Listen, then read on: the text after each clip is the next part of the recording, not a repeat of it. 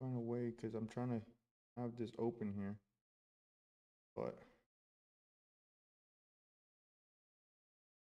when I go in here,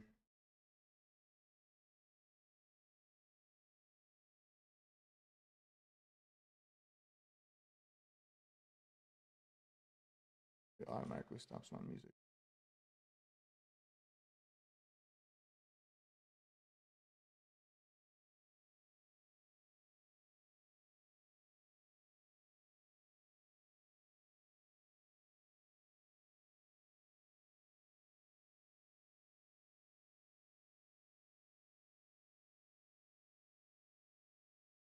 So we got use 10, got a red folder and an orange folder.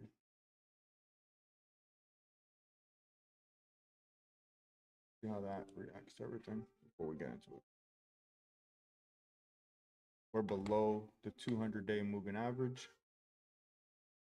We've crept back up on it, so done a big drop, now big climb back up, and now we're just gonna have to wait and see if we're gonna break that and go back into a buy, or we're gonna keep this sell going. I think we could still keep this sell going. Yeah, because um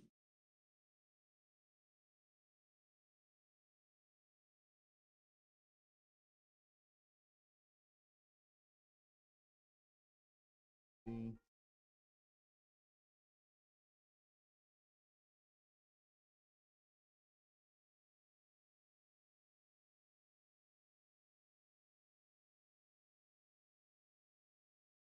wonder how can I add my chat? Probably gotta put YouTube.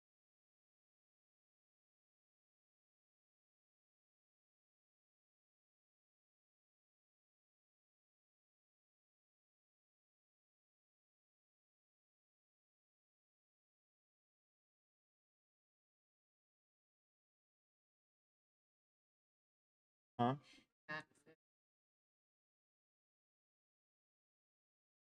It's been on this whole time. Huh? Yeah, it's been on for like 10 minutes. That's what I was telling you. It's been on this whole time. Huh? Yeah, it's been on for like 10 minutes. That's what I was telling you. Put this here. Yeah. It's been on this whole time. Huh? Yeah, it's been on for like 10 minutes. That's what I was telling you. Put this here. Yeah. It's on the been. I don't know.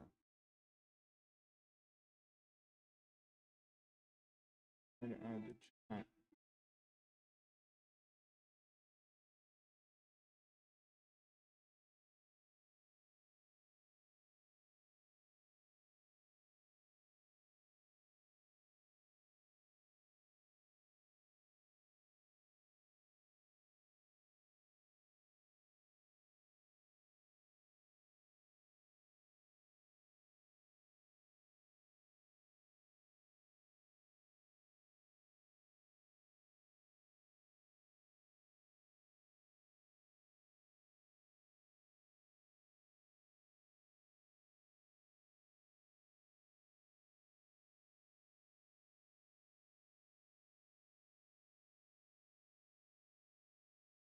The chat.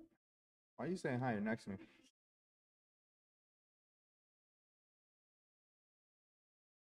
Got Rosie next to me today. She's gonna be taking her first trade on her new funded.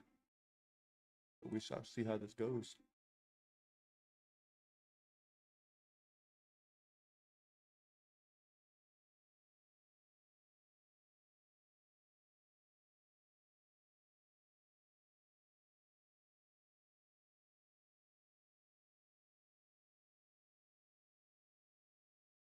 Why'd you retract your message?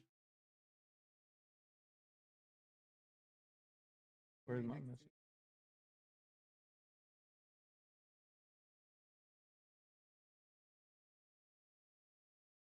I'm gonna put this.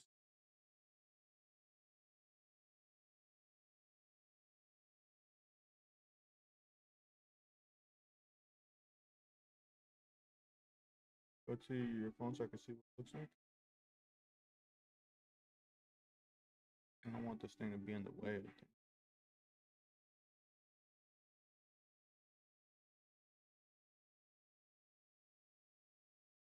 So if I put it here in front of my face, is it cover me?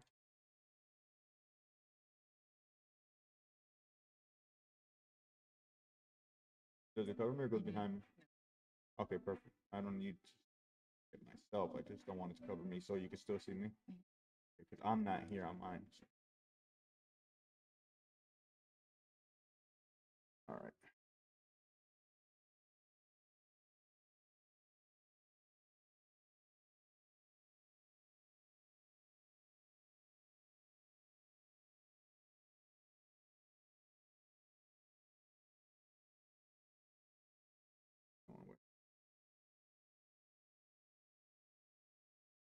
All right. Let's just get into this. Figure out that in another day.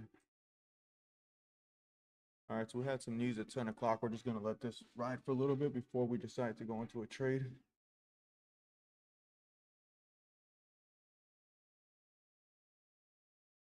See what the opening range is looking like for. We got it bouncing off the 5 minute down there.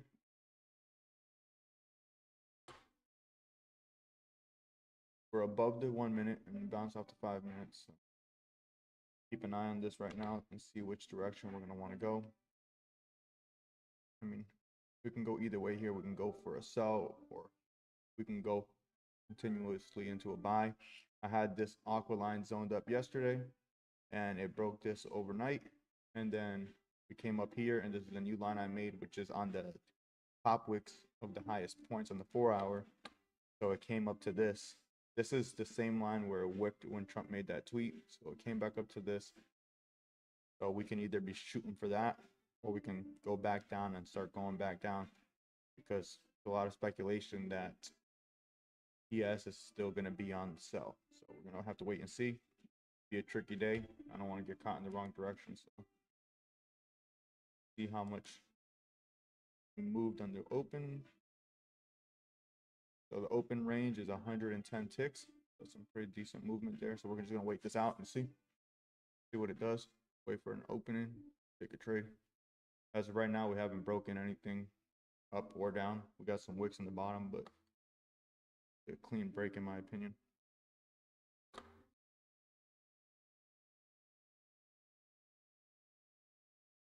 How do you have the buy thing on?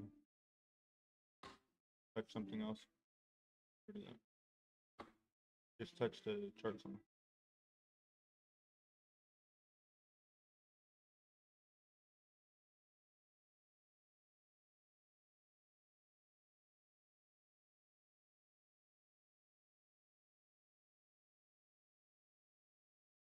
Make it white.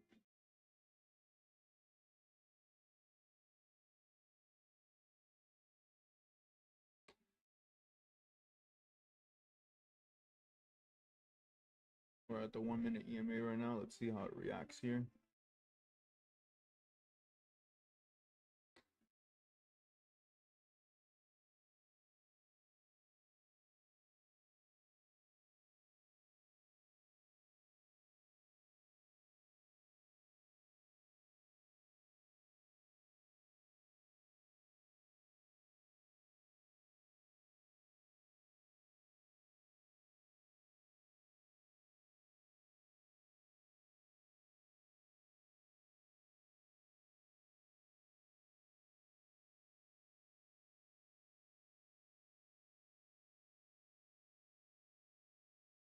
I think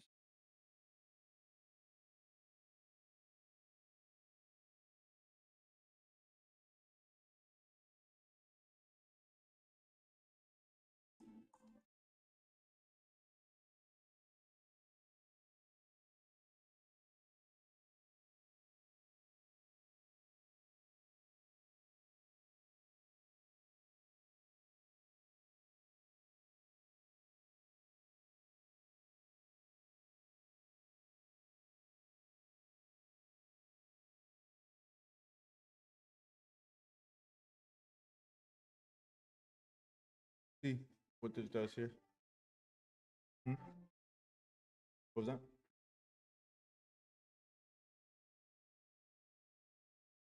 That's probably not you're looking at. That's probably a VWAP. Get rid of that actually.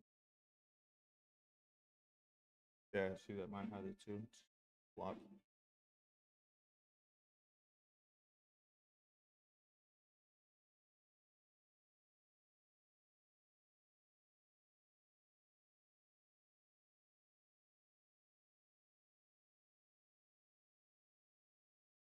We're still below the 200-day moving average, but we are creeping back on it. So.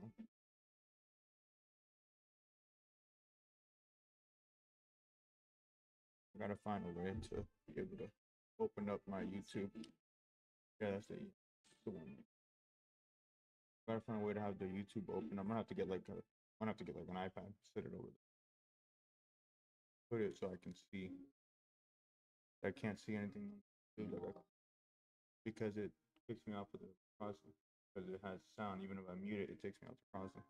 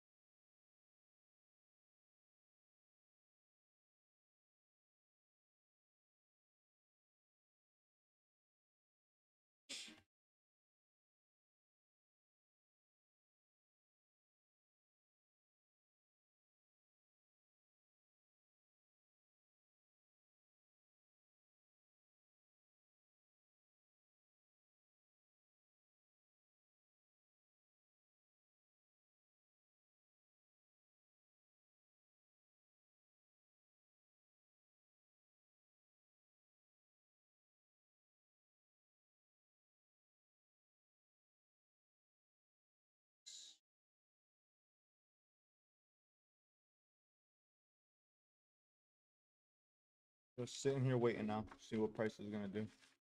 Can't jump into a trade or anything, so down and write down my morning writings and just watch the chart.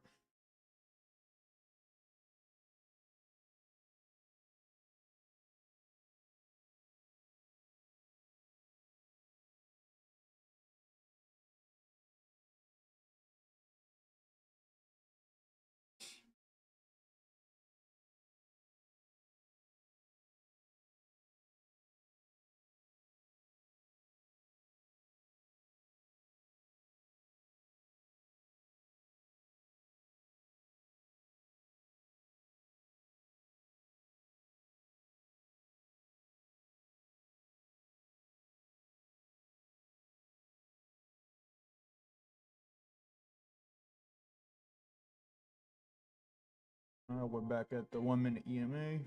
Got to see what it wants to do here.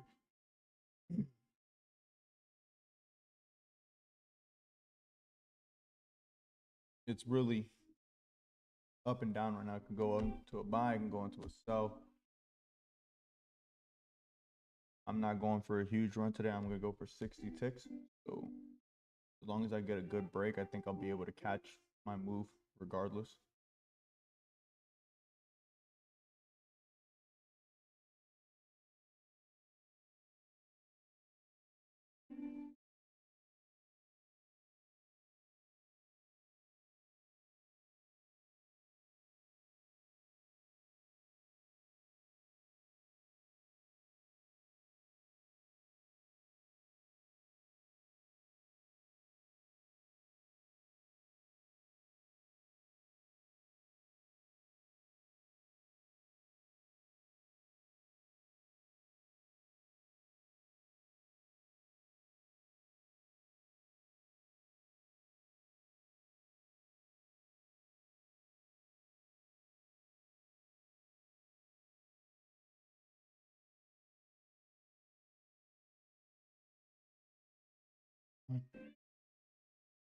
Why?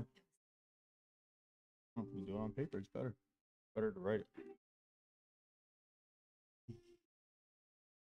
So every day I write down 3 things, and I usually say it out loud, but I'll feel corny saying it out loud repeatedly right now, so I'll do it later. But I normally write down, well, not normally, I do write down every day.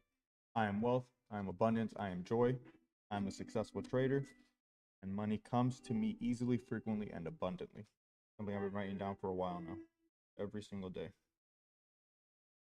Part of my routine in the morning.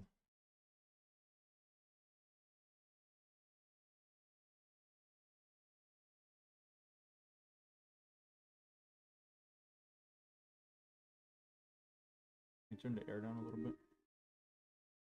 Put it to like 67.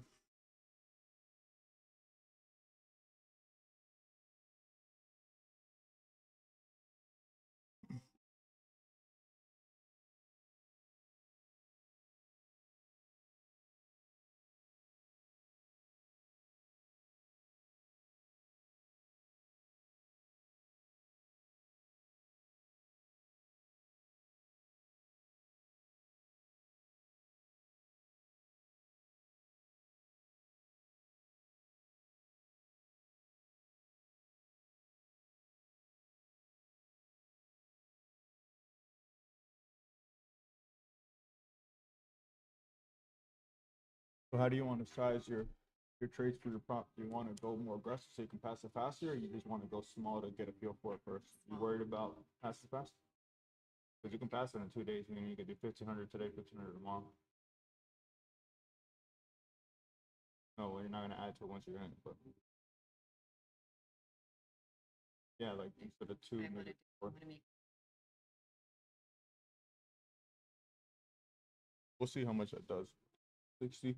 What's what do we say it's gonna be like? Well, it's gonna your profit's gonna be around like 280 or something. So it's gonna take you a while to get a 3K that way, but it's also gonna take you a while to blow it. So that's the only benefit, and you'll be getting live practice. But once you feel, yeah, you can always just up it. You can always up it. I wish I could see, because without the YouTube open, I can't see if there's any like viewers in here. That's why I had it open on my phone last time. Yeah, that's all right. How does the camera look? I changed the screen too to make the screen bigger, so you should be able to see the screen better. This is what I didn't want. Like when I'm sitting there, like you can't see anything because my face is down. That's why I was trying to change the angles on it yesterday. But then if I go down there, it's like looking at my nose. Ideally, right there would be where I want to put it, but I gotta get an adapter to screw it in right in the middle, and that'll be perfect for the light. So like this.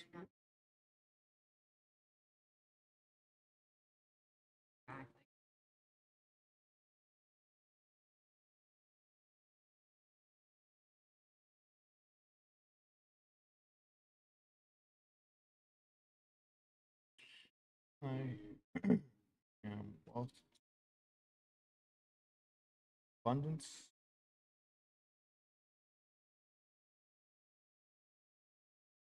I am joy.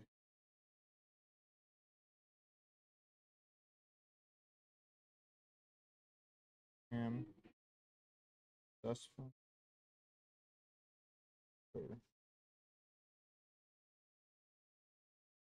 Money comes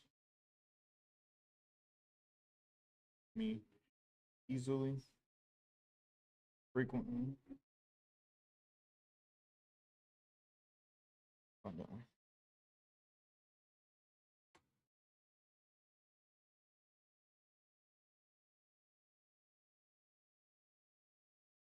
So we're getting a slow start this morning, especially when we had a red folder.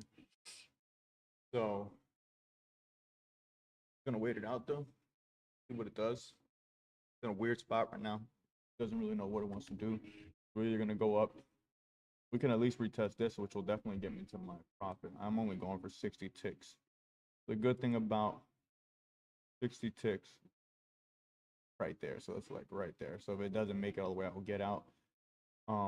The good thing about 60 ticks is that no matter which way the market goes, because then we have this other line of interest down here. So it's literally in between two of my lines of interest. These are lines that I've made off of the 4 hours time frames. So they're there from previous zones I've marked, and we're smack dab in the middle of them right now. So it can go either way. about 60 ticks either way. So I think I'm gonna hit my profit as long as I catch the right direction for the day. I'll hit my profit. I just hope it doesn't start consolidating because it's in this weird place. We'll see what it does here. Wait for prices to break out. We're sitting right at the 1 minute and 5 minute EMA or the 100 EMA. So we're above the 5 minute. We're right at the 1 minute. So we got to let this kind of figure itself out.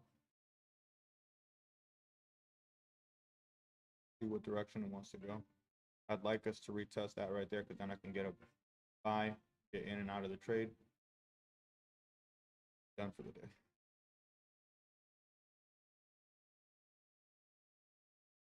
You can't do that on there. That's why I told you you need to use trading. You have to pay for it because now your data's gonna be delayed. But My data's delayed. no, you can connect this to your trading view. So you gotta go to trading view, then use that same login to log into trading view. Same login you just used. That to log into trading. Where you go to add broker. No, that's Webull. Why would you go to Webull? We don't use Webull. We don't trade stocks. Trade futures. Let's not. See my little chat's gone again. Short chat. Put this up.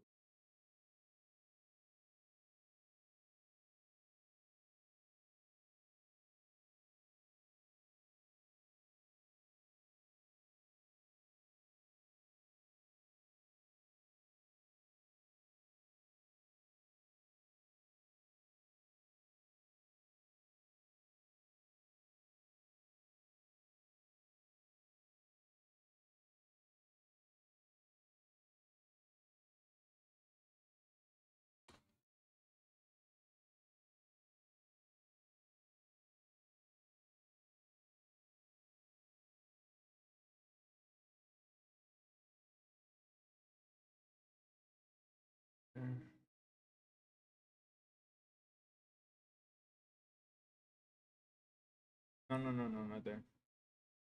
Sign in with your regular email. The same way you well, same thing when we were to set you up.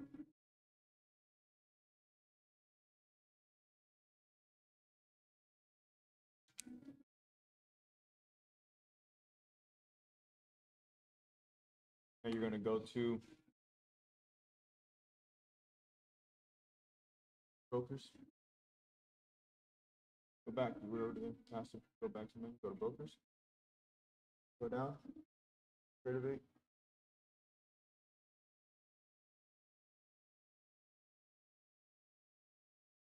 Go to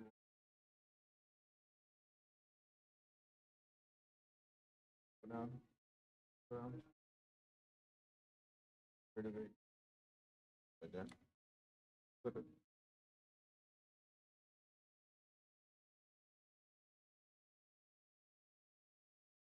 Trade.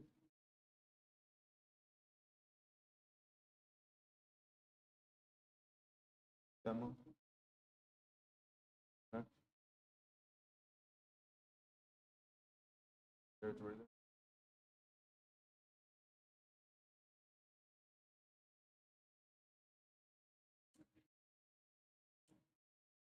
Boom. Go. Now you can trade on here. It's gonna be much easier for you. Now you can trade here.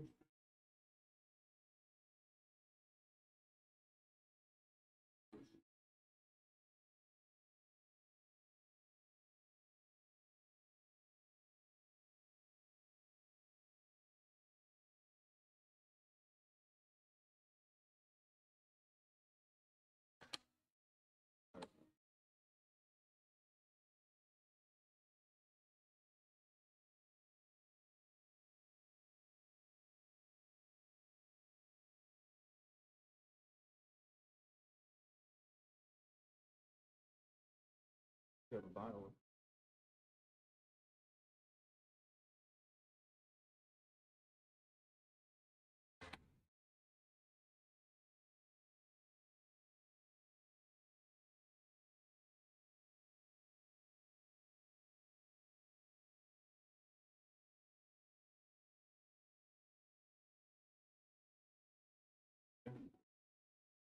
perfect. You're gonna trade here, right? So what you'll do here, come here.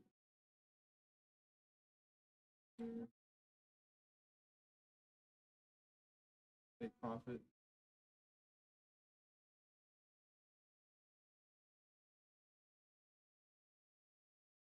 60, type 60.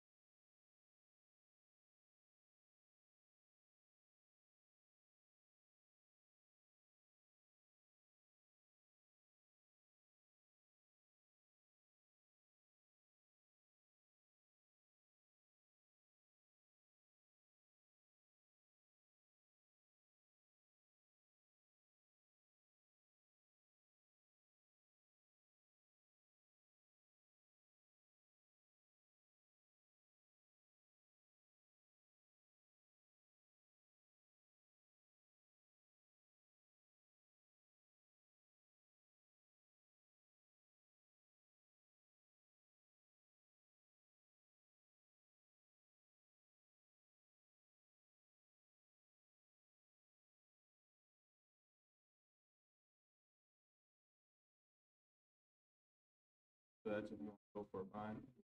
So nice sell. It's simple. You'll never get something simple. Make it simpler this way.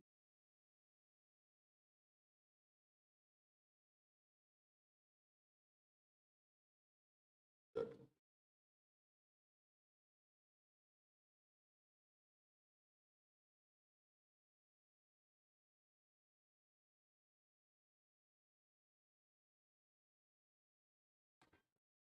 Right there. And dog trade. Yeah, but try to move all up and down. Always been. Go to the. That's how it's always been. When I used to. Fine. So, but you can go back to 2 or 3. Or more.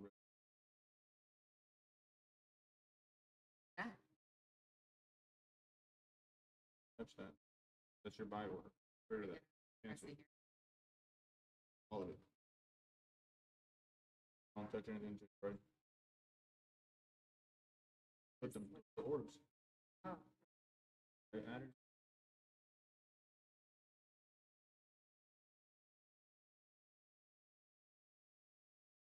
Yep.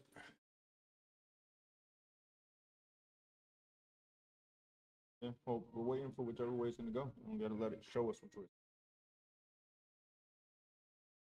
Then whenever you decide if you're gonna go for a sell, you click on sell. Everything's already set. Well, no, why the hell is your stop loss? That you have to change that. Click it. That's supposed to click to put it 80. And your take profit, put it at 60. I don't think so. Go back to the buy. We never did it. Yeah, no, I know, but that's fine. It's where it's at the price, so it's wherever the price is at.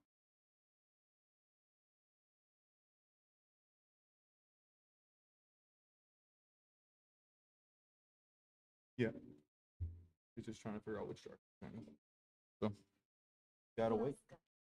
Well, I told you, you gotta have patience because you're literally just gonna be sitting here waiting.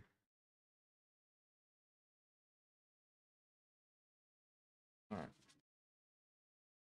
But yeah, so this is what I was saying. So, if someone looks through my notepad, they're probably gonna think I'm a crazy person. Because as you can see, every day I write down the same thing over and over again. But it's helped me a lot mentally with my trading. And I just keep writing it every day. Yep. The same thing. I've been writing it for a while now. These are all the same things. It says, I am wealth, I am abundance, I am joy, I am a successful trader. Money comes to me easily, frequently, and abundantly.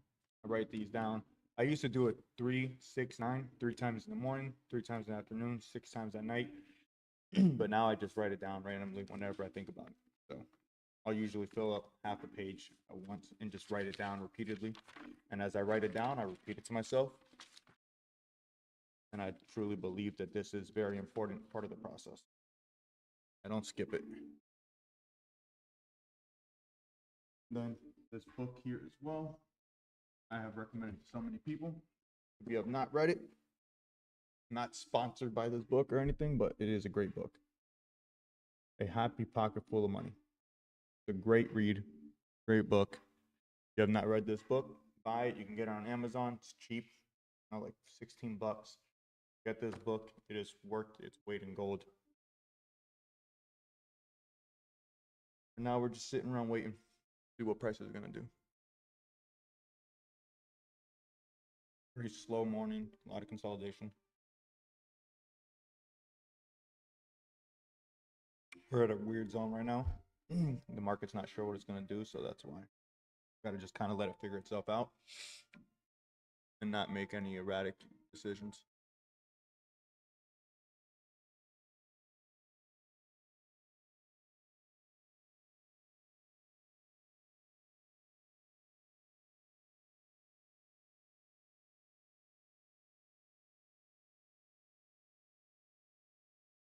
How do I get this?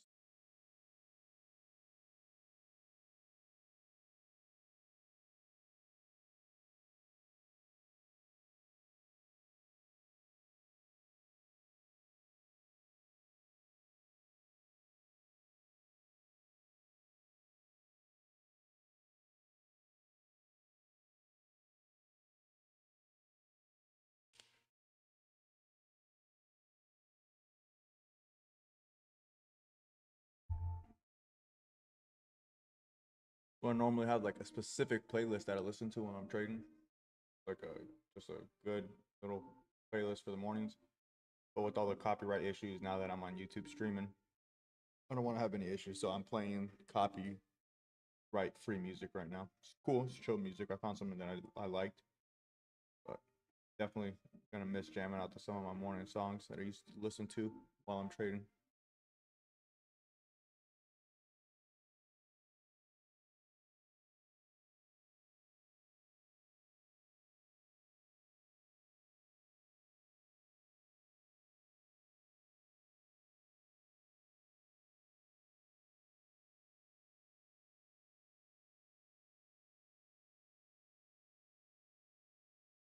Oops. Huh? Yeah, but it's just I got 2 subscribers. Um, I just don't like how this looks weird, but I made it bigger at least so people could kind of see better. Oh, that's not how this looks right now, right?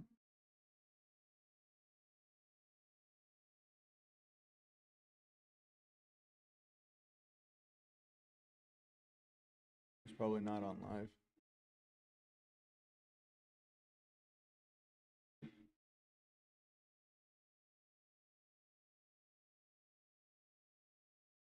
If I was counting, there's like a 3 second delay. 1, 2, 3, 3.5, 4. There's like a 4 second delay.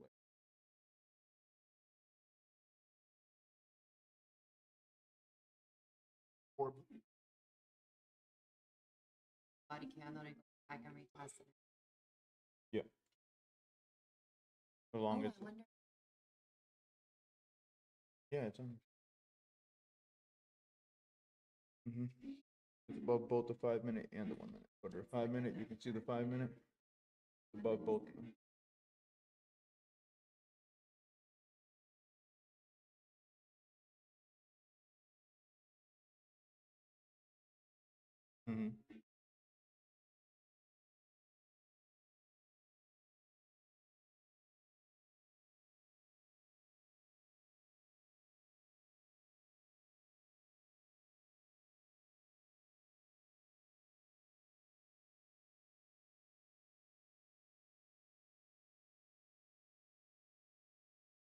I'm just keeping it at the 1 minute now because MA is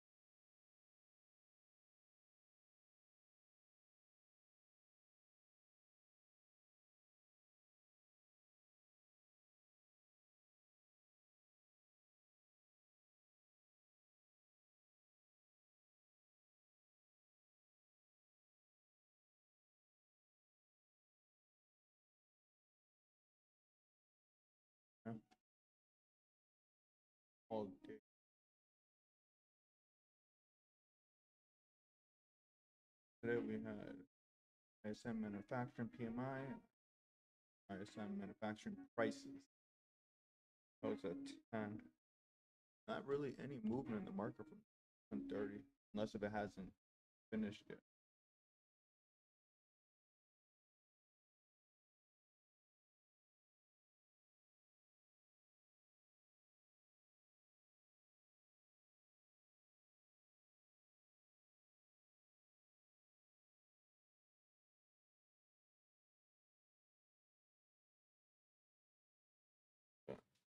Haven't caught a trade and I really need to read up my coffee. This is why I end up with heart palpitations by 12 o'clock.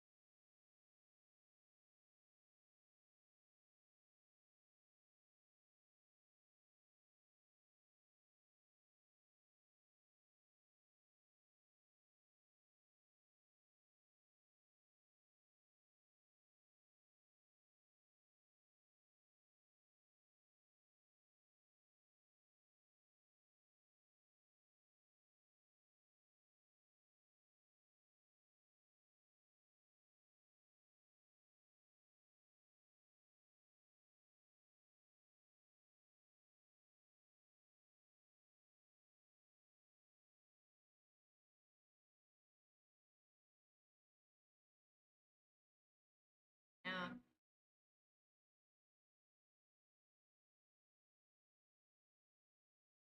Blown past, it's gone past the. Yeah. So what, you like,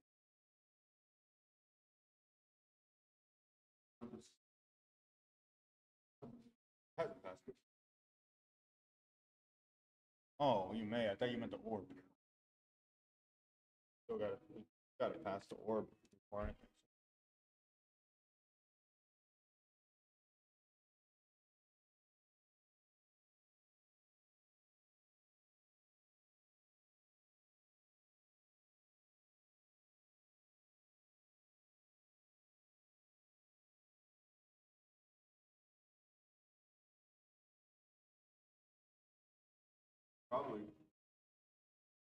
Probably spike to the 5 minute.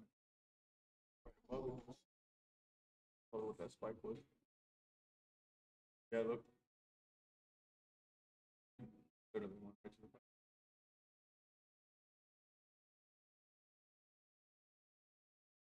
That's why I tell you, engagement is really good price. Because imagine if you didn't have the EMA on there, you wouldn't know. You have no idea where. At least with this, you know, the preference. There was no EMA there. You weren't using it. You wouldn't know. We would have nothing to base like if we're going to here.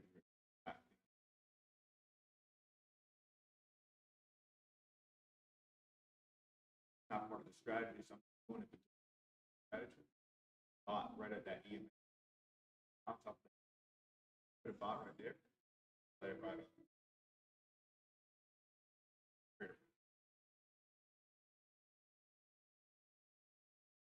Huh? I'm gonna do I mean, at the EMA. no, but matter. You would have done it when you spiked to 5 minutes. Spike, you see how I literally just spiked it?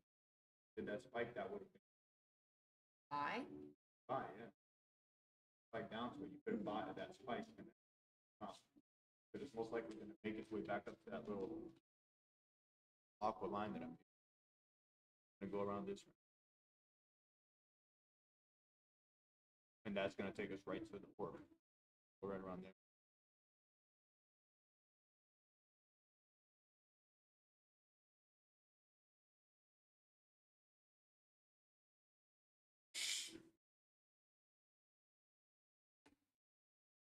You see? Look, it just went down to test that EMA, and now it's blowing up. Now we broke the orb top.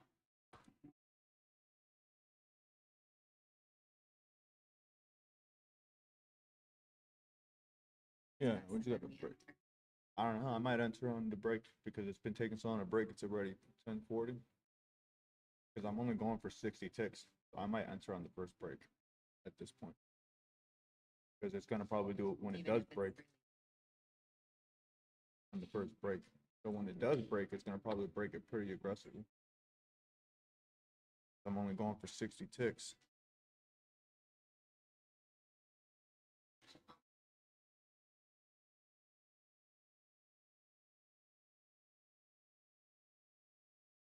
There we go, right back down to the EMA.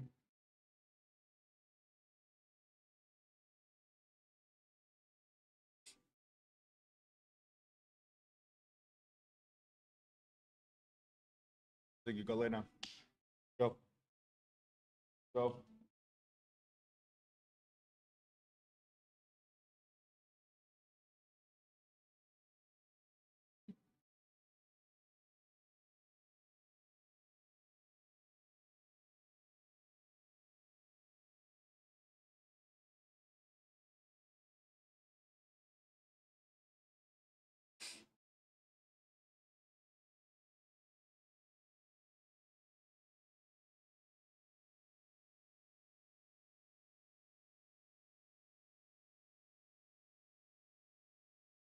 Strong push up. Made that was spiked a 5-minute EMA and we went 106 ticks. I would have hit our trade twice. I'm going for 60 ticks. Huh? Because that's not the strategy. And I have you take your first trade out of the strategy. Doesn't matter. It's not about winning, it's about doing the strategy.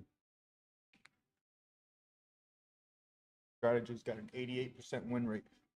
More than likely, we're going to win anyways. We got to wait for the strategy. Can't. There's no fast forwarding on real trading.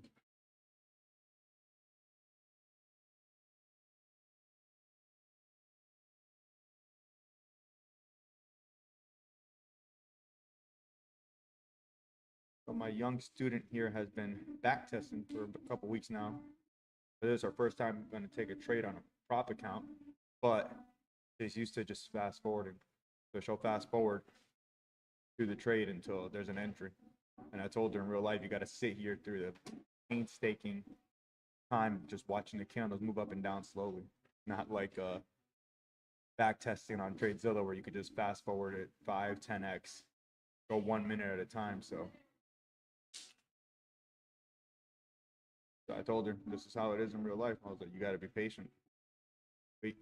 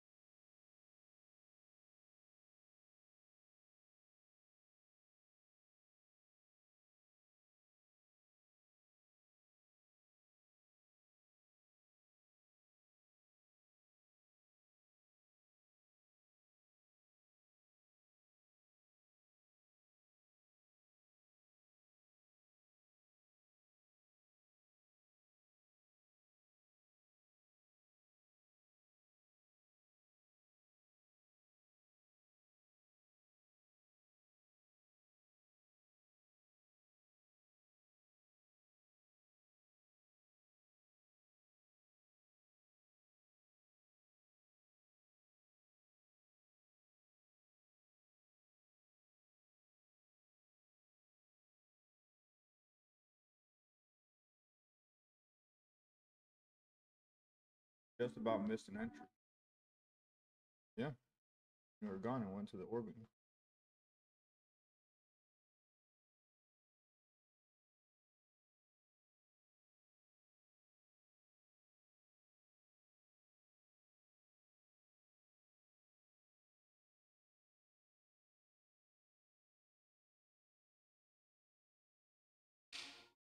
Yep.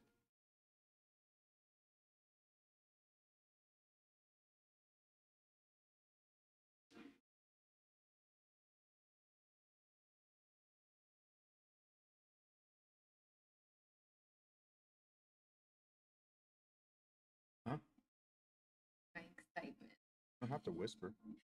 It's not- I obviously know somebody sitting next to me because if not, I'm just talking to myself like a crazy person. You always But yeah, but I'm not just talking crap like I normally do. I'm talking to a person. I don't have to whisper. up chat. I didn't say what's up, chat. I said you don't have to whisper. Oh, that's only best. I get to say what's up, chat. That's the I don't have a chat yet, but one day there's gonna be that chat's gonna be popping. Everyone's gonna be Yes, I talking need crap. They're gonna be like, "Risky Dave, you suck. Risky Dave, I blew my account. Risky Dave, you're the worst." Yeah, I Oh, know. that's me. Yeah, I know. And I'm just gonna be putting smiley Sweet. faces in. Lock. Not me. I'm gonna sit there. I just put smiley faces, kissy faces.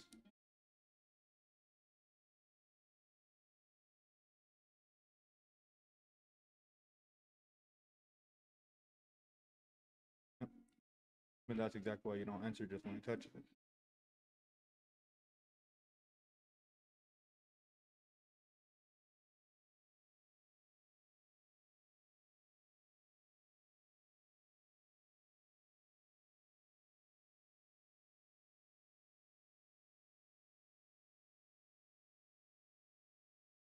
Walking. I don't want to walk. The hell? Adding your This is why yesterday when I took that trade that I lost the first entry on, it was later than this, and I got tired of sitting around waiting, so I put an automatic market order at the orb, which ended up working out after, but it wouldn't have. If I was watching, I wouldn't have entered because it was a strong sell past the orb. Went all the way down almost to the bottom orb, and then went back up, crossed the orb, and then it was a good entry at that point, which I then took that second trade. But I lost the first trade because of the fact that I jumped in on an automatic market order without actually watching because I got tired of sitting here. I went to use the bathroom. I was taking care of Ziggy. wow.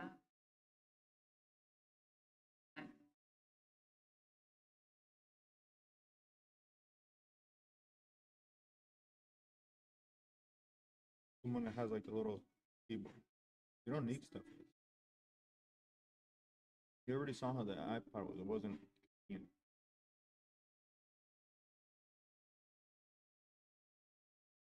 You could literally mark everything right here. Look, I draw all my lines right here. You could do the same thing.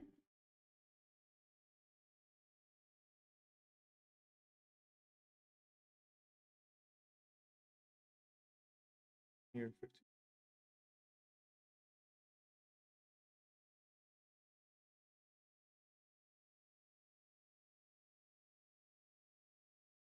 I went to a 15 minute to see if we have any tournaments.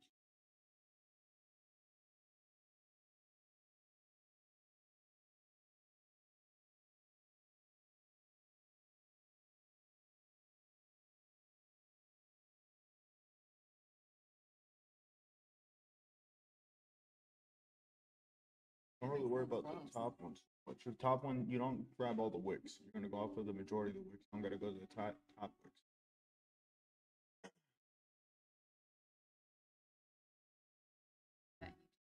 Do what?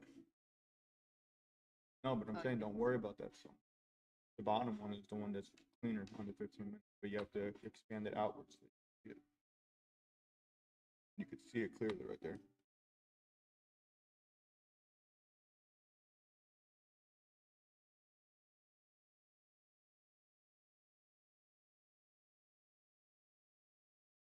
That's not. Grab the bottom of the wicks. Dude. No, you had it. Fine there, but the other ones. The top too? one, bring it down. Yeah, you gotta grab the bottom of those weights and carry the line. Break the orb. I'm gonna go in.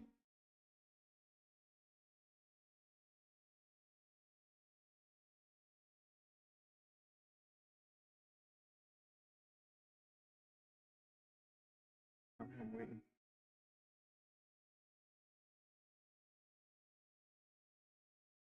We got 27 seconds left on this 5 minute.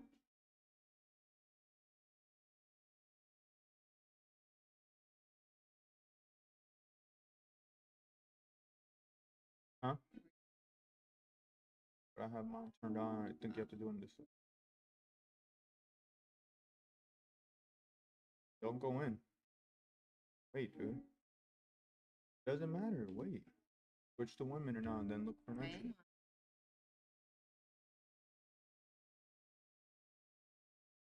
I know, but you're not gonna go in when it's up top. You're gonna get a bad entry. I told you, your entry is the most important thing.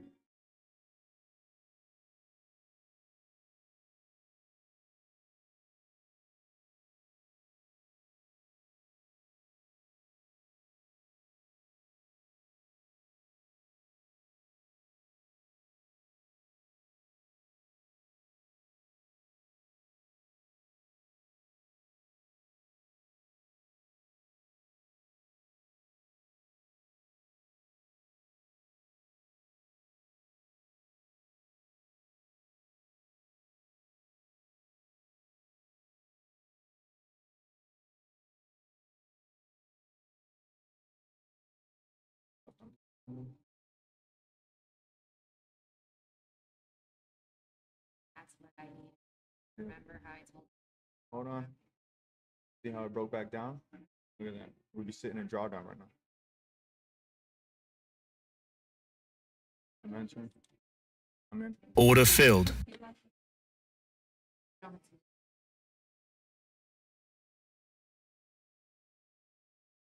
Did you buy? I don't have to do. No, you're set. Oh.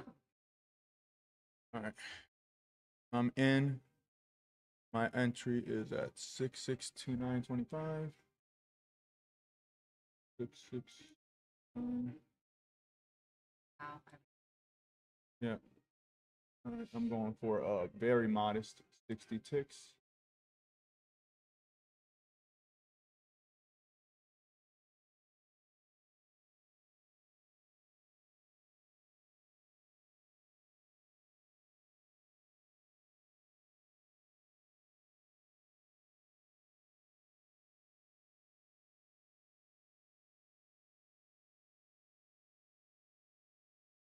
All right. Let's let this play out, see how it goes.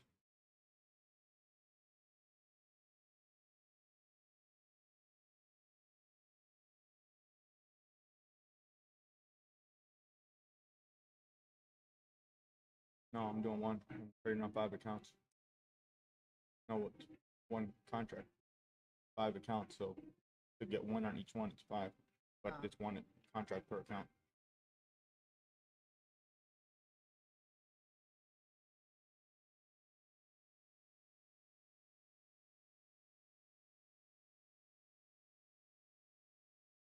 Yeah, that's Yeah.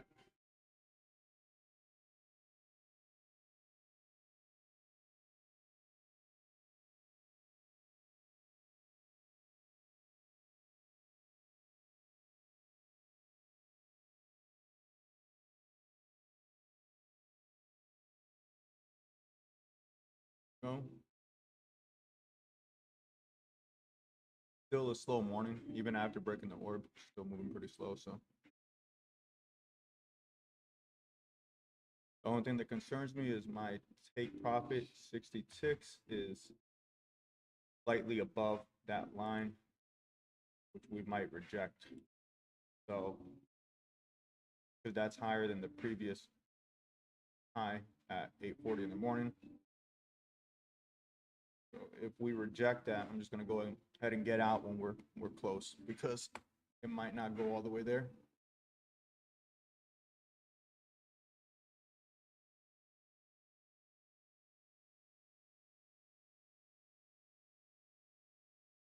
You're gonna drop it to it, go a little bit below it. Yeah, like a little bit below. Back. Yep.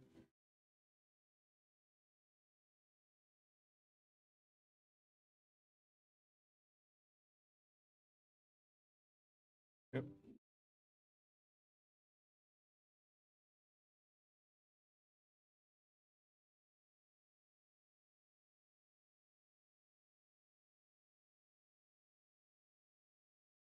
Yeah, I'm gonna have.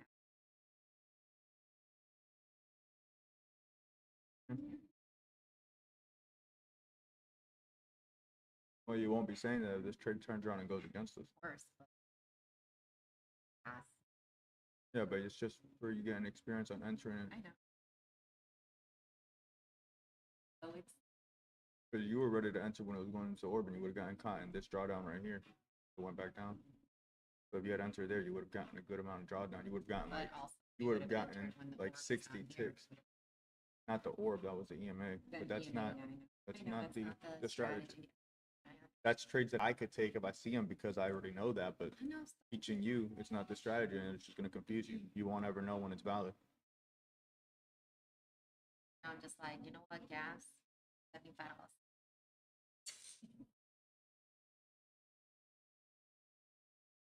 Right now. Yep. This grocery. Oh no. Wow, this is How much is it in profit? well now it's 50. I was at 7.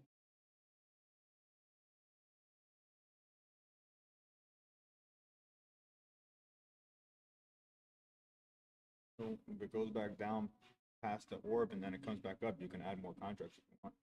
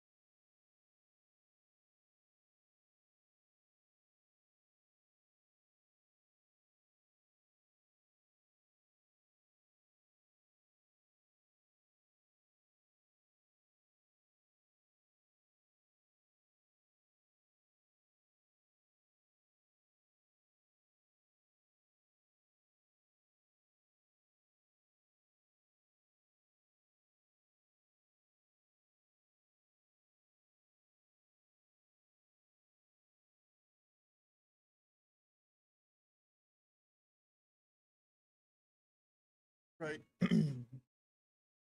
Slow morning, but it's going. Gotta keep pushing up.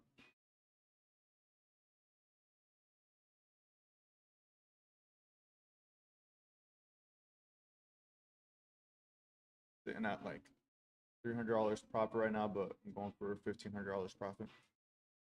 Got a little ways to go.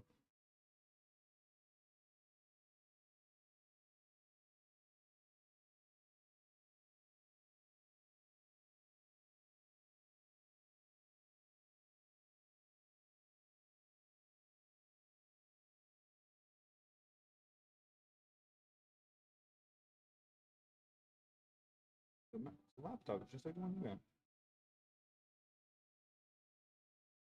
You gotta stop going on TikTok. It's always making you want to buy things you don't need. Why? I got money. That's what money's there Just for, to wait. spend. Just wait until it goes into drawdown. I'm just saying. Profitable. The Right. morning Right. is still young. Money's not meant to save its money. And put it off.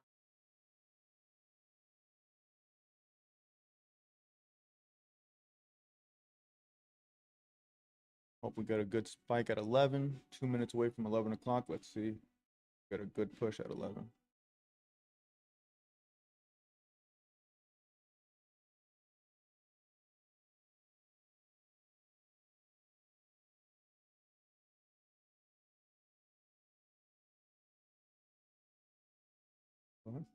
Black coffee. The gum right there, Will, if you want to chew that. literally for that.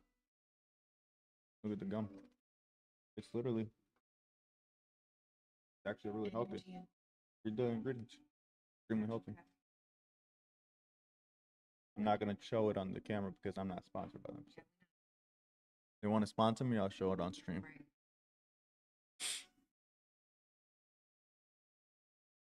It tastes like gum. Supposed to help you with brain activity, make you focus better. I haven't used it in forever though because I drink so much coffee. It's just too much overstimulation.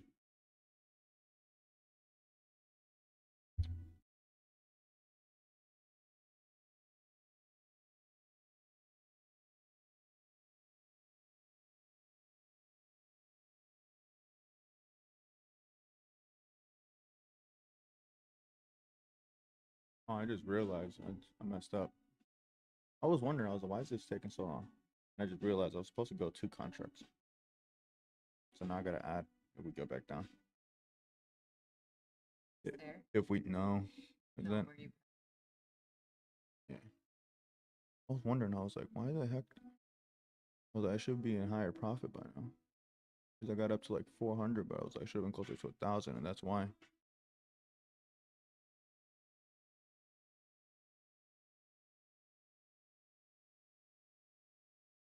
That is why. Now I hope we retest so I can get a better entry. Not a better entry, but so that I can add the extra contract. Because if I add an extra contract here, it's gonna bring my entry up, and then I'd have to wait till higher to get out. So.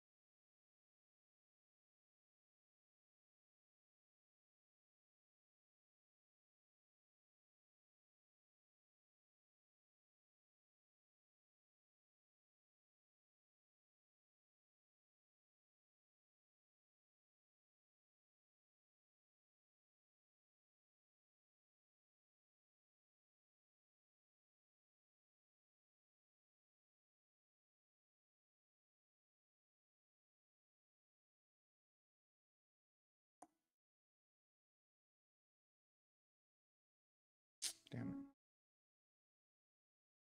Got a chance to add another contract.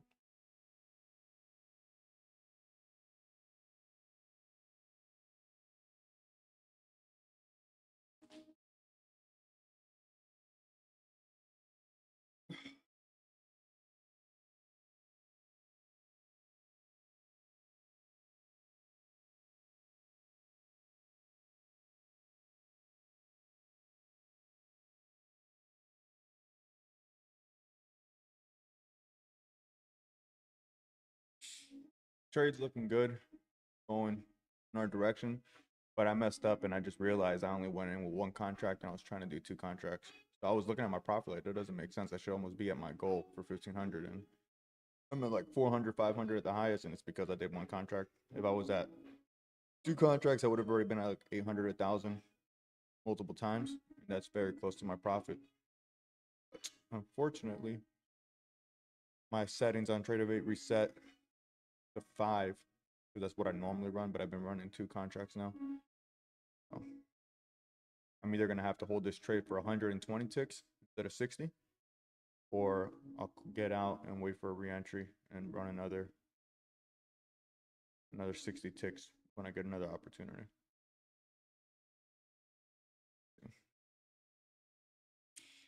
If we get up here, we break this previous high, and it does go the full 60 ticks, there's a chance that we're gonna shoot up and start aiming for that 200-day moving average. So if we get a run like that, that will be good. But this line right here, I based it off the 4-hour. So you can see on the 4-hour time frame. I know I got a lot of lines, but I don't like to remove them because they all are there for something. So what I'm worried about here is that where we're at, there's a high likelihood that we can go into a sell right around where we're at. Because if you look at my 4-hour chart, I've had this line marked up for a while. We've been trending down since February 25th. We keep going to this line, touching. We broke past it a few times right here. Little spike above it right there. And now we're back at it again here. So this might be the high where we're at now. And if that's the case, then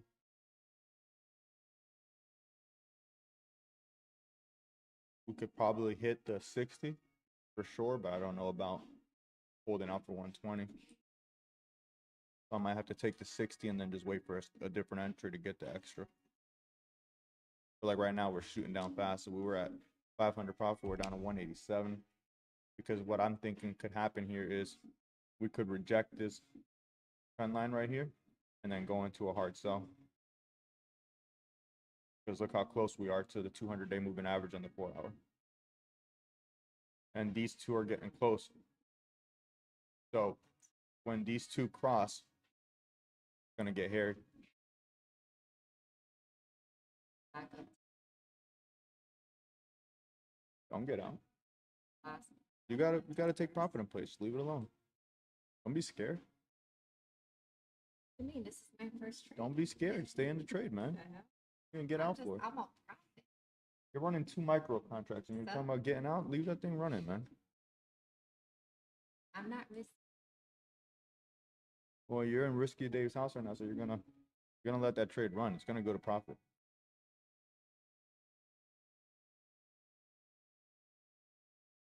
Go get a sweater. Yeah, it fits. There's no such thing. There's just like the things, those cozy ones that you wear on your arms, covers your body. Not trading though, dude. Go grab the robe. No.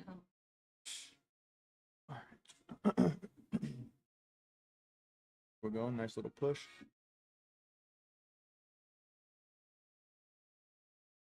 Rejection, strong rejection.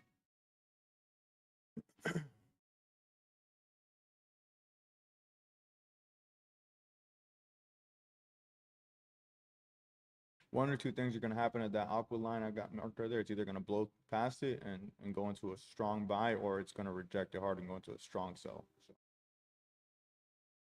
got to see what it does when it gets there.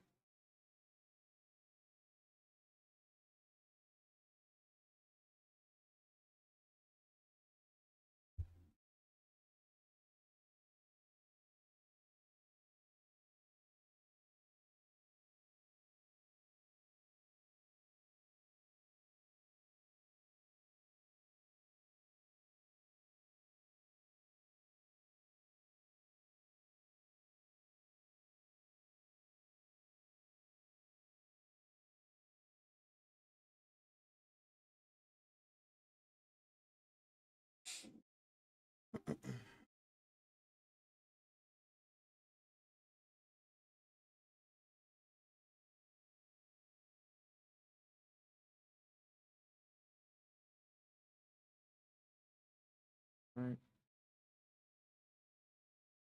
Just went above the last 5-minute high, came back down, but we broke above the last 5-minute high. So that's good.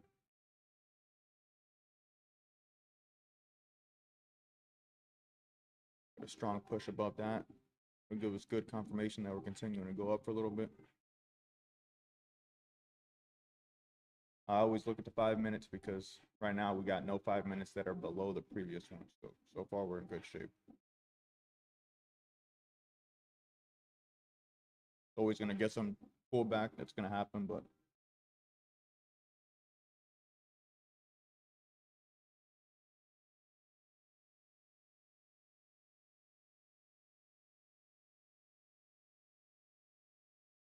I'm normally trading my live hand in hand with these props, but I'm not trading my live today because I rinsed it yesterday.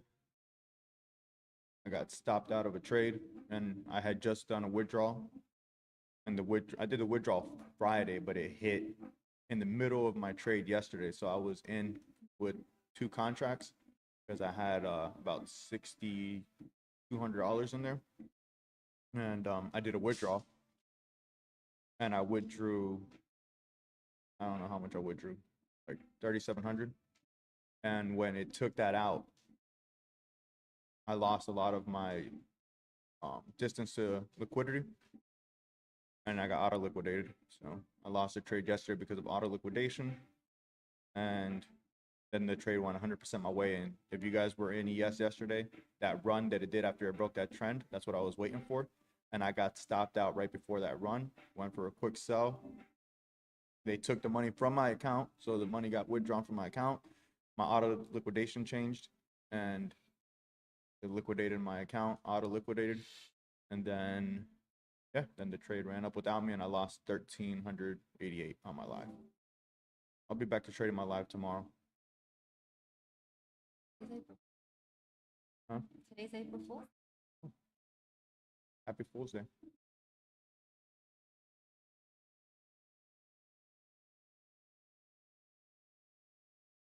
All right, so this is the start of a new 5-minute candle, starting bearish, which is usually, to me, good because normally whenever a candle starts, it'll go one direction, get that out of the way, and then it'll start going the other direction. So hopefully it starts bearish and then it finishes bullish. We'll see. We got to break above the high point of the previous 5-minute candle to give me confirmation that we're going to go to TP. And let's hope that we don't break below the wick on the last one. But even if it does, I'm not going to get out of the trade. I'm going to hold it. Honestly, I wouldn't mind it going back to the orb because I'm going to grab another contract if it does.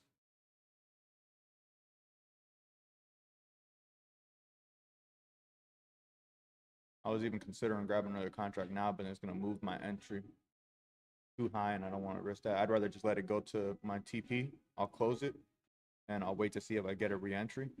If I get another chance, then I'll go back in, and I'll go in for 2 contracts again, except that time I'll only have to hold it for 36 because I'll already be halfway at the profit target. So 36 is easy peasy here, so that happens quick.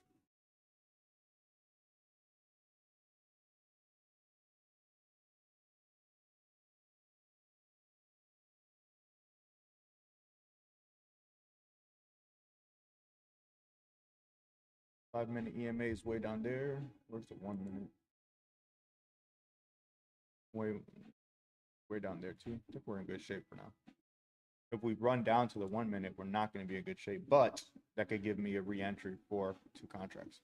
So I wouldn't be horribly upset if we run to the EMA and then come back to the orb, because that would give me a chance to get the 2 contracts and then be able to get my full 1,500 profit in one trade, because that was my goal for the day, is 1,500.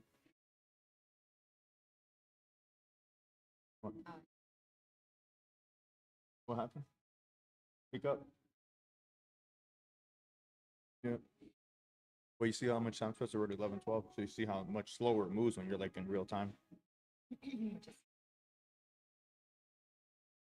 That's why I was telling you with the strategy, the way I've back tested it so much. The reason I like it is that it's got such a high win rate, 88%, 90% on some months, that I could literally set a take profit, set a stop loss, and I know that the majority of the time it's going to close out in my favor. So if I had to, I could just enter the trade, and once I'm entering the trade, I could set a stop loss, take profit, and I could just leave, and I could just check it on my phone. So that's what I like about it. It's got a very high win rate. This strategy that I'm running right now, I've been back testing it. I've back tested it over like 4 months, 5 months now, and it's yielding a overall win rate of 88.9% over all the months. And every month itself is 80, 88, 90% win rates on every month. The lowest win rate I had in 1 month, I think, was like 87%. So it's a pretty consistent strategy. And really all it is it's my original strategy I've used to use. I just dropped the tick amount for profit. I used to go for 120 ticks profit, which was still a good win rate. I was getting average about 72% win rate on that 70%. But I decided to drop that down and I went to 60 ticks because I realized that 60 ticks hits like almost every time, even when my 120 didn't hit. So I went to 60 ticks and I do 60 ticks, take profit now. And all I do is instead of, well, I didn't do it today because I messed up, but normally I would just double the contract size. So instead of doing one contract for 120 ticks, which is what I used to do to get my $1,500 goal for the day, I would instead now do two contracts for 60 ticks. So then I still get that same 1,500, but in less time, I'm in and out of the trade faster, and I have a higher likelihood of it hitting. So that's what I've been doing as of late. Got 9 seconds left on this 5-minute candle. Just finishing off in the red, but it's all right. It still hasn't broke below the previous one, so that's good.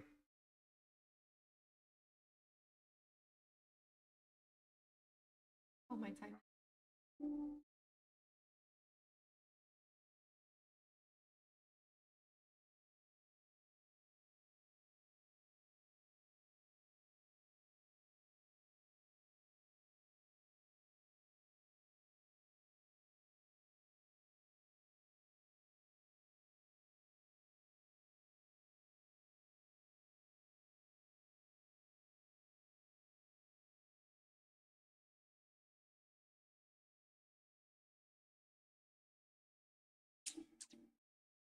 Want to grab another contract, but I gotta wait. If I see it go back to the orb,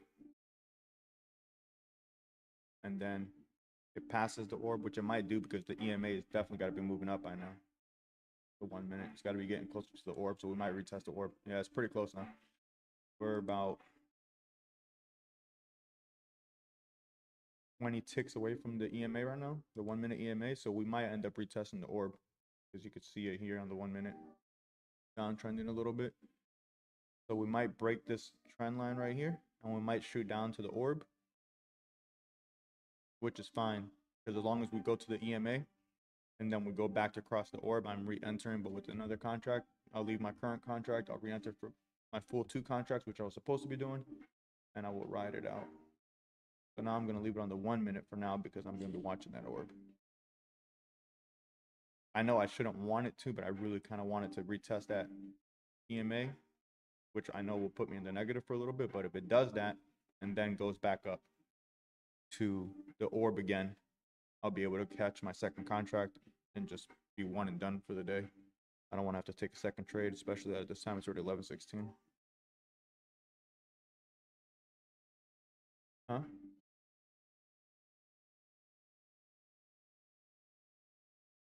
Profit. What, as of right now? That's the highest. Well, yeah, Yeah, 51 since is our my entry. profit. Was my No. It's going to hit the TP. Just let it ride. It's going to go 60 plus. Just relax. Do for another top.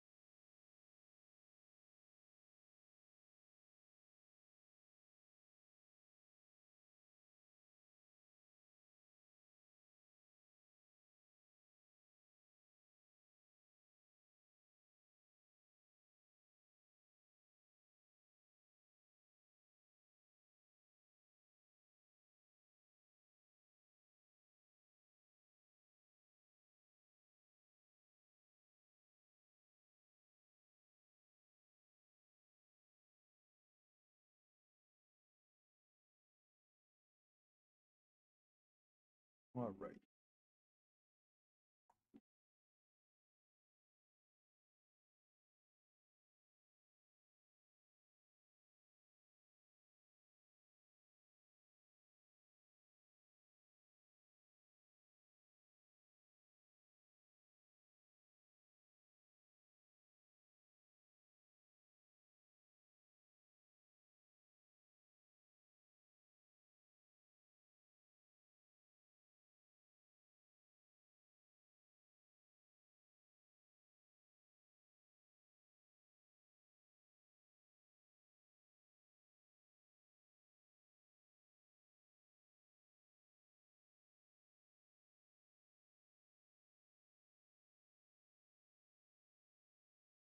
Come on.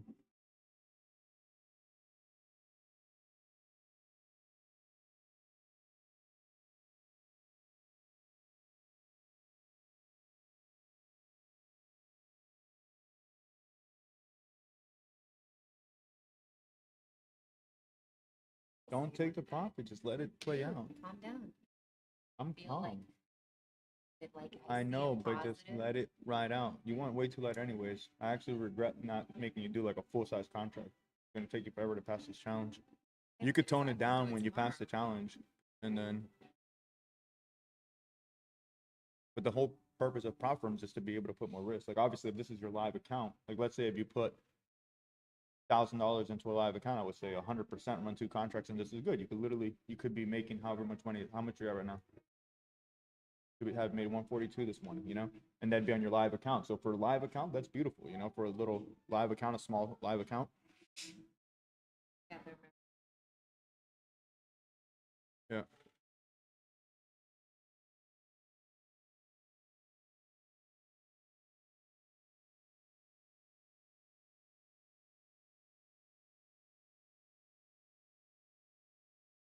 so I could just.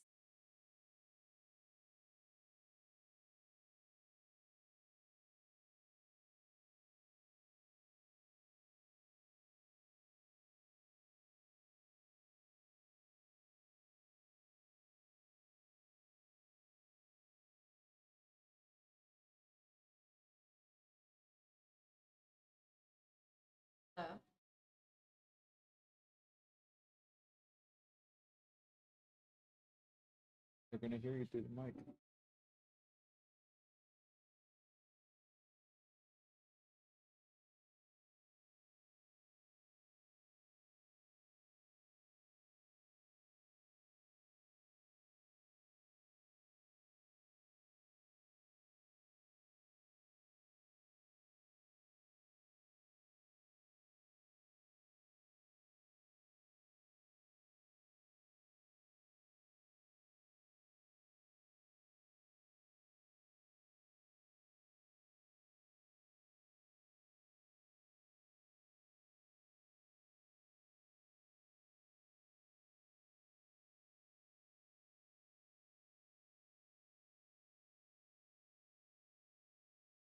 Right.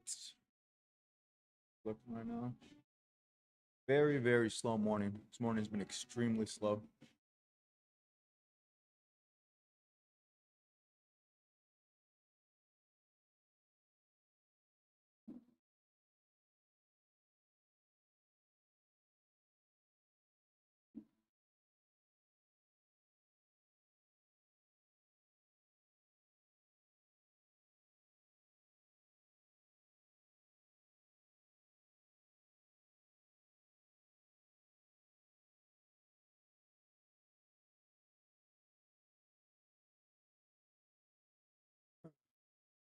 She had to take a phone call right now, and she's about to hit her TP, and she's not going to be here for her first winning trade.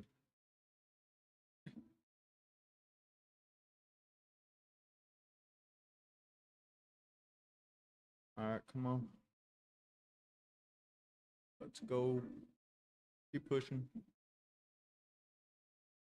It just sucks that I didn't get the right size contracts in because I was supposed to be doing 2 contracts, and I did one on accident. One on an accident, but it was set to 1 automatically because that's like the default, and I forgot to change it to 2 contracts per account. So I should be up 2 contracts per account right now, but I'm only doing 1 contract, so when I hit my take profit zone, it's only going to be half of what my goal was for the day. My goal for the day was 1,500. So I'm only going to see half of that. So I got to decide when we hit my zone if I'm going to just let this trade keep running and go for a full 120, 120 ticks, and that'll give me my 1,500. Or if I just get out of the trade there and then wait for a re-entry and go with 2 contracts, catch like 30, 40 ticks, and that'll give me my profit for the day that I want. So I'll decide that depending on how it looks when we get up there, because I have this zone marked right here. This zone right here is going to kind of tell me what we're going to do. When we get back up to the zone, we're either going to reject it hard or we can blow past it like we did yesterday. I had another zone marked up yesterday, and when we got there yesterday, we absolutely blew past it. It's the zone right here. If you were in the trade yesterday, you would have seen this right here. So I had this zone marked up yesterday. We got to that zone, we blew past it, and it just blew up. So thing is, it's going up here. I feel like we're due for a pushback. I don't know we're going to go up, and then on top of that, we'll go to the 4 hour. On the 4 hour, you could see that's where I have it marked up for the zone.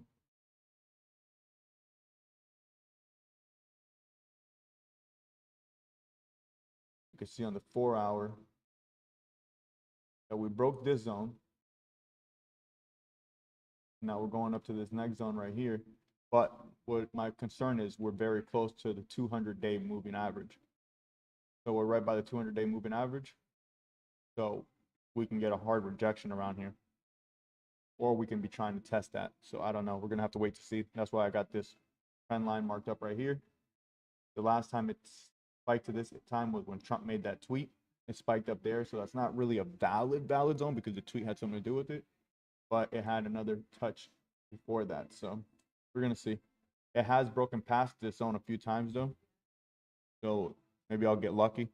If I can catch 120 ticks total to that, would be great because I'll give my 1,500 profit goal. But if I don't, I'll get out and I'll just re-enter the trade.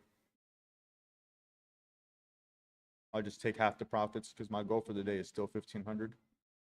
So it just sucks because this trade right now, had I gone in full contracts, I would have been up $1,000 of profit multiple times already. So I would have been right by my goal for the day. But it's all right. No big deal. Just going to wait it out. See how this plays out. But it's a lot of green on the 4 hour. And I don't know. I just feel like we're going to want to bounce off of this trend line right here. And I think we're going to go into a sell.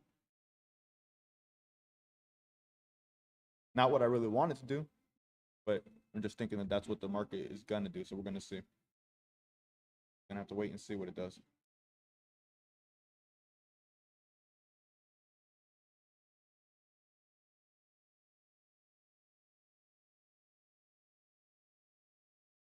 We were out on the phone and it got close to your TP. I was like, oh, she's going to miss her first winning trade.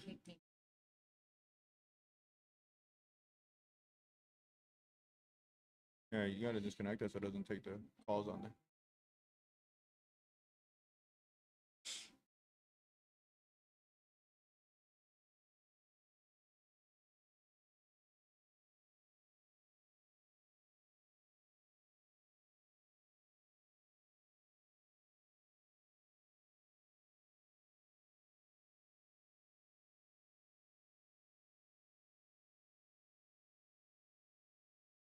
We're getting a little push now. Might be going to test a 1 minute EMA. And if it does go to test a 1 minute EMA, which I think it's going to do, this is going to be my chance to get it in on my second contract. So I will take that. But I got to let it see it go to the EMA and make sure we're not going to blow past it and just go into a sell. As long as we don't blow past it and go into a sell, then I will go ahead and grab another contract. So that way I can be in with my full contracts that I wanted.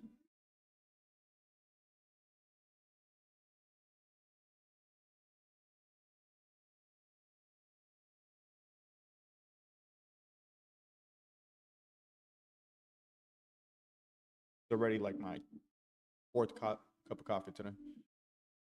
I just sit here and I drink these things like nothing, and next thing I know, I go to the gym later and I got heart palpitations, and I'm wondering why. sit here and drink all this coffee while I'm just waiting for these trades to play out.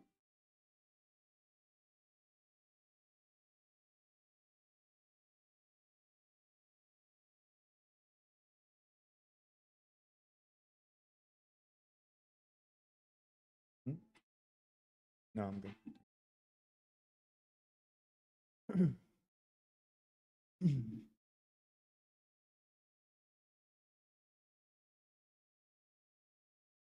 All right, I might get a chance here to re-enter. As long as it doesn't go into a sell. We might actually go all the way down here, which would be rough. If it goes all the way down here, that's going to be a little bit rough. It's going to be a lot of drawdown. So hopefully it doesn't go all the way down there. But I do have this marked, and we have tapped it. Tapped it there. Pretty consistently. Tapped it there. Tapped it there. So there, there, there. It's a strong chance it's going to go down here. And if it does, it's going to be a lot of drawdown. So maybe I shouldn't grab that contract just yet. I gotta wait to see what it does at that EMA. I'm tempted to grab that contract right now, but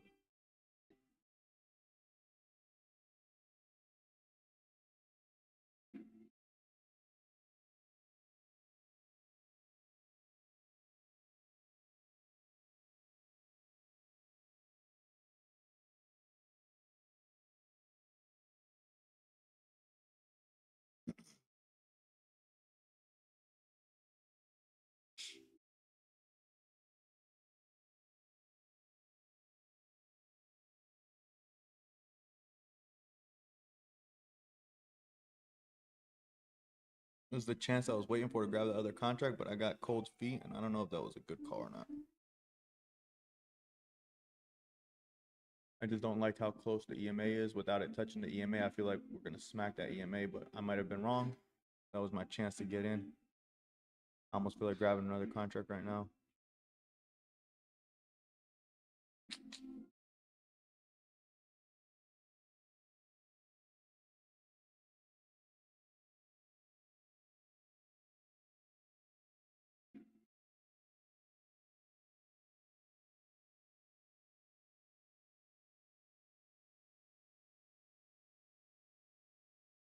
Yeah, I think that just missed my chance to get that contract. It's just we're so close to that EMA right there, and we hadn't touched it yet. I was waiting for us to at least spike to that EMA to see what it was going to do there.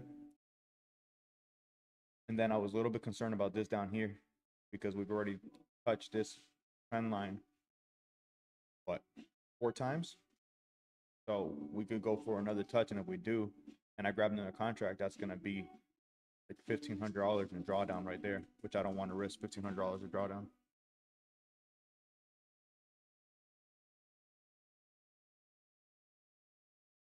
I'm going to wait this out a little bit and see what it does.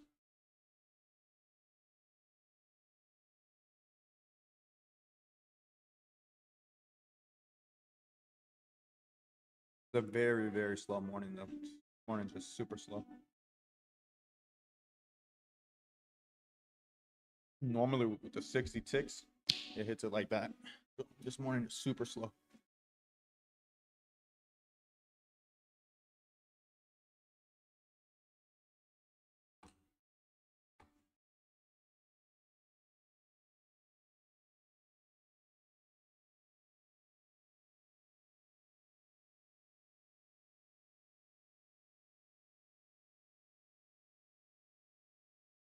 Ziggy, go lay down. Go lay down, Ziggy. Ziggy. Go. Come on. Go lay down. Go.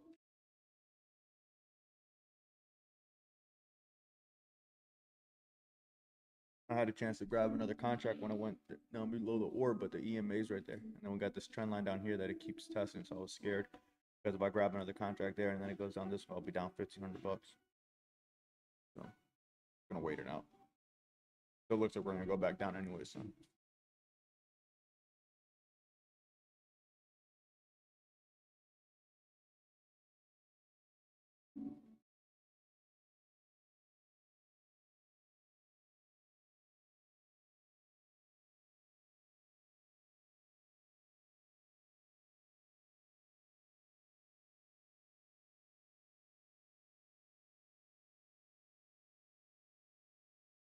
Sure, you can. This thing picks up everything. All right. Just eat. Adam,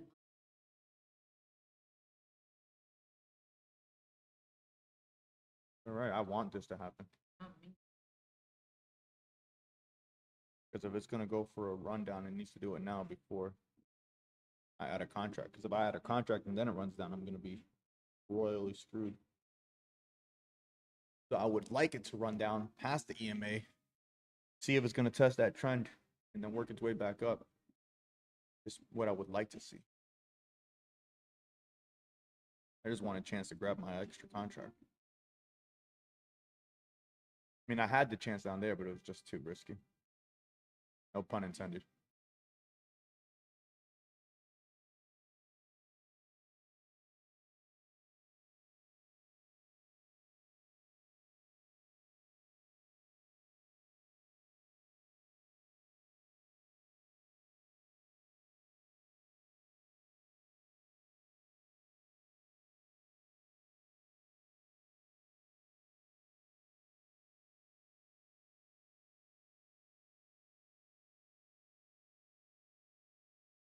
Don't get out. What's wrong with me?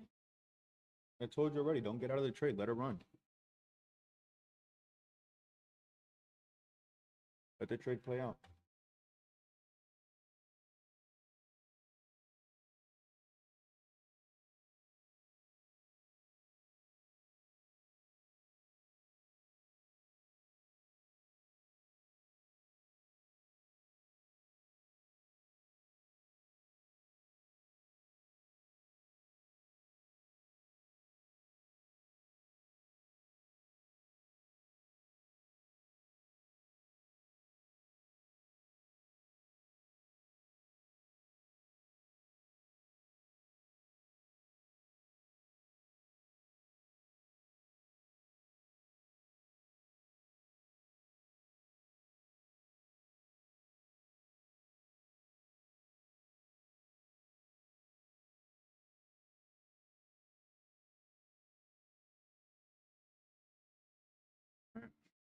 Push up. So it would have been a good time to grab that extra contract down there, but again, I was just too scared to do it.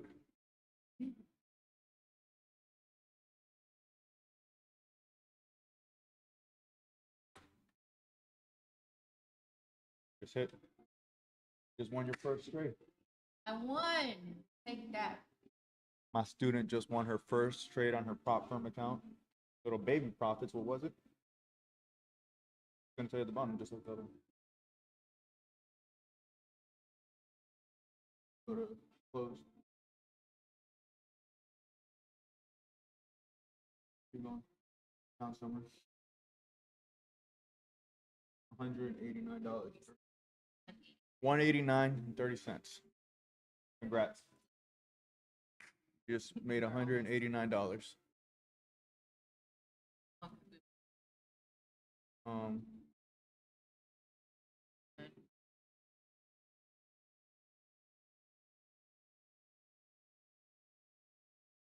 Less 46 than an minutes. hour. 46 minutes. And that's only with 2 micro contracts. Thank you, Sensei. Look, we went up and tested that trend line. Now we're pushing down. See what this does here. If it rejects that all the way,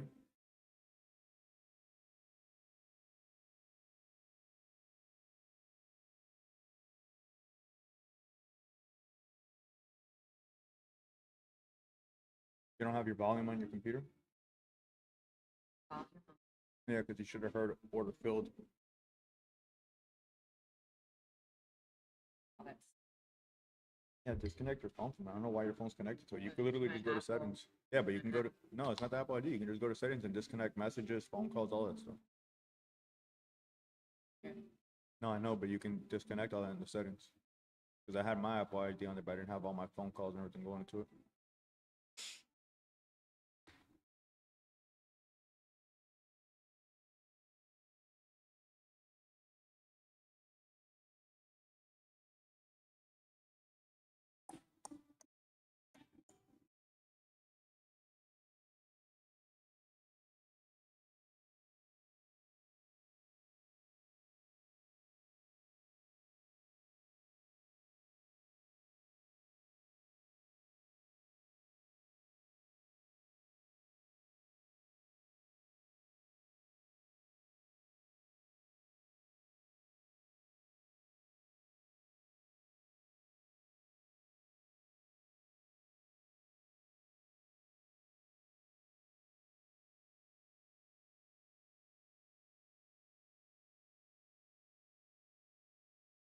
What we're gonna do over here.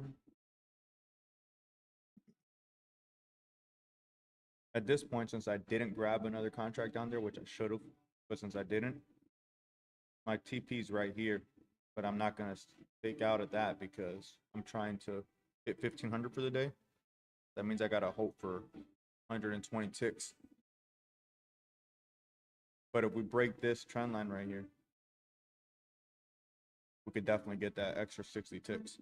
So I'm gonna wait it out and see what we do when we get to that trend line. Because we got to the trend line just now, we kissed it and it rejected hard. But we're slowly working back up to it. So I just gotta see what it does in the next couple 5-minute candles. Try to get an idea for it. Because it might turn into a sell from here. I might just sell the rest of the day. So that might be the high point.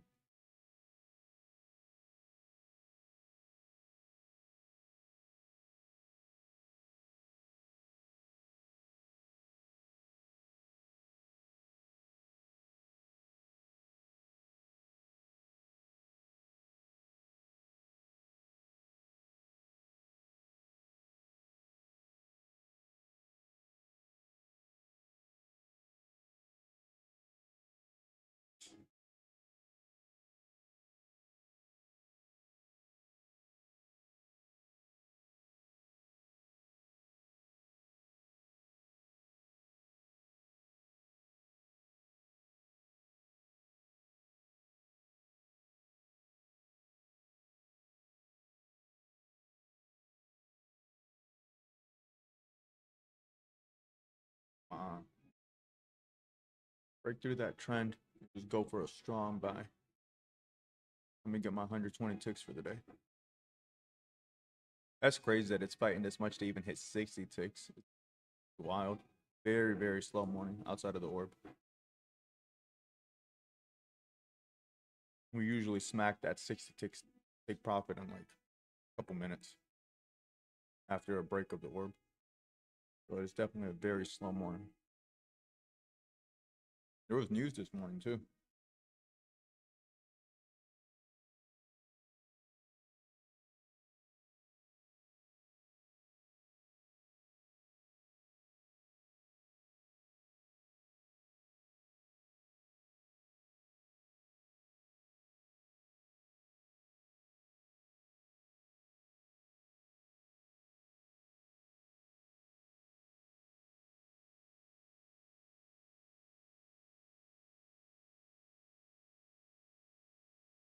Right now we're currently up like 425 each account, running 5 accounts. Highest we've been so far is like 700 on each account. The profit for the day target is 1500. Trying to get to that 1500.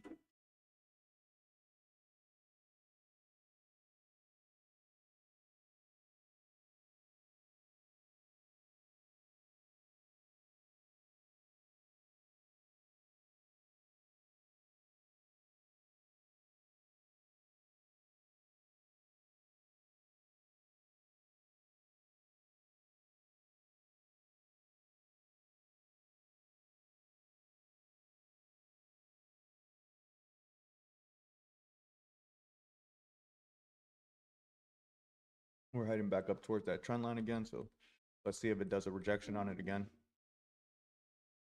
I think it might reject. Honestly, I think there's a good chance that it's going to go into a sell from this trend line. So I got to keep that in mind. But if it breaks through it, we can go into a buy like we did yesterday. Because yesterday when we broke my trend line that I had pre-marked, because this trend line's been marked for, I don't know, over a week. And I had another trend line marked yesterday. And when we crossed that trend line, we went into a huge, huge buy. If anyone was on the charts yesterday, you saw it. It was around like, I don't know, like 11 something, 1140 something, and went into a huge buy. It crossed that trend line I had marked up. And once it crossed that trend line, it retested it a few times and it just shot up from there. So we might see that again today. That would be beautiful because then I could hit the full 120 ticks on this move.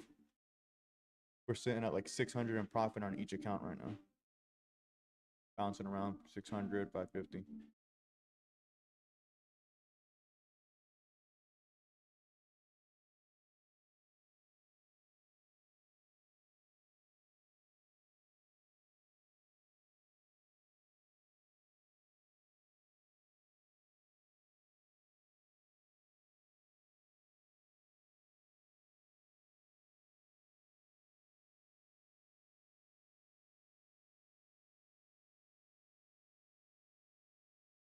All right, we're back at the trend line. We'll see what it does here.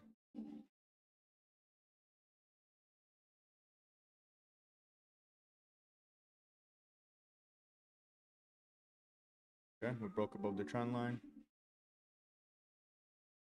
We're at about 700 profit right now. Halfway to the goal for the day. Had I went in with 2 contracts, I'd be at my goal right now. We'd be done for the day, which is my normal setup. Normally do 2 contracts, 60 ticks. Usually gets you in and out of the trade quick. Today was not quick though. Today's been about 50 minutes, 60 minutes in this trade already. But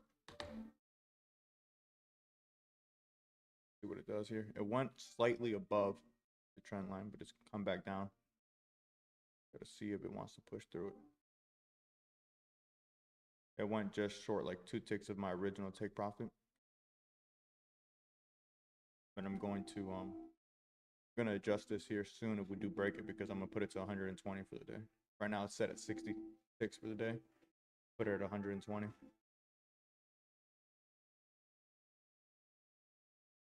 As long as we don't see a strong rejection here, because we can get a strong rejection right here.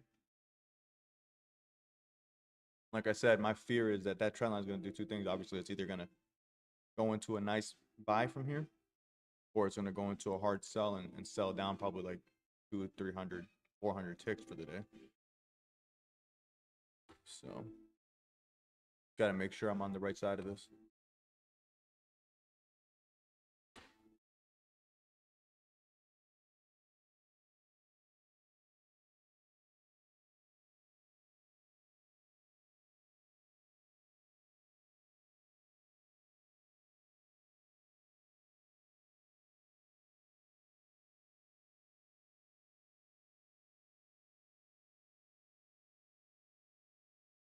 Yeah.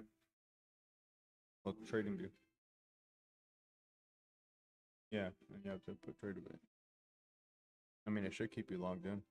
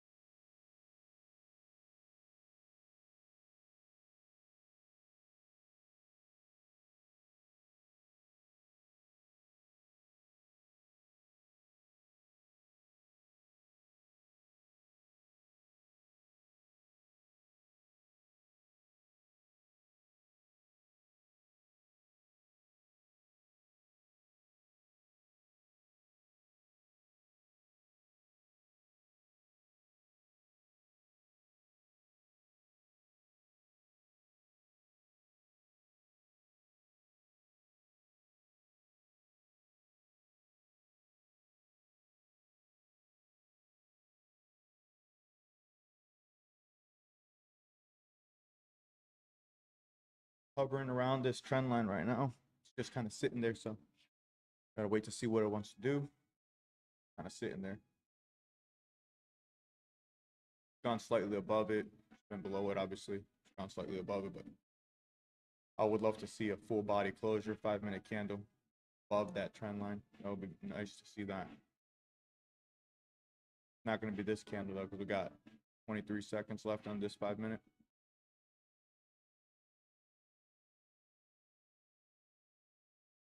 Gonna finish off with the doji candle on this one. So we're gonna see what the next 5-minute candle gives us.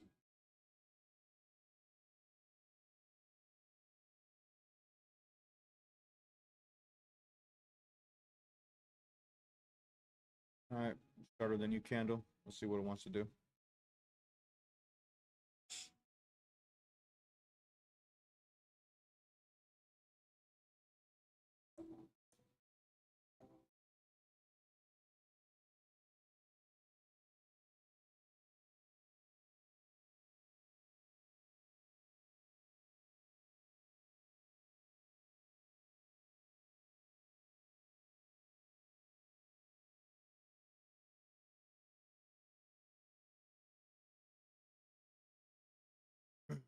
Back at the trend line. Past it. Back down. Pretty hard rejection. I don't know. I think we might reject this trend line and go into a sell for the remainder of the day. So might have to get out and then possibly look for a sell. Get out right now, I'll be like 550 in profit. Leaves me like $900 towards my goal for the day. I'm trying to do 1500.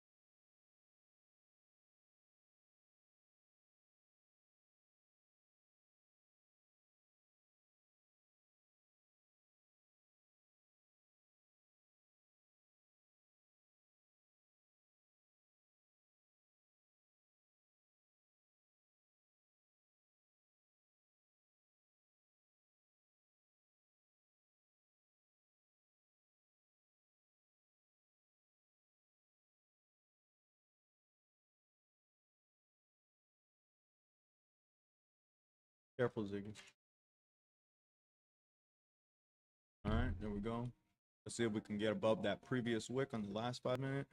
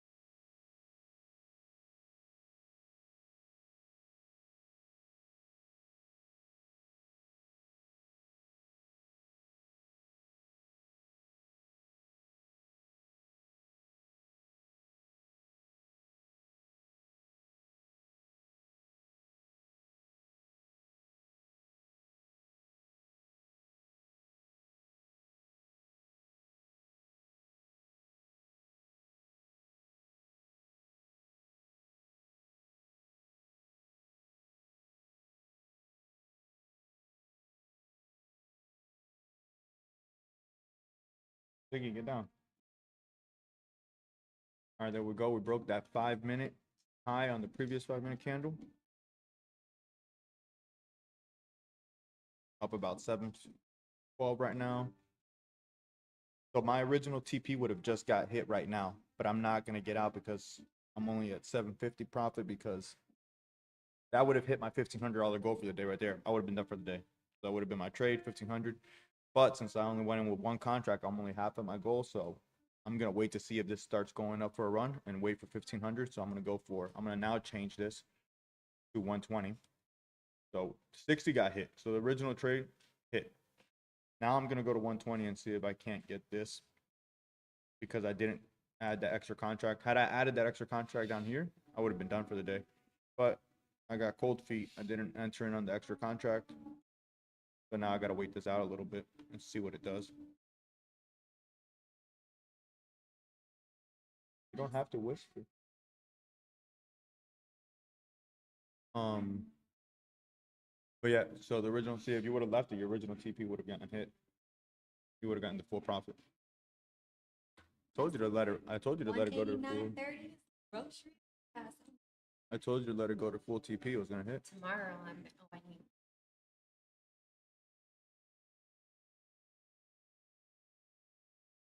What do you mean your settings?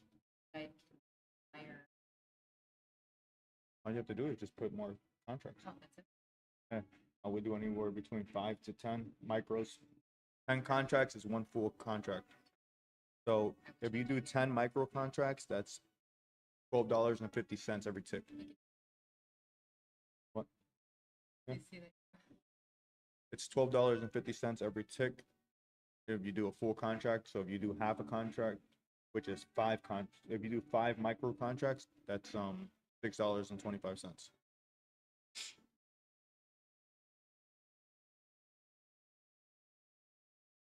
All right.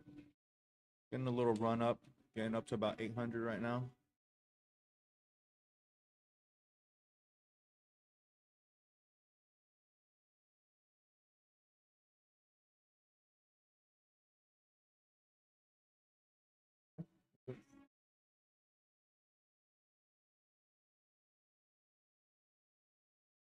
All right, there we go. We're getting a nice little push. 850. Come on, we could still hit the profit target for the day of 1500. Almost there, 900. There we go. Nice push. There we go. That's what I'm talking about. Come on. 937, 950. Come on.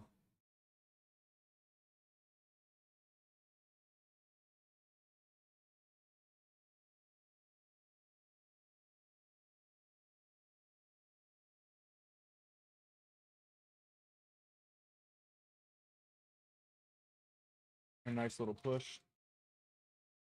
How far are we away from my profit target? 40 ticks. About 40 ticks away. We can catch that. We can get 40 ticks. About 40 more ticks and I'll be at my profit goal for the day.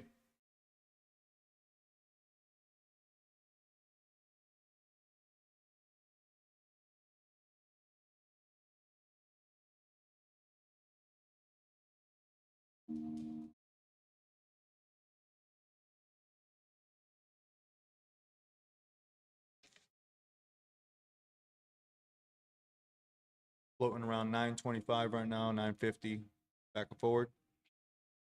Come on. There we go.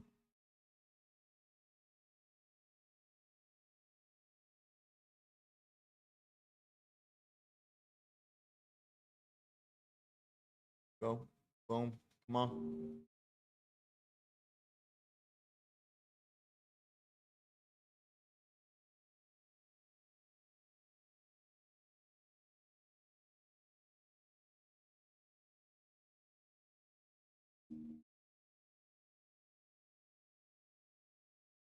There we go. Boom. All right. About to hit 1,000. We're close. We're getting close.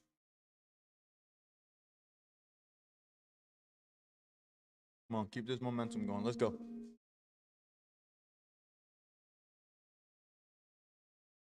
All right. So we're about 960 right now. I'm out of coffee again. We'll make another cup of coffee. Hopefully when I come back, we're closer to TP. I'll be back. Start screaming in the chat if it's one against me, but right now we're floating 1,000 right now. So we're at $1,500 away from our take profit.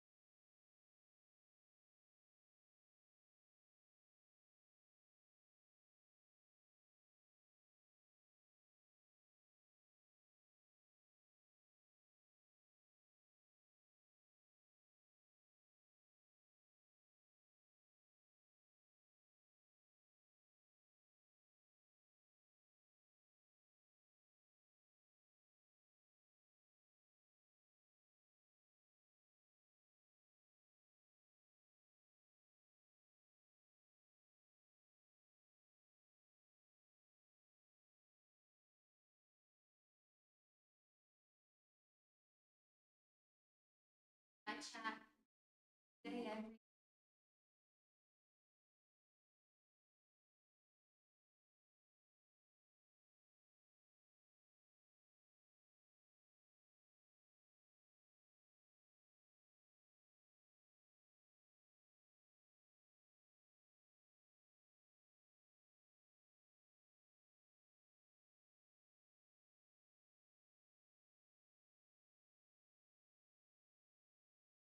what happened while I was gone. In my, I don't even know what is this, fifth cup of coffee, sixth, who knows? I really got to stop drinking so much coffee. But okay, we got a little bit of pullback. We're sitting about $880 in profit, which is fine. Gonna hold this out and see what it does. It was as high as like 1100. It was the highest I saw it. So let's just ride it out. I think we're gonna get the TP. Again, I would have already been done for the day, but I accidentally went in with one contract. I normally trade two contracts for this strategy. I'll do two contracts, take profit 60 ticks. It's a solid 1500 every day, and that's my goal. So I accidentally did one contract today. So when we got to 60 ticks, I was only halfway to my goal. So I'm still staying in it, but the 60 ticks already hit. So my trade strategy wise played out for the day beautifully. Never had any drawdown really at all. You could see it there. No drawdown. But now we're going to go for the 120, which I still feel confident is going to hit because I've back tested 120 for 6-7 months of over data, and 120 has a win rate of 70%, 72%. Overall win rate for like 6 months was like 70%, 70.9. So I know the likelihood of us reaching 120 ticks is still there. But the reason I started going with a 60 tick take profit instead is that I was just hitting it more consistently quicker. I was in and out of the trades without having to go into drawdown and stuff, because once we break the orb and we get a closure out of the orb and we retest the orb and I enter, 60 ticks is like a given almost every time. So I decided just to bring it down to 60 ticks and then up my position size so I can get that same 1500, but in much less time, way quicker and more consistently, because I back tested that in over 5 months of back testing that I've done so far on that new setup. It's yielded an overall win rate of 88.9%, and consistently monthly win rates are 90, 91%, 88%, 89%. So it's a very high win rate. I do run a big stop loss on that, 60. Sometimes I do 80-60, which I know is unconventional, but I don't care because I don't want to get spiked out of the trade for a wick. So I don't really have that bigger stop loss there, with anticipation to use it. Like as you can see today, we didn't use my stop loss really at all before it hit my take profit, but I have it there as like a safety net. So in case if something crazy happens and the market goes against me, there is a stop, so I don't just completely rinse my accounts. And if it happens once in a blue moon, it's no big deal because my win rate is so high that that one loss is not going to hurt me. But it's there more so for that. But I don't anticipate using all that room in the stop loss. But if it ever needs to be used, it's there, So in all the back testing, I would say maybe like 4 trades went to my stop loss out of like 5 months worth of back testing. So it's very rare that it goes to the stop loss. So, and that's with me back testing. I let the strategy play out completely all the way. I don't touch it. I don't close out early, nothing. I was either letting it hit my stop loss or my take profit because I wanted to get a consistent read on the strategy and see what that strategy was actually yielding with no interference. Because my goal with the strategy is to be able to enter a trade on my good, all my confirmations there, enter into the trade, have my stop loss and my take profit set. And if I need to go do something for the day, if I want to go hang out, if I want to go walk my dog, give my dog a shower, I can walk down the street, I can go give him a bath, and I could leave with the computer running, knowing that I have my take profit in place, I have my stop loss in place, and the likelihood of me coming back to a winning trade is extremely high because of the back testing I've done on this strategy. I know that it is extremely likely that I'm going to hit that take profit. So right now we're going for 120 ticks, which used to be my previous setup. And we still hit that a lot. Like I said, I've back tested 120 ticks and 120 ticks with the same contract size, one contract, yielded about a 70% win rate, which is still great. But I realized I can make that same 1,560 ticks, do 2 contracts instead of 1 contract, and my win rate went up substantially, and I was in the trade for less time. So I was in and out of trades much quicker, which I prefer too. Because the best thing about trading is being able to just do what you want. And if you're sitting here glued to the TV, look, it's already 12 o'clock. I would like to be done for today. And if I had done 2 contracts, I would have already been done for today. So I would have been going about my day. But now I'm gonna sit here and wait this out. And hopefully we get my TP. 120 ticks and I'm out of here. We just jumped back up. We went to 1,000, 1,100 right now. We just need 4 more $100 of profit and I'm done for the day. So I think we're gonna get it. I think we're gonna be able to clean up the day still. But had I done my setup that I've been back testing and the one I've been practicing for the last 2 weeks live, it would have been out of the trade. And it really is beautiful because that 60 tick number is like perfect because once you get a valid candle breakage on the orb and you get a good retest, and then you get a re-entry when the orb is being crossed again, 60 ticks is like so easy to hit. It does it so frequently. So that's why the win rate is so high. So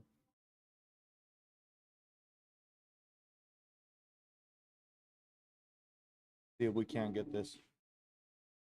See if we can't get this W for the day. I mean, we're already up for the day, but really trying to close out the day at 1,500. So I'm gonna sit here out a little bit longer. I don't really have much to do today. I'm just gonna go to my shop and work on my car. I have old classic Mercedes, which I don't know. I might start a social media at some point and just start posting like life content, stuff like that. I'm really not gonna be posting anything about trading on social media. I don't want to be that guy. I don't want to be a trading guy online. Not something I really ever want to be. I'm doing the YouTube more just for people to see. You know, if anyone wants to trade, and they could literally look at my trades live, I'll show it. You know, and it's also for transparency, because when you go on social media, you go on TikTok, Facebook, Instagram, you name it. There's so many fake traders out there that are selling people a dream and this and that and giving them unrealistic expectations.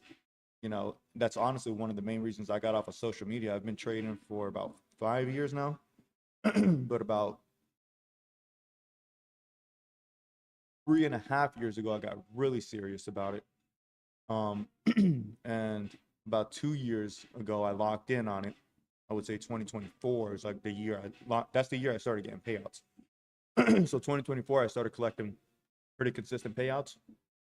I found success with my live accounts better than I was doing with props because I didn't have all the rules like the trailing drawdown and stuff.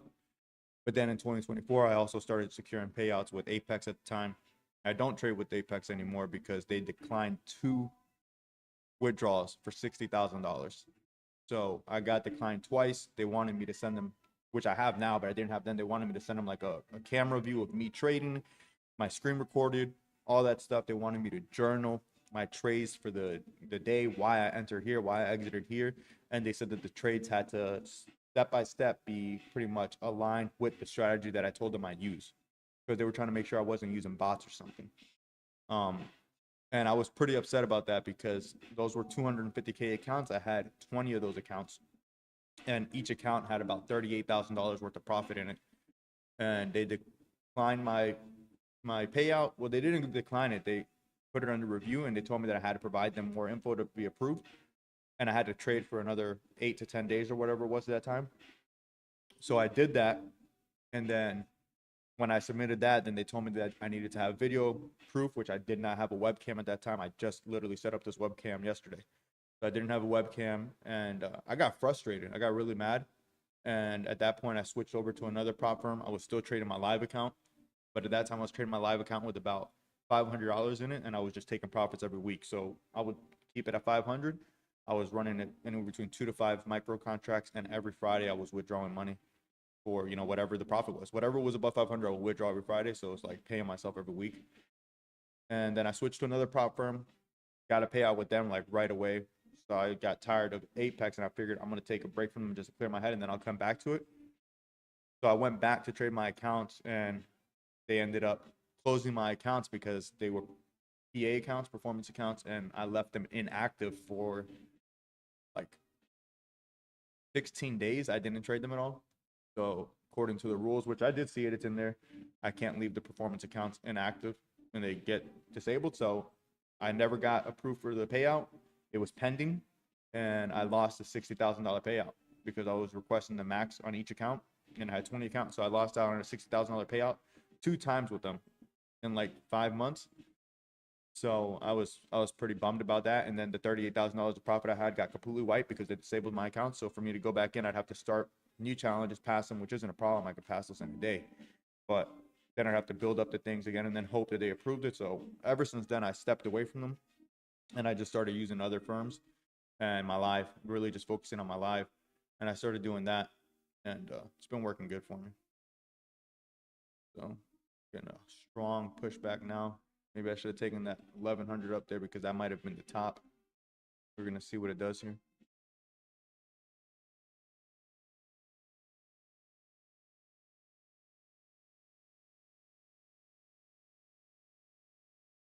But yeah, whenever I do finish up here, I'll go to the shop today. I'm gonna work on my old Mercedes. I have old school Mercedes. Those are my cars of choices, and a old Datsun 240Z. Just work on them over there, play around with them a little bit. I would have liked to be there already, but it's all right. I'm gonna ride this day out, try to get our profit goal for the day.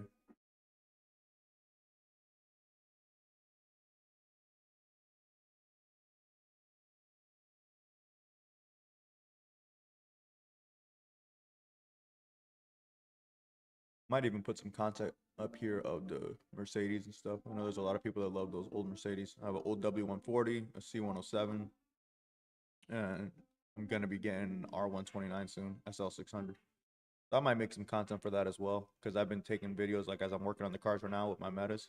Pretty cool content. So I might make some videos of that and put it up here as well on my YouTube. But if I ever do go back on social media like Instagram and stuff like that, TikTok, because I haven't had social media for a personal account in, I don't even know, man, like 7 years. So if I do go back to it, I don't want my Instagram page, social media page to be based around trading. Like I don't want my identity to be a trader because it's not what I want. I'm not trying to sell anyone a course. I'm not trying to make money off of anybody. I'm here just streaming my trades live just for you guys to see them and for, just being transparent because like I said, there's so many frauds and con artists and stuff in the industry. It's just sad. This mislead new traders and stuff. So I show you guys the real thing here, in and out of the days, good, bad, whatever, break even. I'm here. I'm gonna be trading. I'm gonna be showing it. So you see the real ups and downs of trading. It's not all roses and sunshine, but the good days definitely outweigh the bad ones. So it's literally all I've been doing for my own income for I want to say about 4.5 months now, 5 months now. This has been my primary income. I have a business, but I haven't really been working it anymore because my goal was always to have trading take over that, and we've gotten there. So this is really it now. Just trade every day. I do my trades and then I go about my day, go to the gym, go do whatever I got to do. And I'll do a couple of things up my business here and there, but it's more favors for my customers, just loyal customers that have been there for me for a long time. I'll continue to do work for them. But outside of that, pretty much all my bills and everything currently get paid through trading. So everything currently funded through trading. I'm not trading my live account today because I had a little mishap yesterday and I rinsed the account pretty good amount. So I took a break from the live today. Probably jump back on it tomorrow. But I take profits out of my live every week. And it all depends. Every week is different. Last week I took out 3,700. The week before I took out 1,800. The week before that I took out 600 or 6,000. And like a month ago I took out 9,000 all in 1 week. That's 1 week's profit. So it all depends on the week. Some weeks are better than others. If I don't have enough profit in there, I'll leave it, for the next week to keep rolling over. But I like to pay myself something from trading every week so that way it feels like a job, it feels real, so that I don't like take the profits for granted. Because I've left a lot of money in my live account before, like 10,000, 15,000 plus in my live account.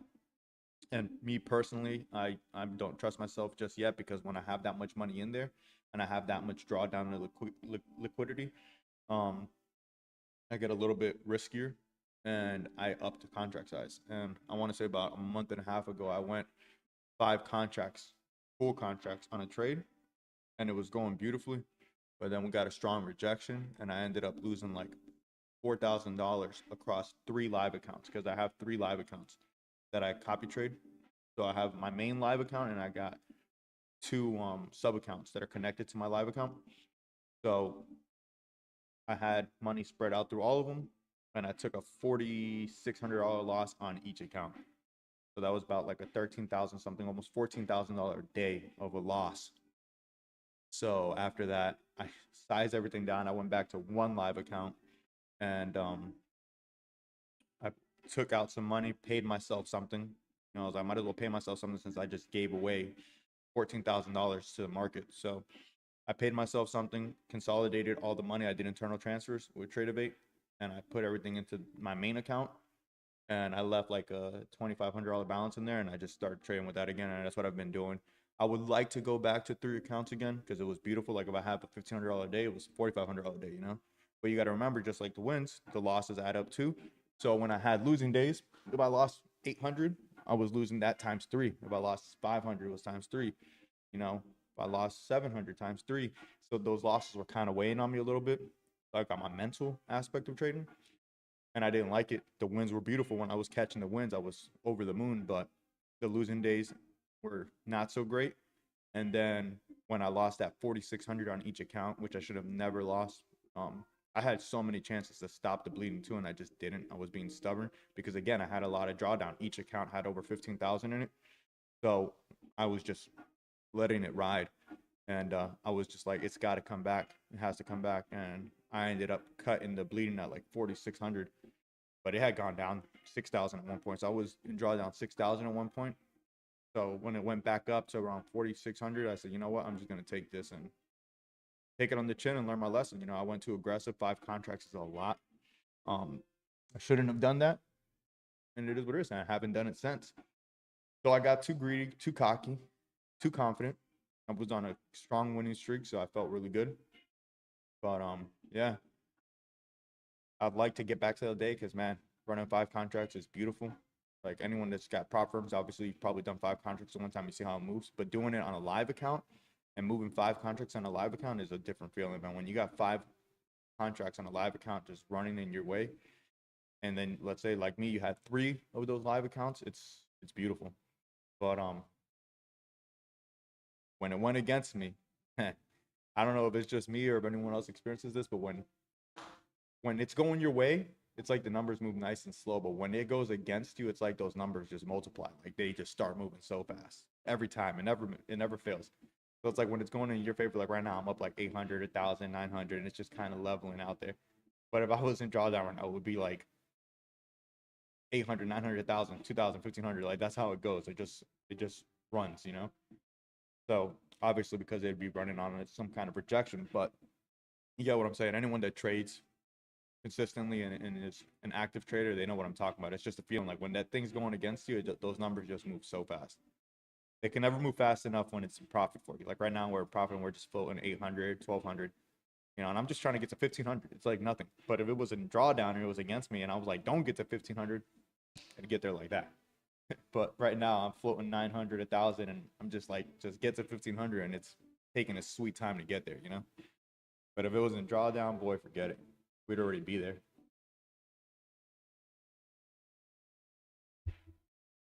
I said this earlier, but for anyone that's new in here right now, I recommend this book. This book was recommended to me by a friend of mine, and I read it. I loved it.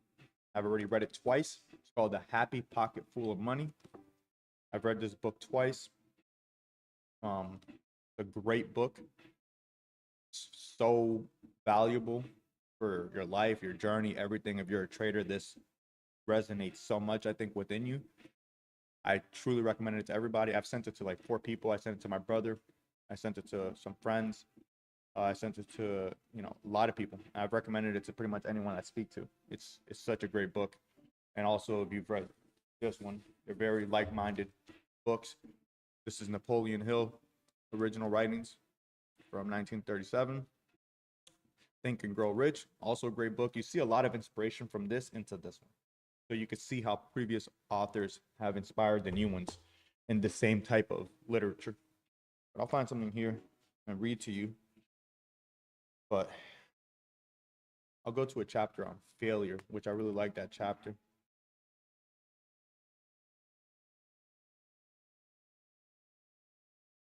Success, chapter 12.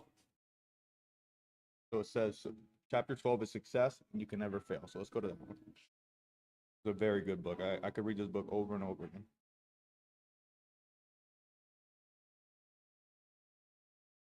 Hi, I'm reading some pages from Happy Pocket Full of Money right now.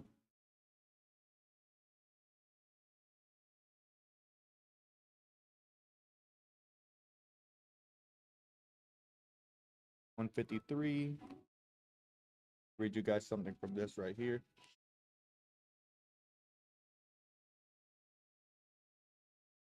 All right, let's see.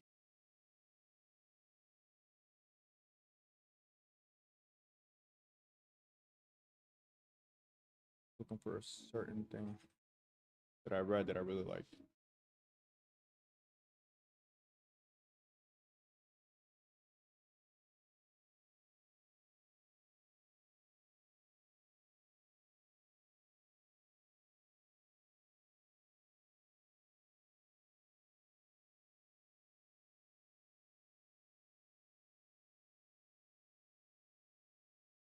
Okay, so we'll read this part right here. This is on a chapter on success. So this chapter pretty much explains to you that failure is not real. Failure doesn't exist. So, and this is where I got the little mantra that I write every day. I am wealth, I am abundance, I am joy. It tells you several times on pretty much every page. So as you're reading it, you just keep reading that, and I love that. But it says, most people have been programmed to fear failure. They give up to avoid failure, or they do not even attempt just so that they will not fail. Failure, however, is an illusion. Begin to see it as an illusion. Failure, suffering is an essential component to success. It is what helps you correct wrong thought, and if you approach it with an attitude of learning through failure, you learn how to succeed. By trying and failing, you refine your thought and point it ever closer to success. But this is only so if you do not give up. Through failure, you get to know success and how to get there. How else can you know what success tastes like if you do not know what it does not taste like? And how can you get there without knowing how? Think about it. Failure is an integral part of success. Failure is not the opposite of success, a separate entity from success. It is actually a successive moment that leads to the ultimate success. Failure is success. They are the same things, but on different ends of the spectrum of achievement. Just like hot and cold are different ends of the spectrum on temperature, failure and success are both different vibrations of the same thing. Failure is not failure as such. It is only truly failure when you accept it as the end. But if you accept it as a blessed part of the process, a part that helps you succeed further, and know what this further success tastes like, then you can never, ever possibly fail, ever. Failure is an illusion. Stop fearing it. Love it for the gifts it brings you. So that's just a short little snippet of this book. But yeah, I suggest everyone read this book. Happy Pocket Full of Money. I can't say enough good things about it. I love that book. It's a great book. I randomly would just open it up when I'm sitting here at my trading desk, and I would just read a chapter wherever the pages land. And I'll just do that on a daily basis.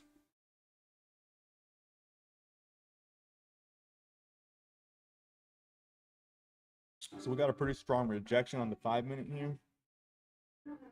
And we're kind of sitting around 700. So I don't know. That 1100 might have been the top. Because now we're shooting back down. We're retesting that trend line that we broke earlier. But if we respect it and start going back up from here, that's going to be a good sign. If we do that, I'm confident that we're going to get my full TP. But we got to respect this and then go back up. I'm going to switch over to the 1 minute to see where the EMA is at. Okay, so it's close to the EMA. I see a couple of good things here. The EMA is close, so I think we're going to run down and touch that EMA. Seems like we might be doing right now. That's the 1 minute EMA. So we run down here and we don't blow past it, then we're going to keep going up. That'll be good. As long as we stay above the EMAs, we're still in a good buying position. 5 minute is, so right now the 1 minute EMA is at about 6,637. And then the 5-minute is at 5-minute EMA is way down here, so we're in the clear of that one. 5-minute EMA sitting at 6,618 right now, so we're clear there. So I got a good feeling about this buy position right now. I think we're going to keep going. Just taking longer than I wanted. Again, my trade would have already been done for the day because my original take profit was right here. So actually, I'm going to put that on there because TP1 was set for 60 ticks. And that would have been just my full TP. So full TP was 60 ticks, but I was supposed to go on with 2 contracts, and I accidentally went in with 1. So now I'm holding out for 120. I'm literally holding out for double my original take profit. So sucks a little bit, but it is what it is. I'm going to wait it out because I do think we could see it. But if I start getting some rejection, then I'll just call it a day. I'm not going to let it turn into like a nasty loss or anything like that. But my original TP was, just write this here, full TP. Original TP was here.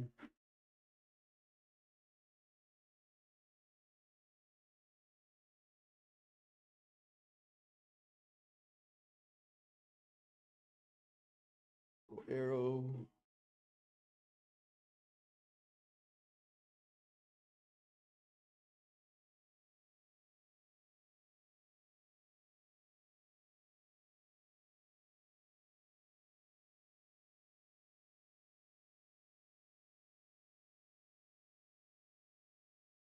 So we're going to put this at my original TP. My original TP was 60 ticks, which already got hit. My original TP would have been right here at 6,64425. So 664.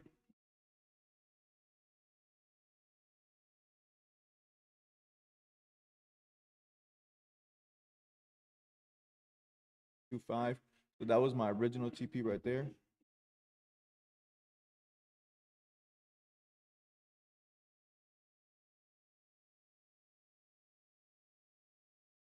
That was my original TP right there, 66425, which is actually where we're floating right now.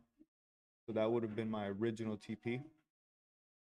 But I didn't take that because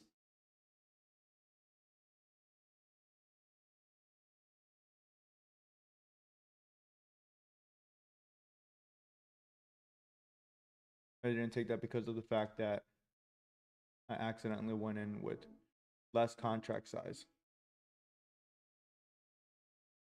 So I'm waiting it out now to see if we can get the 120 ticks. But right now we're going to be retesting the 1-minute EMA, so it's going to be kind of vital to see what it does. We could come all the way down here, and we can come and test this trend right here again. The only good thing is that the chart's moved up so much that even if it comes and tests, I'm not going to be in a terrible position. I'll be down maybe like $100, $120. So again, it's just meaning I'm going to be here longer than I wanted to. But if it does come here, and then we go back to cross the orb, I am going to add another contract this time, and then I'll be getting out again on my original TP, which is here.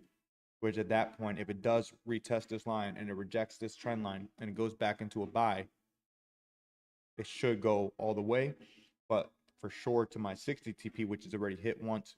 But this time I will be doing it with 2 contracts so I can get my $1,500 goal for the day.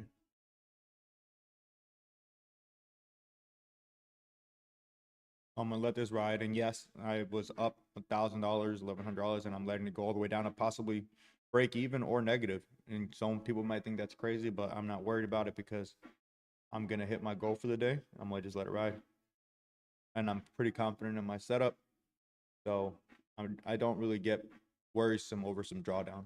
Drawdown doesn't bother me. I know my range. I know what I'm willing to risk. And that's it. That's really all that matters. Let's see where we're at with the 1-minute EMA.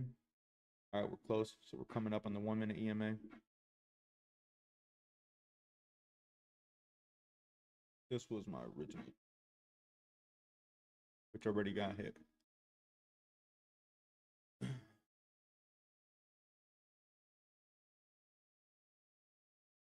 We've been in this trade now for way longer than I like.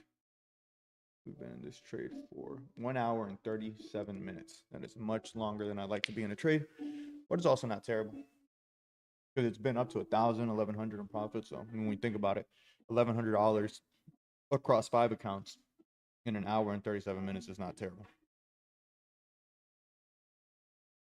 Not a bad day. Not a bad way to spend a Wednesday.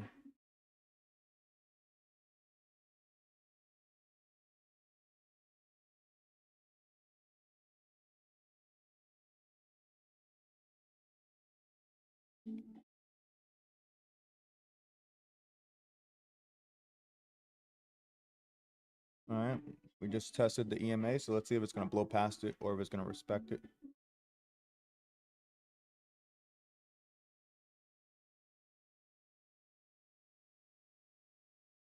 Sitting at the 1 minute EMA right now. Okay. Gone past it. We might test this trend line right here. I mean, it's due. You see, we touched it here multiple times. Touch, touch, touch. It's due for another touch. This would be the best possible place for it to touch for 2 reasons. Because we're already very close to my original entry there. So even if it does come to this, I will barely have any drawdown, if any, depending on how long it takes to get down here. So that's one good thing. And the other good thing is that if it comes down here, I can grab another contract and then I'll have my original. What's up, Angel? Yes, bro. So the thing is, bro, we're at a weird place right now. So it could either go for a buy or it can go for a sell at a certain point here. And we're kind of reaching that top. So I have this next line here. We broke this line. We broke this line. So we've been in a strong buy position. This trade was up 1,100 already, but I messed up. You know, I normally do 2 contracts, 60 ticks, 2 contracts. I went to do that, but I accidentally put 1 contract. So when we got to my original TP right here, which you can see the original one, that's 60 ticks. We smacked that already. We would have been out of the trade at 1150. Would have hit full TP. And that would have been the 1,500 for the day, which is my goal. But I only did 1 contract, so it was only half of the 1,500. So I decided to hold out, and I put a new graph for 120 ticks. So we're going to wait to get there. But what I am going to do is, if we can get down to the orb again, which I don't know if it's going to go all the way down there, but if it does, I'm going to grab that second contract. And then at that point, I'll get out at the 60 ticks again. But just so you know, the 60 ticks played out beautifully. It hit it. You know, like always, like I told you, man, that win rate on that 60 tick stop or take profit is great. It's working great. It's another day for that. I mean, that strategy's been like 5-0 every week since I started using it. That 60 gets hit every time.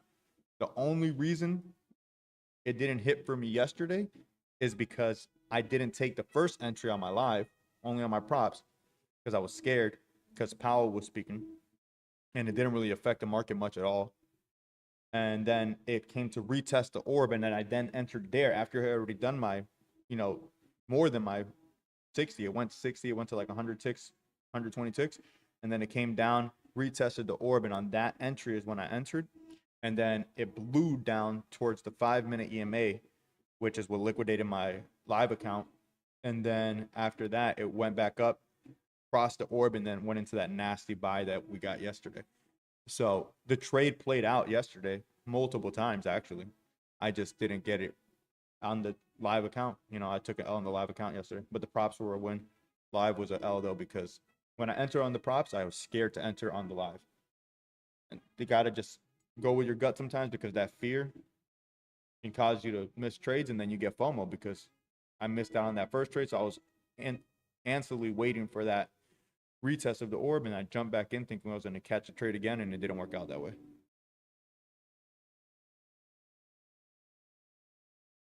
We're going to let this go. We're back at 700. So it doesn't look like we're going to go down to that trend line, which is good. We went down to the EMA. That's a 1-minute EMA. We respected it. We're shooting back up. So when we were up here, we're around 1100. So as long as we can get back to this high point right here, as long as we get back there, I think we're going to be in a good position. We cross this right here. We cross that purple line right there. We're going to be in a good position to hit the full TP, which is up here. Full TP is at 120 right now. So I'm gonna go ahead and put full TP. That full TP is gonna be right here. And I think we're gonna be able to hit that.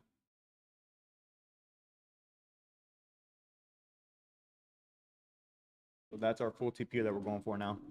So as long as we break this purple line right here from our previous high spot, I think we should be able to smack that full TP pretty easily.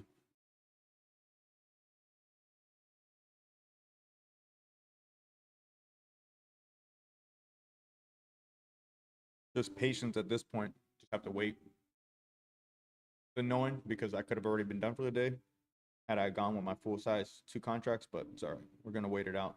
I feel confident that we're gonna hit that 120 take profit for the ticks. So if we hit that, then we'll be good. If we get to that purple line I just made and we reject it, at that point, if we reject that purple line, I might close out the trade and look to go into a sell, because at that point I'd only have to go into a sell for, I don't know, 400 bucks, and I would be able to get my profit for the day.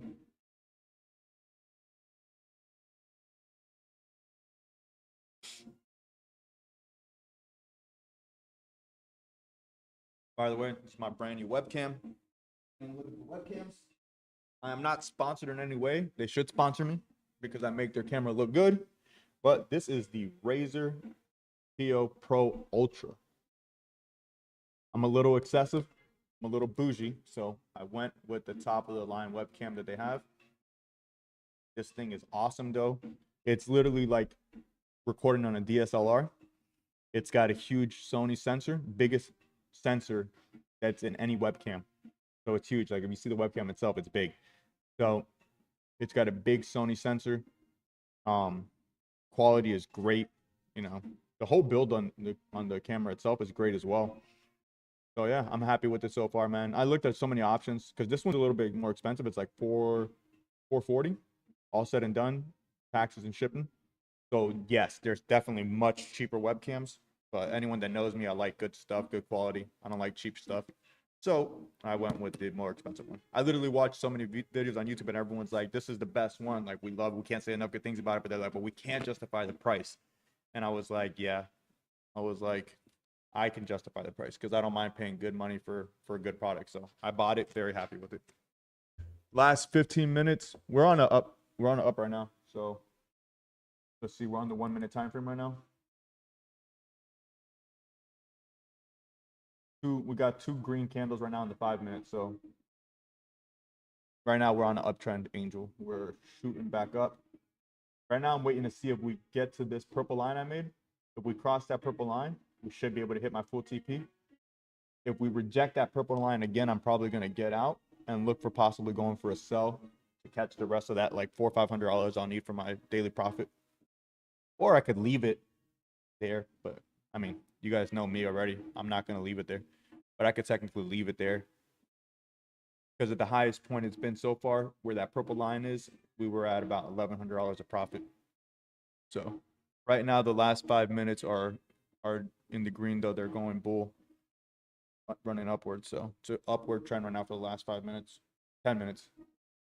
We got to see if we keep it going.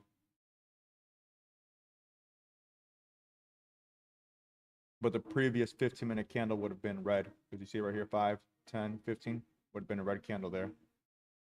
So probably 2 candles actually, because then you got these right here. This would have been a red candle as well. So we just started the next 5-minute candle. We'll see how this one closes out. This 5-minute candle is going to tell us overall direction of where we're going.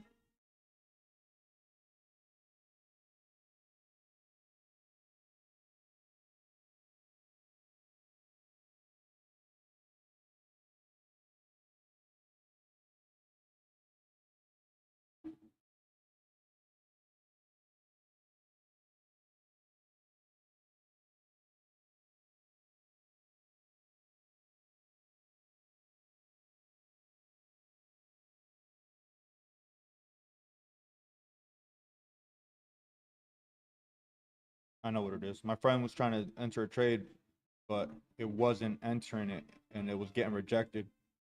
I know exactly what that is. So just a heads up, guys. If you're ever on a Trade-of-8 or TradingView, if you have your Trade-of-8 linked to it, and you're trying to take a trade, I'm gonna send them a voice note real quick. So if you're on TradingView or TradingView and you're trying to take a, I'm gonna have to type it because it's connected to the speaker. Let's see. All right, so if you're on Trade-of-8 or TradingView and you're trying to take a trade and it's rejecting it, it's because the contract's expired. You got to look at the contract. So right now, the one we're on is if you're doing the micro E-mini, it's going to be ESM6 is the one you want to be on. It has to be on the current one. So the previous one's expired. So if you clicked on the previous one for the previous month, it's not going to work. It's going to reject it. So make sure you're on ESM6 or MESM6. So ESM6 is for the full size contracts. If you want to go micros, it's going to be MESM6 and you'll be able to take the trade. So that's why it's rejecting it.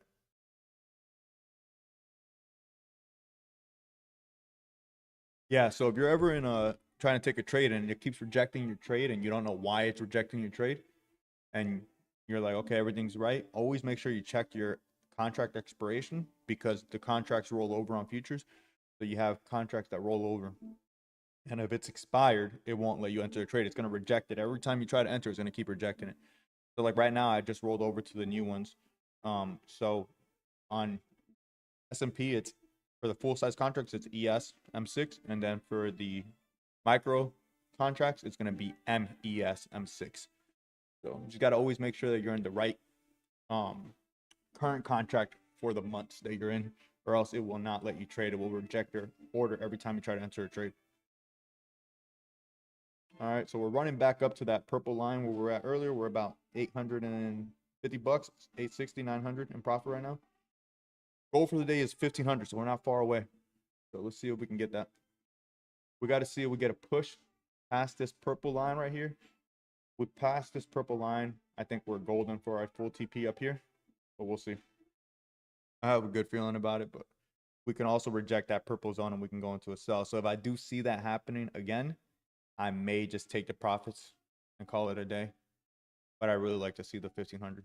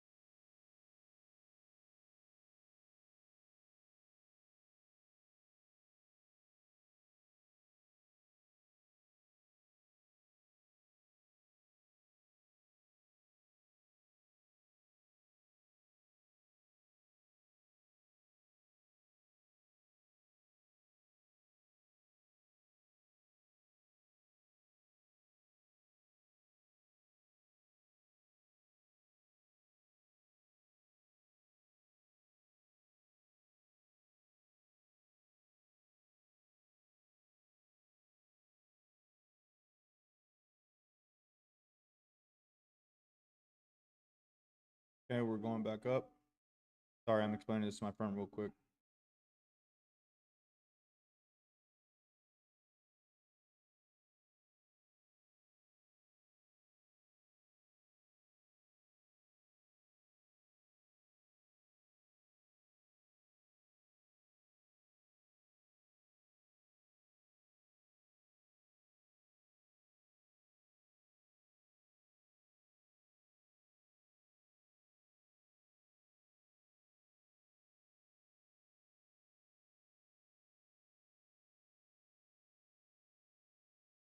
All right, so we're getting close again. Boom, boom. So right now we got 3 good candles for the last 5 minutes. So the last 15 minutes have closed green. So let's see if we can get past that purple line. Then we're staying in it. If we get to the purple line and we reject it, I might just call it a day and get out. So let's see if we can get a strong break here. I hope we can get a break. Lovely to get a break there. We break that and then go for a little run after that. I think that'll get me to my TP and I'll be out of the trade.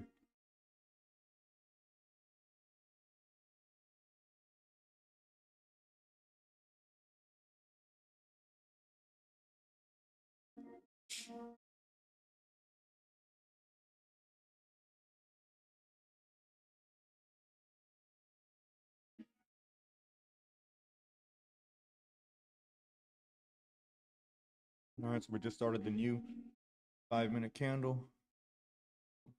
Let's see how this one plays out.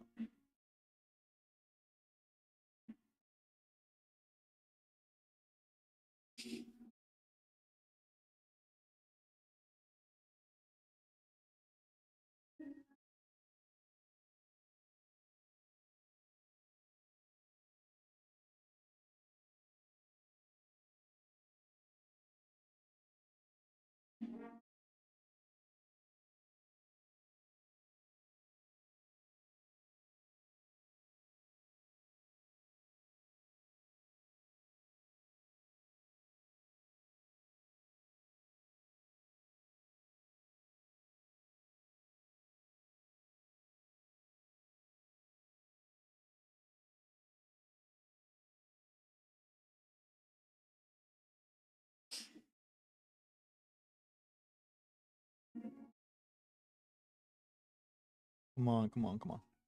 Go. Let's get a push. Let's get a good push here. This candle might end red. It did go slightly above the previous 5-minute, which is good, but barely. I mean, it barely just wicked above the previous 5-minute candle. So it's not strong at all. As long as it doesn't close below the low point on the previous one, then we're good. Back at the top of the previous 5-minute. Let's see if we can continue going up. It's getting there and it keeps rejecting it. Definitely facing some pushback right now.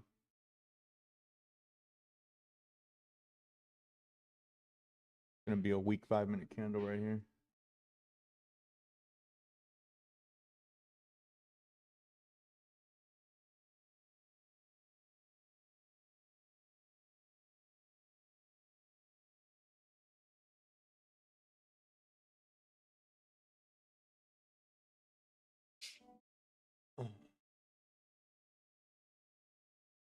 Okay. Candle's gonna end red. Then we'll see what the next one does for us. It's still not closing below the previous one, so that's good. And it did go above it, but just very slightly. I mean, oh, I gotta stop shaking my leg. I'm shaking the whole thing with the camera and everything. Sorry about that, guys. I've had a lot of coffee, so if my leg just starts going crazy, it starts jittering on me. I'm already on like 5 or 6 cups, and I'm about to make another one. The only reason I haven't made another one is because there's no good entry right now. Yeah, there's no good entry right now. I wouldn't take a trade.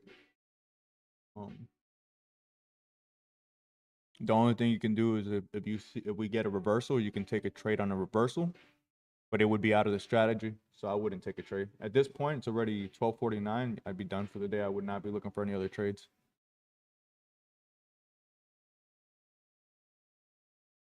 You did good today, though. You took your first trade on your prop today. You won. You got a winning day.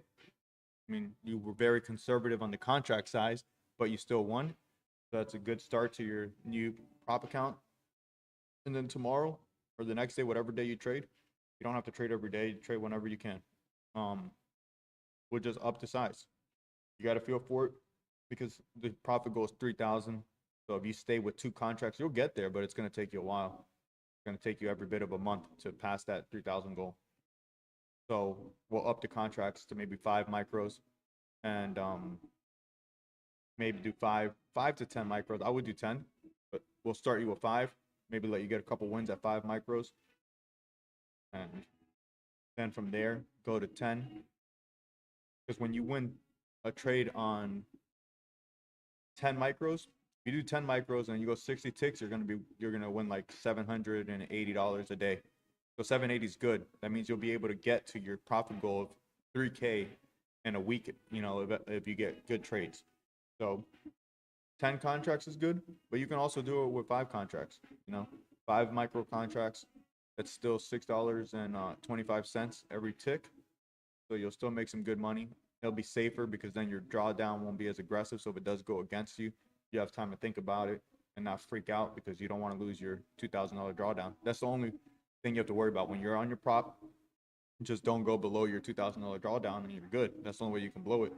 And that's why I like that prop firm that I referred you to, because it's a end of day drawdown, so you don't have to worry about it. Like if it's Apex, you have a trailing, drawdown, and that's annoying. A lot of the prop firms do too. So you don't have to worry about that nuisance of that trailing drawdown. So you just got to treat it like if that was a live account.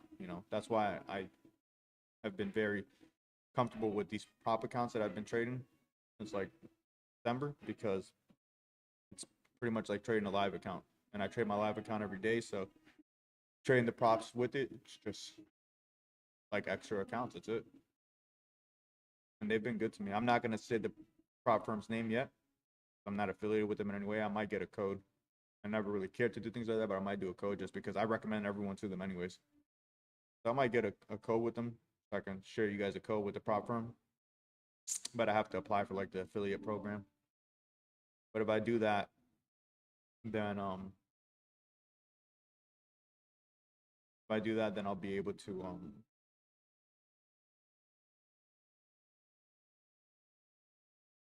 to get something for referring people to them.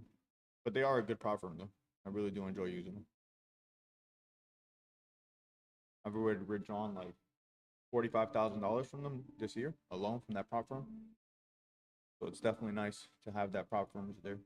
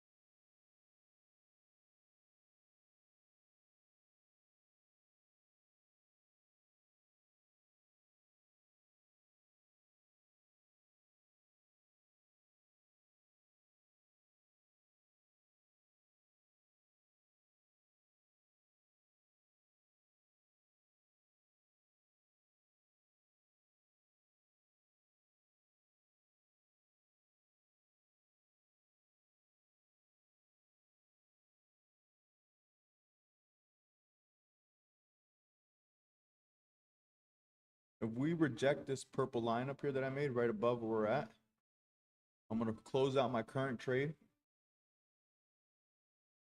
And then I might go for a sell and just catch the run back down. Because if it rejects this again, we might run back down, and I don't want to lose all my profits, so I might close the trade. And because I would like to see it break it and keep going up. I don't know if we're going to do it, especially at this time. It's already 1 o'clock. So if it does reject it, I might close it out and then just catch a run on the way down. And just get another, $400 or $500, and I'll be at my profit goal for the day, which is 1,500. That might be what I do here. We'll see. I'm not going to call it yet. I'm going to wait to see what it shows me.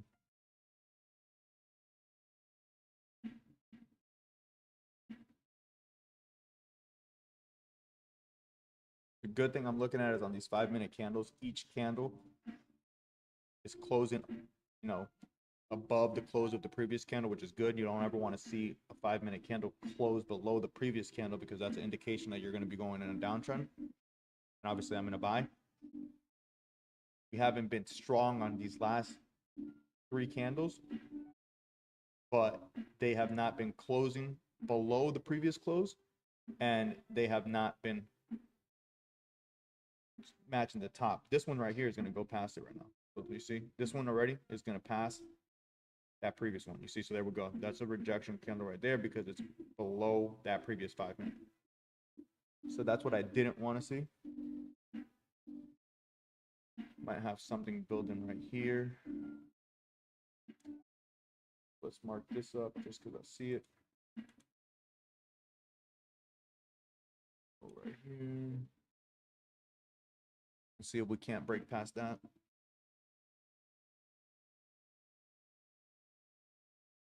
Because like I said, if we don't get back up there, we can go to the sell. So it might not even go back up there. It might just start selling down because you see this little trend it's making right here. That's on the 5 minute. It could just start selling down. So that might have been all she has for the upside today, which is still high. We're up there right now compared to where we've been prior. See, I almost feel like we're due for a pullback.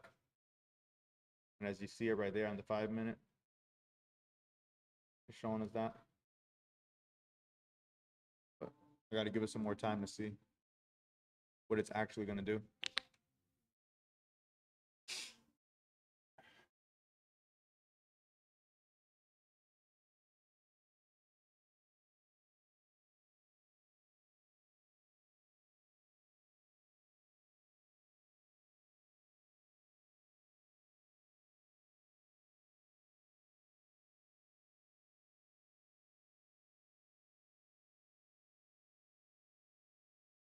So it's going up to that trend line I just made. Let's see if we can break over that. See if we can get a break above that. We don't get a break above that, might be going into a sell. All right, we're past it, but if it comes back down, that'll just be a wick. So we got to go past it, and we got to close above it. We got to get a 5 minute closure above that. So if we can get this 5 minute candle to close above that, we got 2 minutes and 30 seconds left on this candle. But we can close above that trend line right there that I just made. Not really a trend line, it's only 2 touches, but you know what I'm saying. If we can get above that, that's a good indication that we're going the right direction. So I'd like to see a 5 minute candle close above that, and that'll give me confidence to stay in it for my full TP. So let's see if this candle can close out, and if not, then the next candle is going to be the deciding factor to see which way it wants to go. But right now we're sitting at $912 of profit in each account.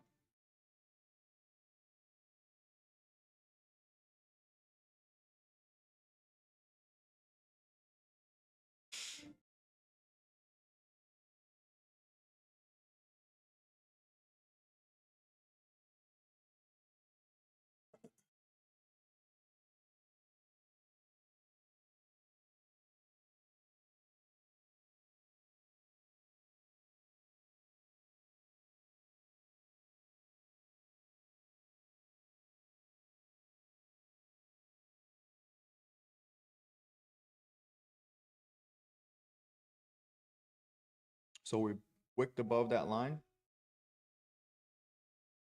but it doesn't look like we're going to get a close on this 5 minute candle above it. I wanted to see it close with a full body above the candle, not a wick. Or a full body above the line, not just a wick. So I wanted to see a full body candle closure above that. This is going to be a doji, it looks like. Got 50 seconds left. So the next candle, the next 5 minute candle is going to be pretty much our decider of which direction this is wanting to go temporarily. Doesn't mean overall, it's just going to be a temporary direction. You know, anyone that's been in the markets for a while, you know the directionals goes up and down, up and down. There's always changes, but you get little indicators that are going to tell you what direction you're going to be in for a short period of time. So I want to see the next 5 minute candle close above that trend line that I made. Or line, let's call it a line. It's not really a trend line. I'm just going based off those previous wicks. I want to close above that. Close above that, then I'll stay in. If not, then I'm going to consider closing it. We're sitting at about $860 in profit right now.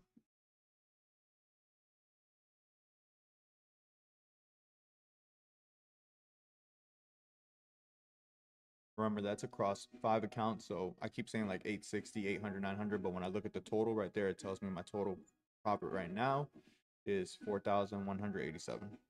So still $4,000 a day. I just don't like looking at it like that because I look at the profit per account. So I like to go for $1,500 profit go per account daily. I keep it that way because it helps offset any losing days. You got to have your winning days. Get the full amount, in my opinion. So that way, if your goal is 1,500, you should aim for 1,500.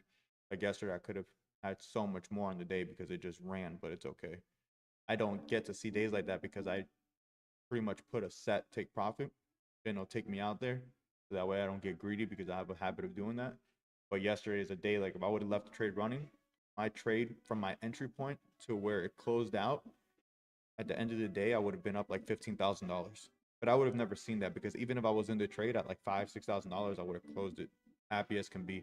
I would have just taken that profit. But one day I'm just gonna hold the trade and just let it run and just really let those profits come in. But right now I'm just trying to build consistency and just continue to build the accounts, continue to build my live account, continue to withdraw every week. Because right now I've been withdrawing every week. I think this is gonna be the first week I'm not gonna withdraw from my live account this year. I've pretty much been withdrawing from my live account every single week this year. And this will probably be my first week because I got rinsed yesterday on a trade, and I took a pretty big beating on my live. I think I lost like 1,388 on my live. So this will be the first week this year so far that I'm not gonna take a withdrawal from my live because I got to build it back up.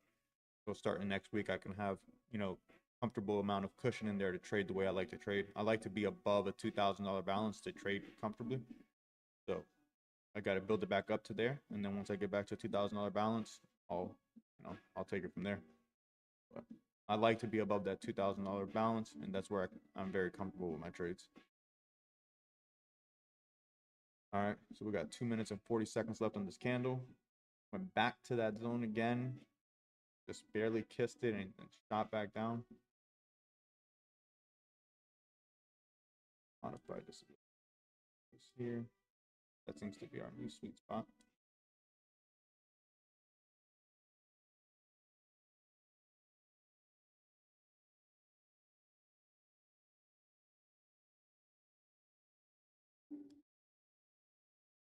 I want to see a break of that area right there. Because it worked there twice already, so now that's my new little line there. So now we got to break above that.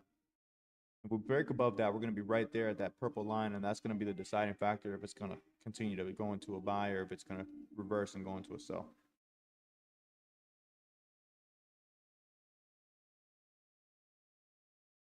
And I already need another coffee, but man, I don't even know how many I've had today. I feel like I've had 5 or 6, and I don't want to overdo it. I feel fine right now, but then what happens is as the day goes on, start to feel it, starts to kick in.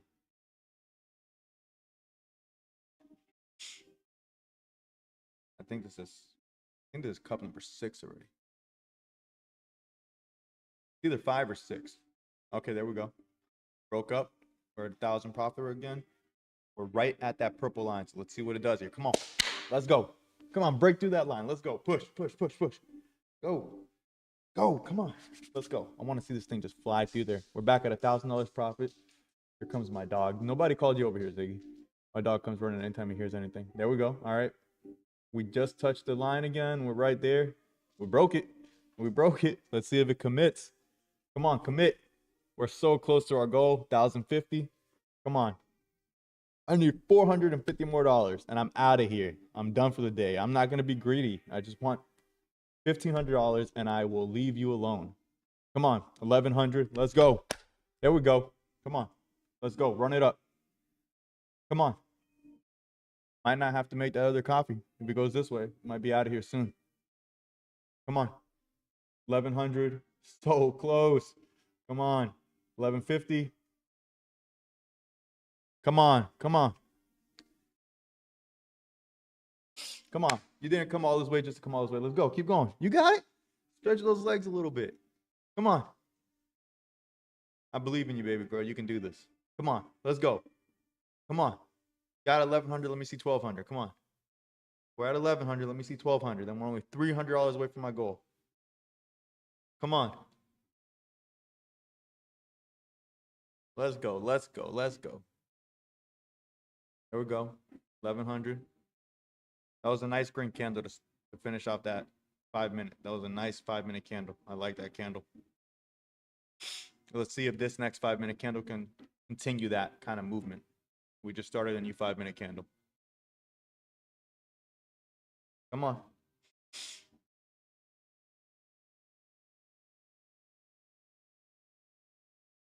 Come on. So close. Let's go. Let's go. All right. 1,150. Come on.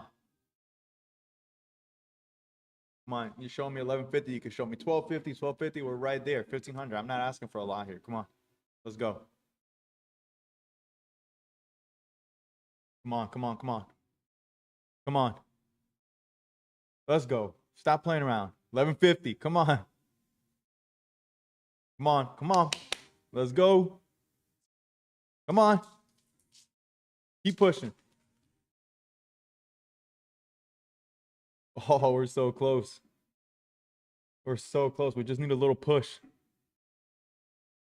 Come on.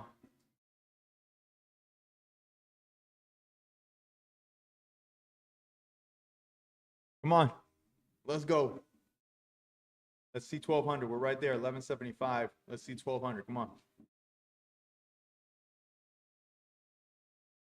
All right, going back down a little bit. No big deal, though. We're going to ride this out.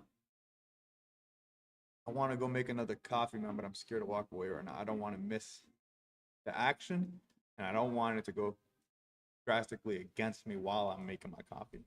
All right, we're down to 1,000 right now.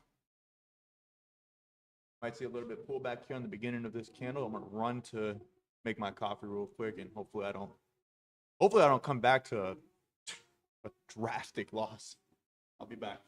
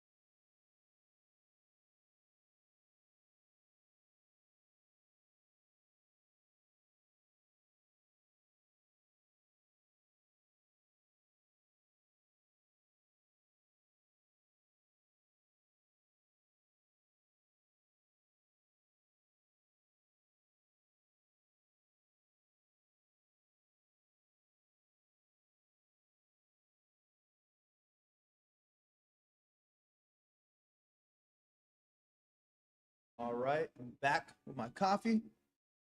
Where we at? 1150. All right, come on, we're going the right way. Let's go. Come on. Come on. We're so close. Come on, let's go. I just want to see my TP get hit. That's all. I already got the coffee. You must not be live. Make sure when you're watching, you click the live button on the side. Because I walked away, I got my coffee, and I'm back already.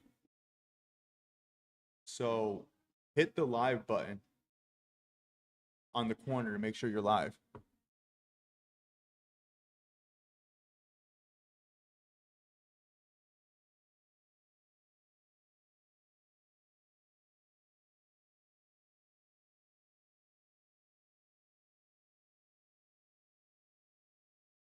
Oh, okay.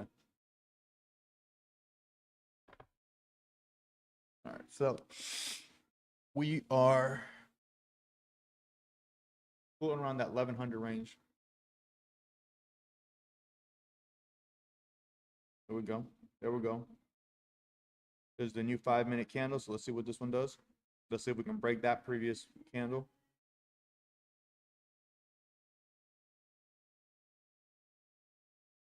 We're at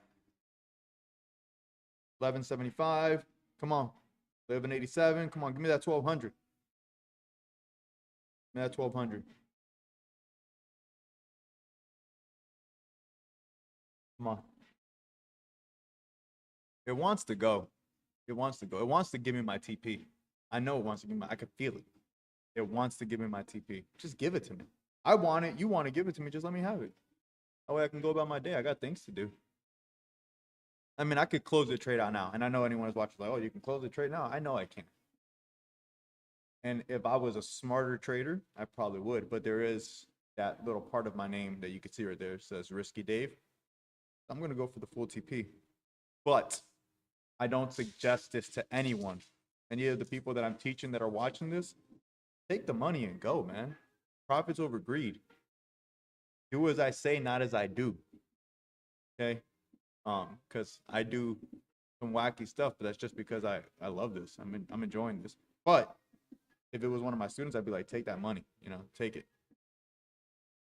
But I'm gonna sit this through. I just want to see it hit the full TP. I'm gonna sit it through. But I would not suggest anyone do this. I would suggest people take their profits.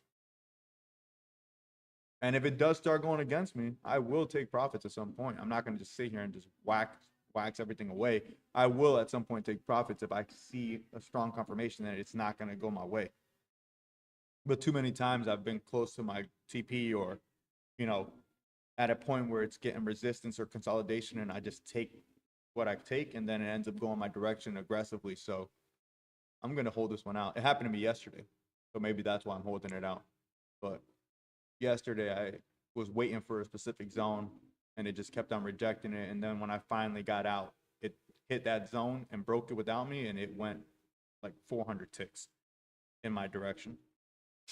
So a little bit of a FOMO situation going on there. So I'm gonna sit this one out. I'm gonna wait it out and see what it does.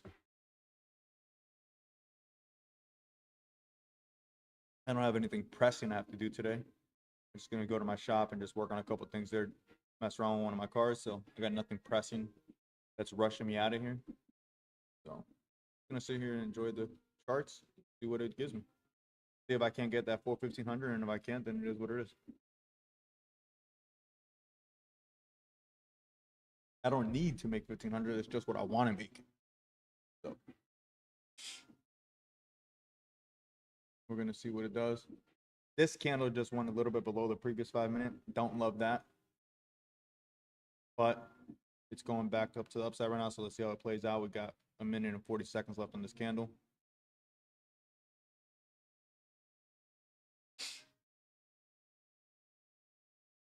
A lot of indecisiveness right now in this zone. It doesn't know if it wants to go up, go back down.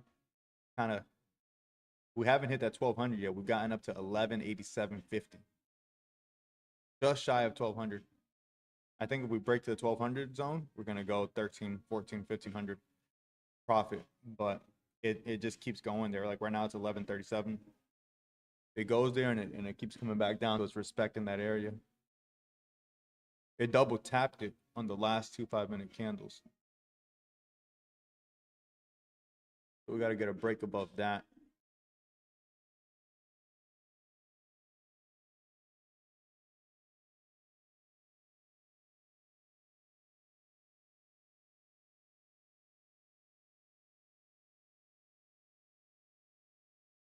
Tell you what, though, she sure is taking her time today because this thing is moving so slow.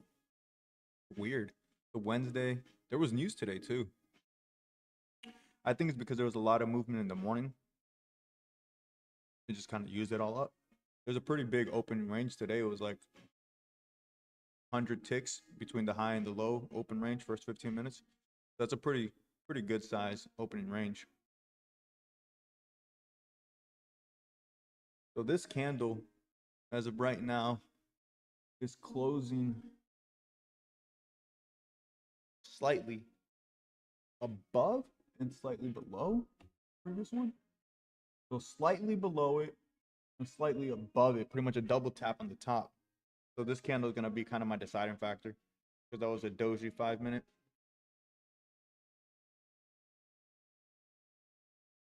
And as hard pressed I am on getting that 1500 for the day, if I don't see this going my way, believe it or not, Risky Dave will take the profits.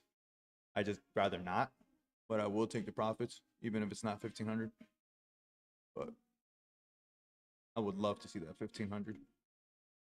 So I can go about my day happy.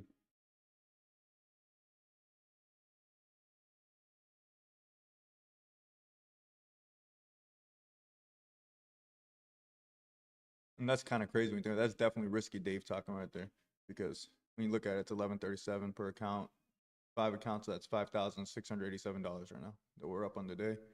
And I'm still waiting for more. Talk about greed. Do not do this at home. If you're watching this, take the money, man. I'm just here for entertainment, really. But I would suggest to take the money. I'm not going to take my own suggestion, but I would tell you to take the money. If you were in this trade right now, I'd be like, get out, take the money. Go about your day. But I'm going to hold out a little bit longer.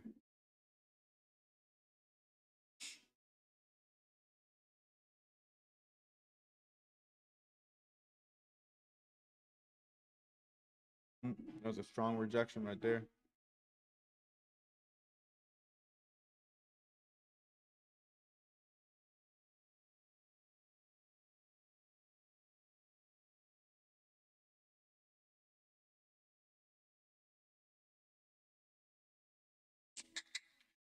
All right. I might take the profits here. Down to 1075, 1060.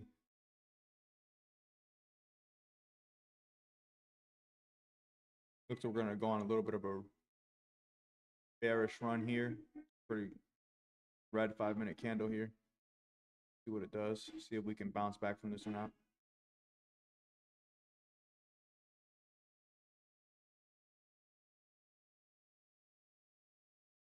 Yeah. Then we're gonna be slipping away some profits right here, so I might have to take this soon. Still slightly above 1,000, but not by much. We're gonna break below 1,000 soon. It's gonna suck.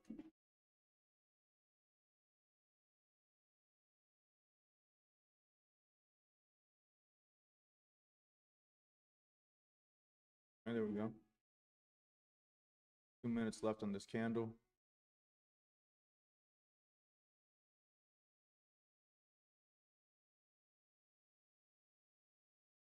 Come on, man. Just give me a push. Just one push. That's it. One push. Up, up, up. And I'll be out. I'll be gone. I'll be out of your hair. But no, you want to go the other way. You want to keep me here all day. For a measly little 120 ticks. You're going to keep me here all day.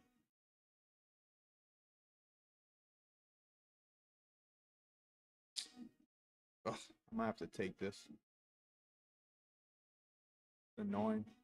We're retesting that purple line right now, so let's see what it does there. If we blow back down below it, I'm going to have to get out. Hopefully we bounce off strong from it and go for a nice push up, the upside.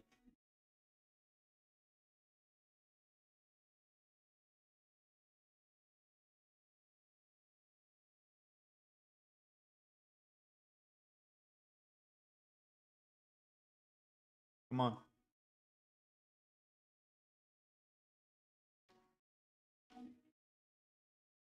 Let's go. Let's go. Come on. Let's go up. Come on. We're so close to TP, man. Let's just hit it.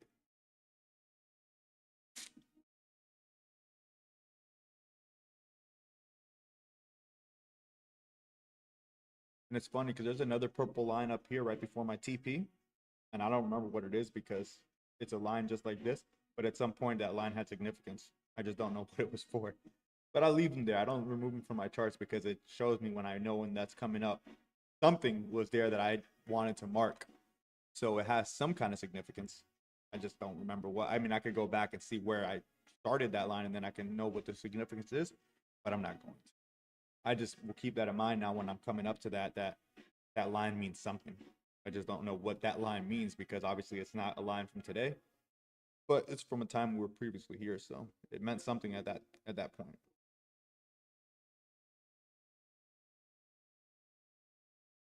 Come on, let's go. 1137.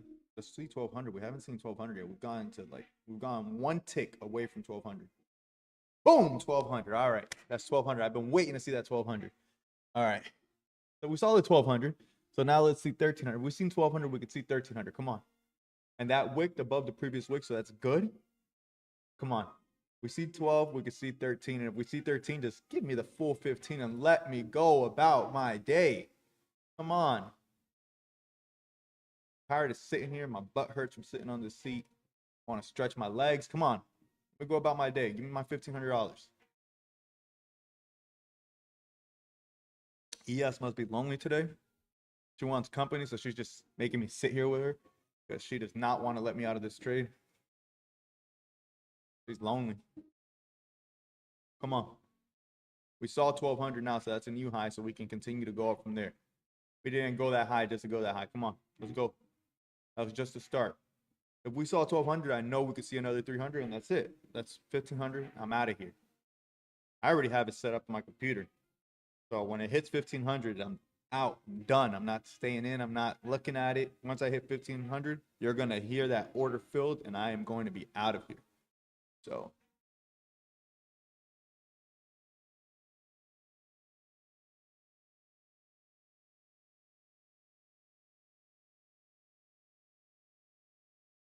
it will be order filled once it hits there.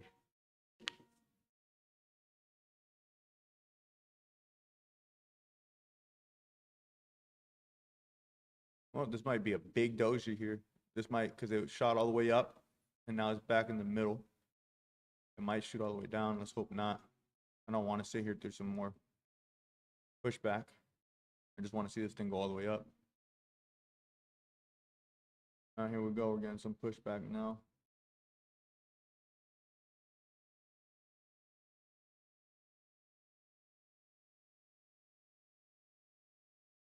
This is definitely my last coffee of the morning.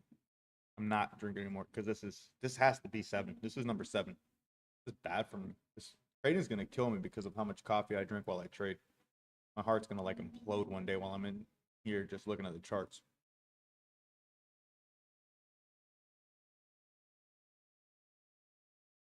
All right.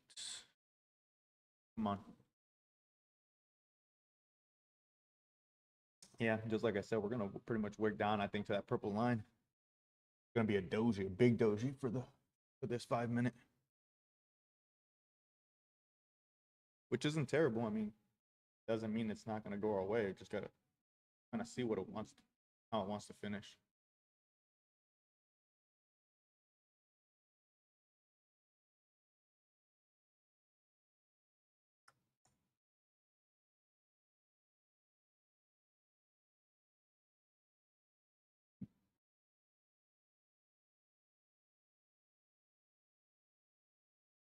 But this is why I like to run 2 contracts, because look at time. This is 123. Had I entered with my original 2 contracts as I was supposed to do, I would have been out of the trade 2 hours ago. I would have already been at my 1500 goal for the day, and I would have been out and about doing whatever I need to do. So yeah, obviously when you run 2 contracts, you're running a bigger risk. But today was actually a beautiful day. If you look from my entry, I never really saw any drawdown. Had a good entry. Drawdown was very minimal, wiki, and that was it. So never saw any drawdown, and we've been above my entry this whole day. It's a beautiful day, honestly. I should have definitely taken it on my live today. But like I said, I took a pretty good rinsing on my live yesterday, so I'm kind of letting that one sit out and just doing the props today. But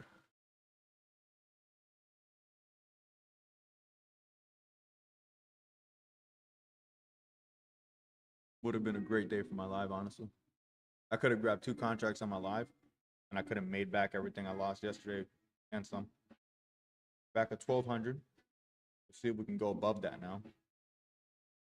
I like that we're steadily sitting around 1175, 1200 now. That's a good range to be in. If we can hold that. Got 7 seconds left on this candle.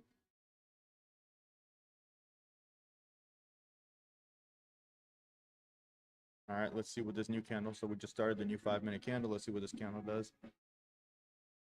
See if we can push past that 1200.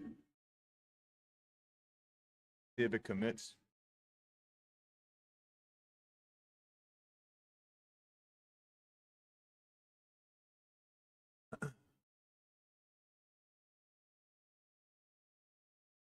I like it when a 5 minute candle starts red. Like if I'm in a buy, I'd rather just go red in the beginning, like start off with the red, just get the red out of the way, push down, and then just continue the rest of the candle on the upside. That's what I prefer to see. So just do whatever red, downtrend you're gonna do in the beginning, get it out of the way, and then go my way from there on.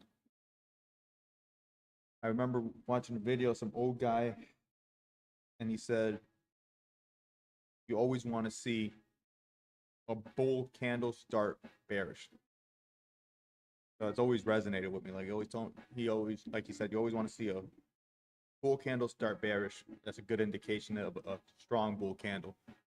So it's always kind of stuck with me, and I kind of see it in the markets every day, where you'll start a candle and it'll go bullish, or bearish, depending on which way you're going to buy or sell, and it'll start that direction, and then it'll finish in the direction that you want to go.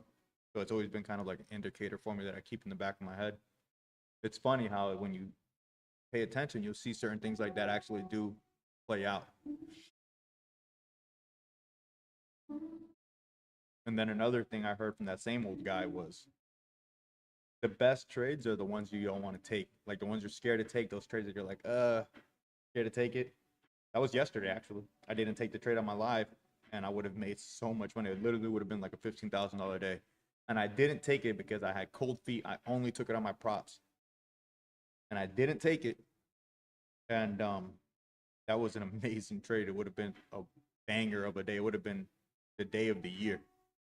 But I didn't take it. So that guy said, some old guy, I don't know who it was, some old trading videos I've seen on YouTube, and he said, the best trades are the ones you don't want to take. He's like, the ones that you're uneasy about taking, the ones that you're scared to take, he's like, those are usually your best trades. So I don't know if it's a good thing or a bad thing, but I've always kept that in the back of my head too. Probably cost me some money, but whatever. It's true though, because when you have those high reward trades, they're usually a little bit on the risky end, And that's just how it is. They're always a little bit risky. They're not the safest trades. I base a lot of things off of trend lines. So when you got trend lines, it can go one way or another. It can go your way wonderfully, or it can go against you and just completely wax you. So that's part of the give and take with this stuff.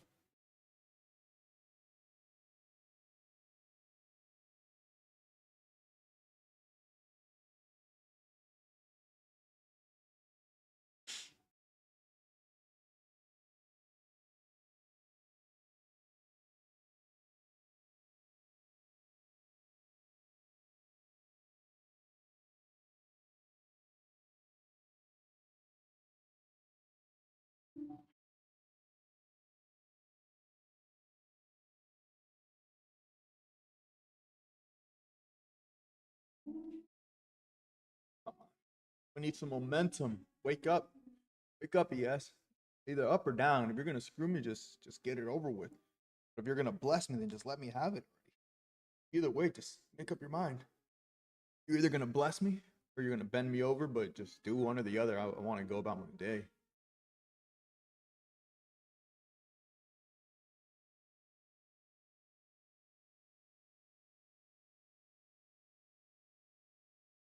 About to just add a contract right here, like a complete degenerate, and just add a contract so it gets me out of the trade like that. Because if it just goes a little bit in my way profit, I'll be out of the trade in like 2 seconds. But that would be the most degenerate move ever. Because if I add a contract right now, it's gonna move my entry to like right around here. And I'm tempted to do it so I could just get the hell out of this trade already. But if I add one contract, I'll hit that 1500 in no time. I'll hit it. If I add a contract right now, by the time I get back to that wick, I'll be at my 1500 and I'll be done for the day. But then if it starts going against me, I'm gonna lose all my profits fast because my entry will move from here to about here or here if I add a full contract right now. So I'm not gonna do it. I know it's not smart, but I'm not gonna say I haven't considered it. Because if I would have added a contract right here, I would have been out already too. When we broke this trend right here, if I had added a contract right here, which I thought about doing, we've already been out of the trade. I would have already hit my 1500.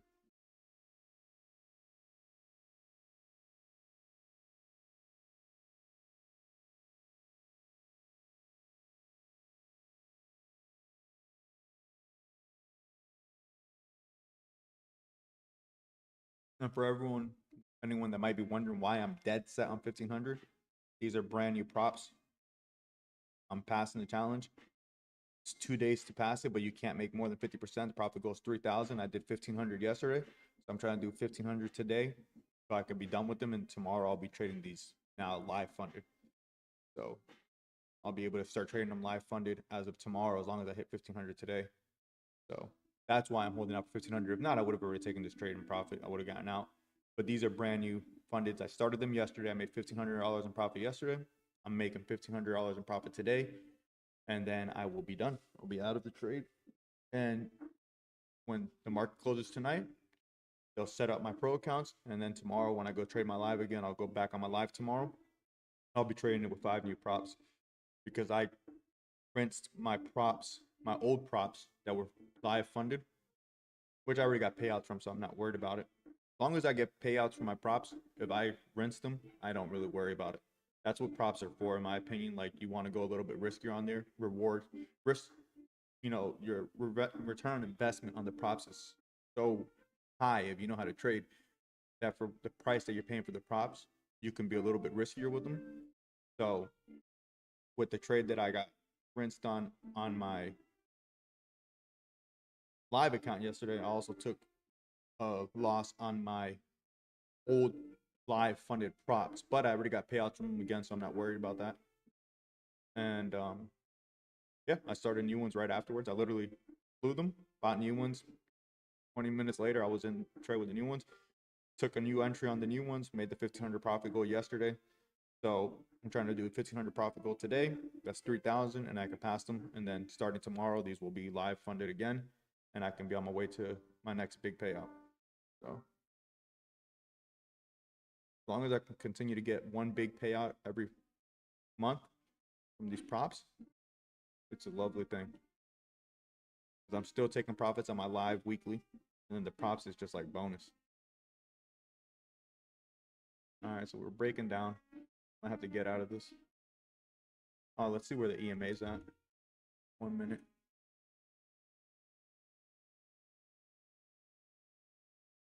Okay, we're gonna go to the EMA, or at least close to it. So let's see what happens when we get there.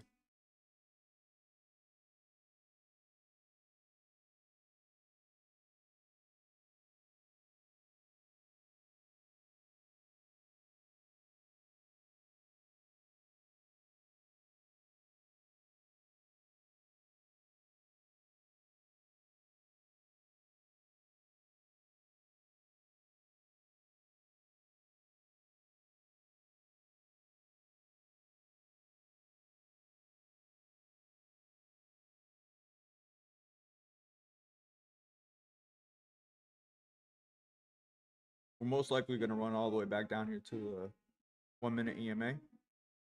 But then we got to see if it respects that 1 minute EMA like it has been, or if it breaks through it, then that's it. We're going to a sell. So let's hope that it respects it and keeps going back up. Because if it gets to the EMA and it breaks through it aggressively, then it means that the market's selling off for the rest of the day probably. That might be the top for the day, and it's just going to sell off. But I think there's still some more room for her to stretch her legs. But look at it. If you look at it like this, just flatlining here. On the 1 minute, you can see it clearly. It's just flatlining for the last 30 minutes, just straight flatlining.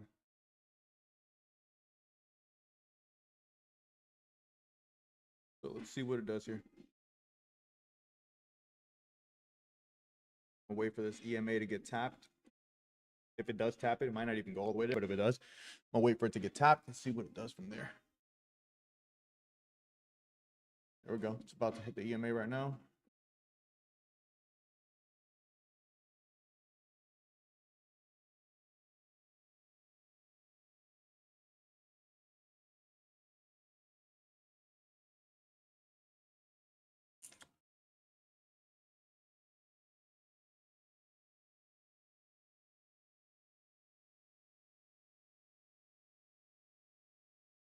All right. The moment of truth. We got to see what it does at this EMA. Is it going to respect it and bounce back up and then go higher than before? Or is it going to shoot down into a sell and work its way back towards the open range high? We'll find out shortly. Find out together. If it starts breaking down, I'm going to get out of the trade. I'm going to grab 2 full contracts and I'm going to go into a sell. Because I'm still trying to hit that 1,500 for the day. So.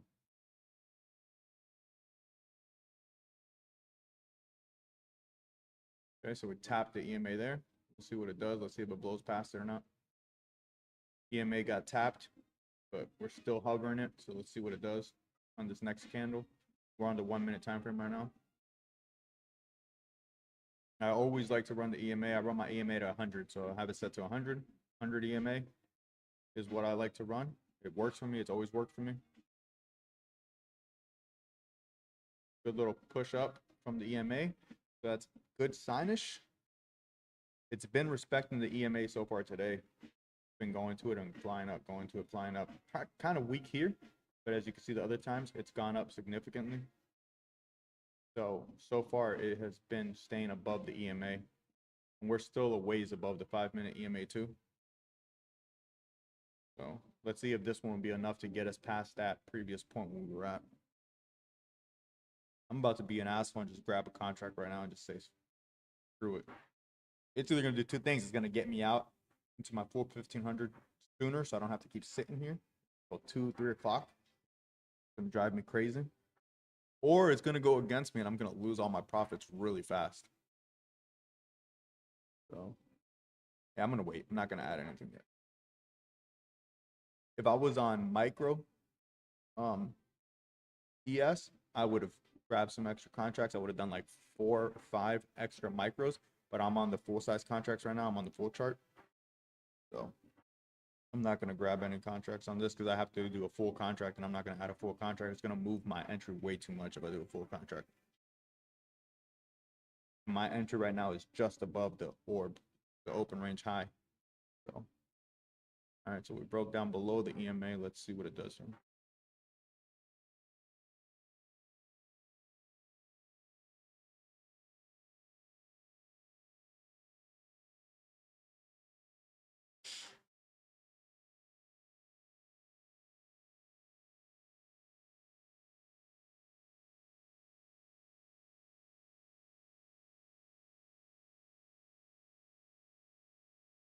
It's having a hard time deciding if it wants to respect the EMA again or if it's going to say screw it and go into a sell. It's having a real hard time deciding right now.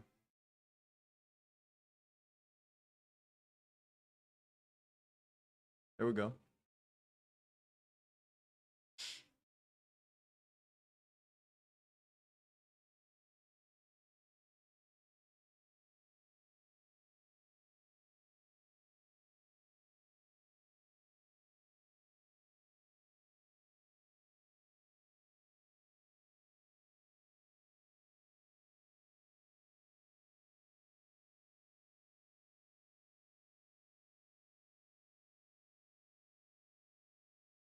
All right, we're going back in the right direction, so that's good.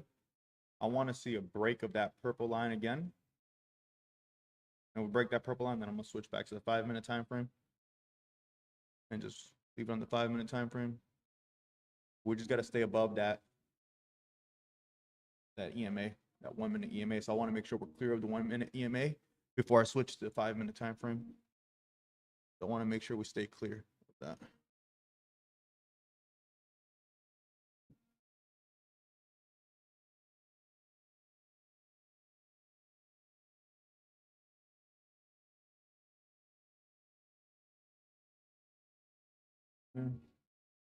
Boom. We broke above it again. That's good. 15-minute real quick. I want to check something.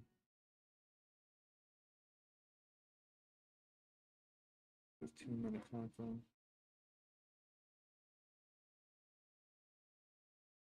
I'm gonna expand this line up.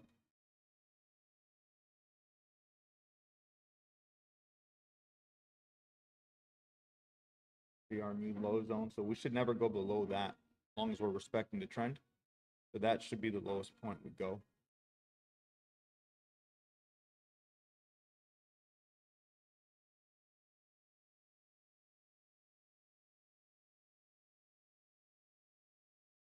Because we've been respecting that so far. As you can see here, it's on the 15-minute. We've been respecting it. So if we come back down and we break that, which at this point would probably be right around here. If we were to break here, then that would be a signal to get out of the trade.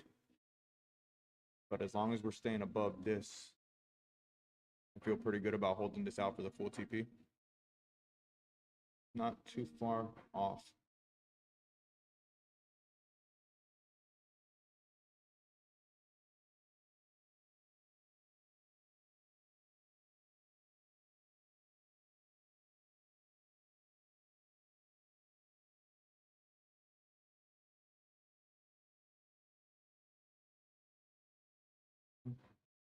back at like 1,037 right now, floating 1,037 on each account.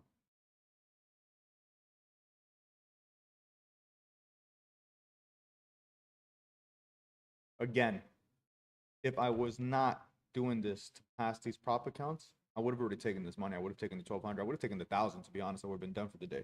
The only reason I'm persistently holding on is because I'm stubborn and I like to pass the props in 2 days because that's what the minimum is. Like you have to do 2 days, 50%. Profit goes 3,000. So I do 1,500 one day, 1,500 next day, 2 days done, go straight to live, funded, start trading them, 14 days, get my big payout. So I'm doing this because of that, because I don't want to, if I don't hit that 1,500 today, that means I have to trade, tomorrow, hit a couple $100, $500, and then I got to wait for the day to end. So in the process, it put me to live funded. And then that would mean Friday would be my first day trading the new live funded. If I hit this $1,500 goal today, then I'll be able to be live funded tomorrow. And then tomorrow could be day one. And I'll have 2 days into my new live funded accounts, starting as of tomorrow. So I'll end the week with 2 days in there, get some profits built up in there, possibly even get it above the buffer is usually my goal. As soon as I get into live funded, I try to get right above that buffer. So that way everything above the buffer is just pure profit that's going to be going towards my payout, because the way the prop firm works is anything above your buffer, which is 2,100 for these accounts, you're able to withdraw after the buffer. So after 2,100, anything above it, you can withdraw. So my goal for the first day or two is just to get above the buffer. If I have a good day, I'll smack the buffer on the first day. On the last ones that I had just got rid of, that I blew, those last ones, I hit the buffer on the first trading day. I hit like 2,400 profit on the first trading day on those. So I cleared the buffer and some on the first trading day. So that was a good start to those, So I like to do that, at least get close to the buffer or clear the buffer on that first trading day. And it's pretty simple because the setup I use every day brings 1,500 every day. So as long as I consistently hit that 1,500, I'll get over the buffer in 2 days. And then from there on, that gives me, 8 trading days of just whatever I bring above that 2,100 buffer, I can withdraw. And since it's 5 prop accounts, whatever that amount is over the buffer, I can withdraw it times 5. So I used to have 3 of the bigger accounts, the 150s. And I got a really big payout from that one.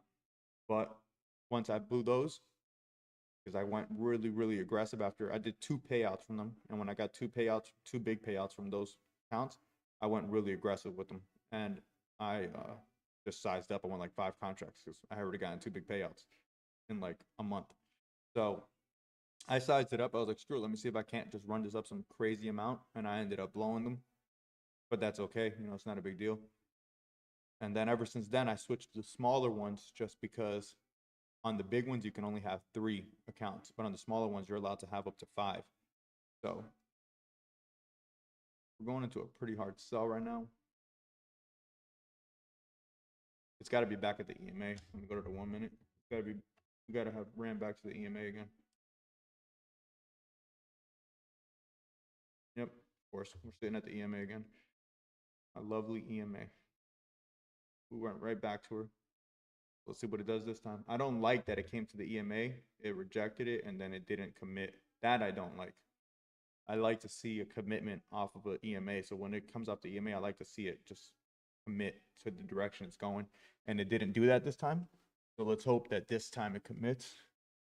If not, then I know I've said it like 5 times. If not, then I really will probably consider getting out of the trade at that point, because I want to see a strong commitment off that EMA, because the EMA is usually a point of either support or resistance, and it's going to bounce one way or another when it gets there. So when you're doing something like this, a little bit of indecisiveness to me, that tells me that we're impeding on a break, and it's going to break the other way, and then I'm going to lose a lot of profits fast, which I'd rather not do. So if I start seeing that happen, I'm just going to cut it.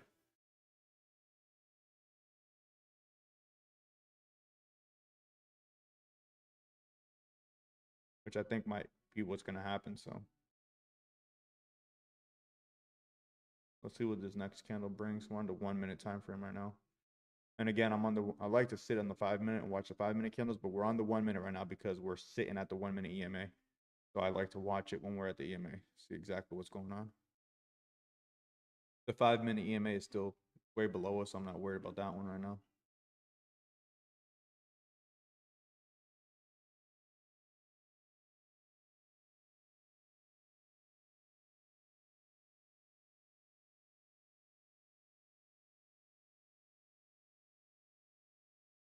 Even when you think about it though, even though we're to close out right now, I'm not far off from where the highest point was. The highest point was like 12-ish. So it's still at 925 right now. So it's not like I left a lot on the table. I left a couple $100 on the table. All right, it's breaking below that EMA. I'm gonna get out. I think I'm gonna take this for what it is. I'm gonna give it a second because I don't want to regret this exit. But I also don't want to sit in and just let it completely eat this away.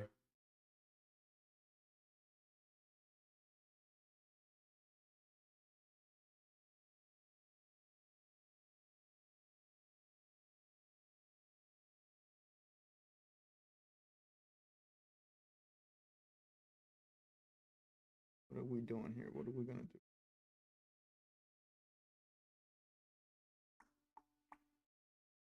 Give me a strong push up. Go past that purple line again and then keep going up. Give me a reason to stay in this. Come on.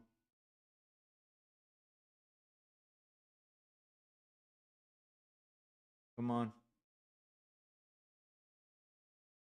Sit at that EMA for a little bit. Get some buildup going and then just blow up. Come on. What's the upside?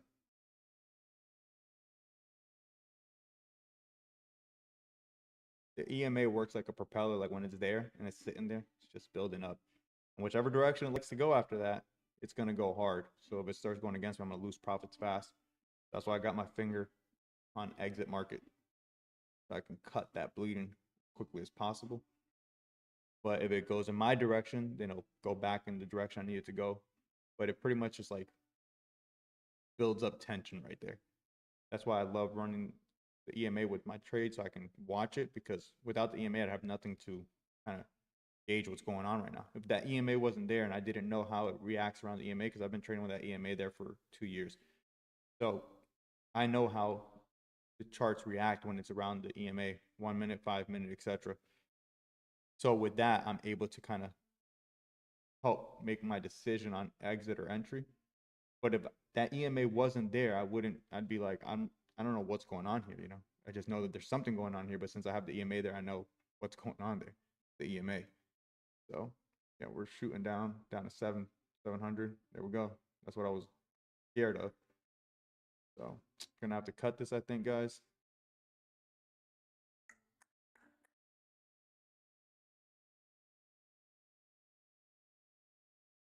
Give it a minute here, see if we can bounce back from this, but I don't really think so. I think that's it for that. I think we're gonna start selling down. Been a very weak day, very slow. I mean, so slow. It took us forever to even break 60 ticks. So it's been an extremely slow day. Right now, we're back at my take profit original, my original take profit.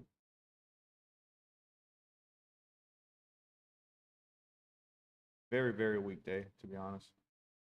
Slow, annoying day. Still grab some profits, but just very painstaking day.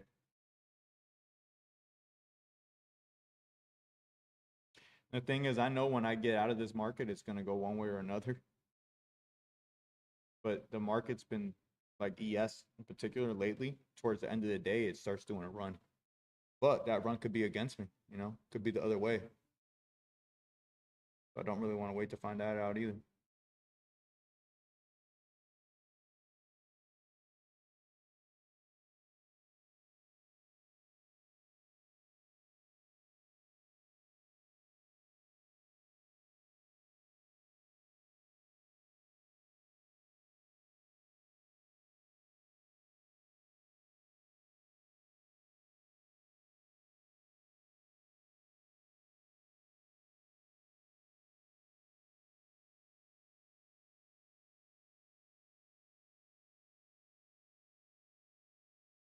See if I'm missing anything. Go to the 5 minute.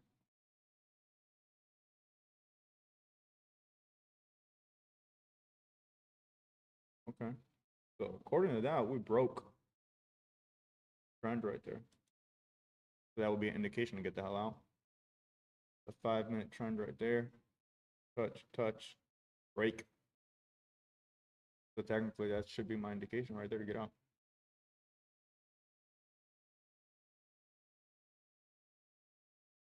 Unless I go here, but these are more accurate touches. Technically we broke that trend line right there.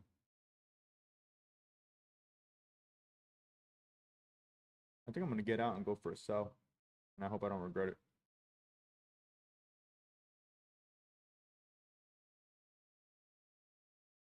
Yeah, I'm gonna get out. 675. I'm out. Order filled. I closed that trade 675, so I left half the money on the table. But I'm gonna get back in. And let's hope I don't regret this decision.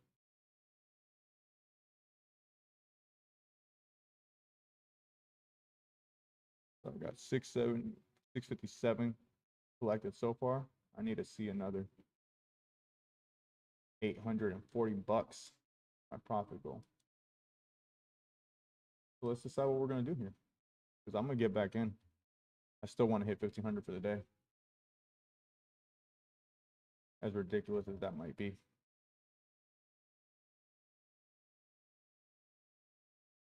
Famous last words. I think I'm gonna go for a sell. Let's hope I don't regret this.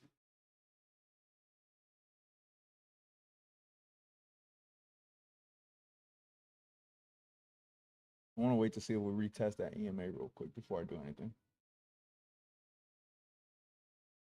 153.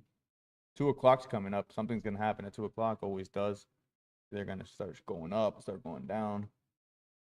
Maybe I should wait for that.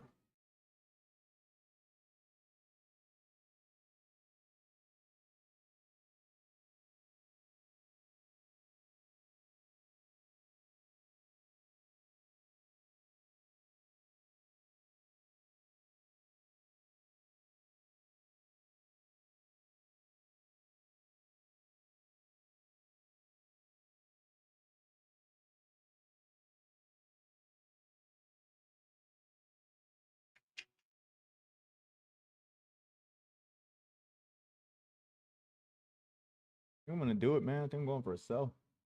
I'm in. Fuck it. Order filled. I'm in. Let's not regret this. And for a sell. And I went 2 contracts this time. Watch this shit go into a buy now, and I'm gonna be so fucking mad. Of course, it's going up. The second I go in, going up. Don't make this day a wash. I don't want this day to be a wash. You better go into a sell at this point. I got in. Go into a sell. Do not make this day be a wash. You don't sit all day here just to fucking end up on a wash.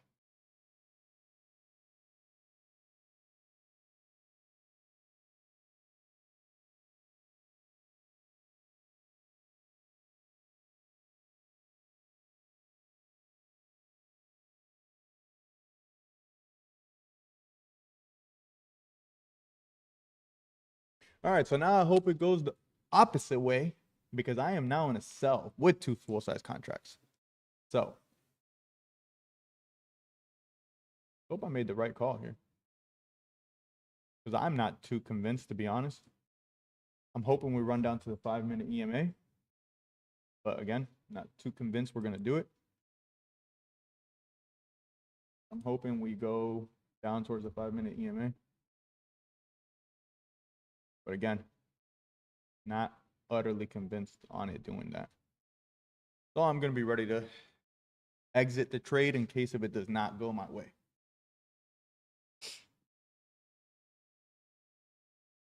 But had I taken profits up at the top, went into a sell, would have already been done, would have been in and out, would have been done for the day. Because at that point, I would have only had to make an additional 300. Now I got to make like 900 bucks. But since I'm running 2 contracts, we're going to get that 900 much faster.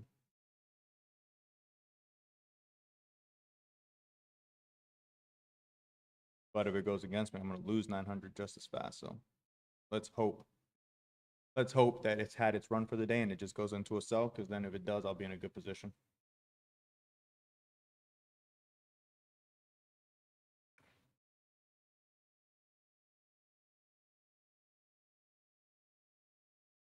Ah, I forgot about this line right here.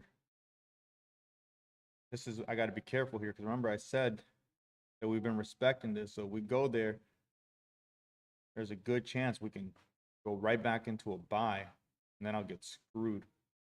I got to be very careful with that line. We can get to that line and we can break it, that'll be lovely. But if we get to the line and we respect it, I can be screwed.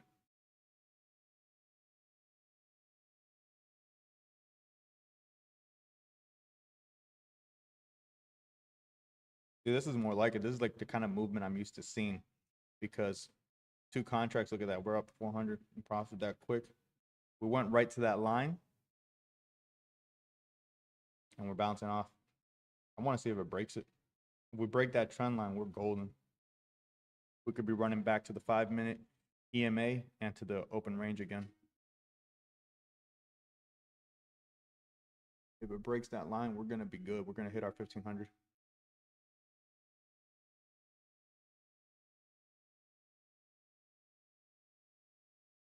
And again, guys, I'm only doing this because I'm trying to pass these props today, because I like to pass them in 2 days. I don't like to take any longer than 2 days to pass my props.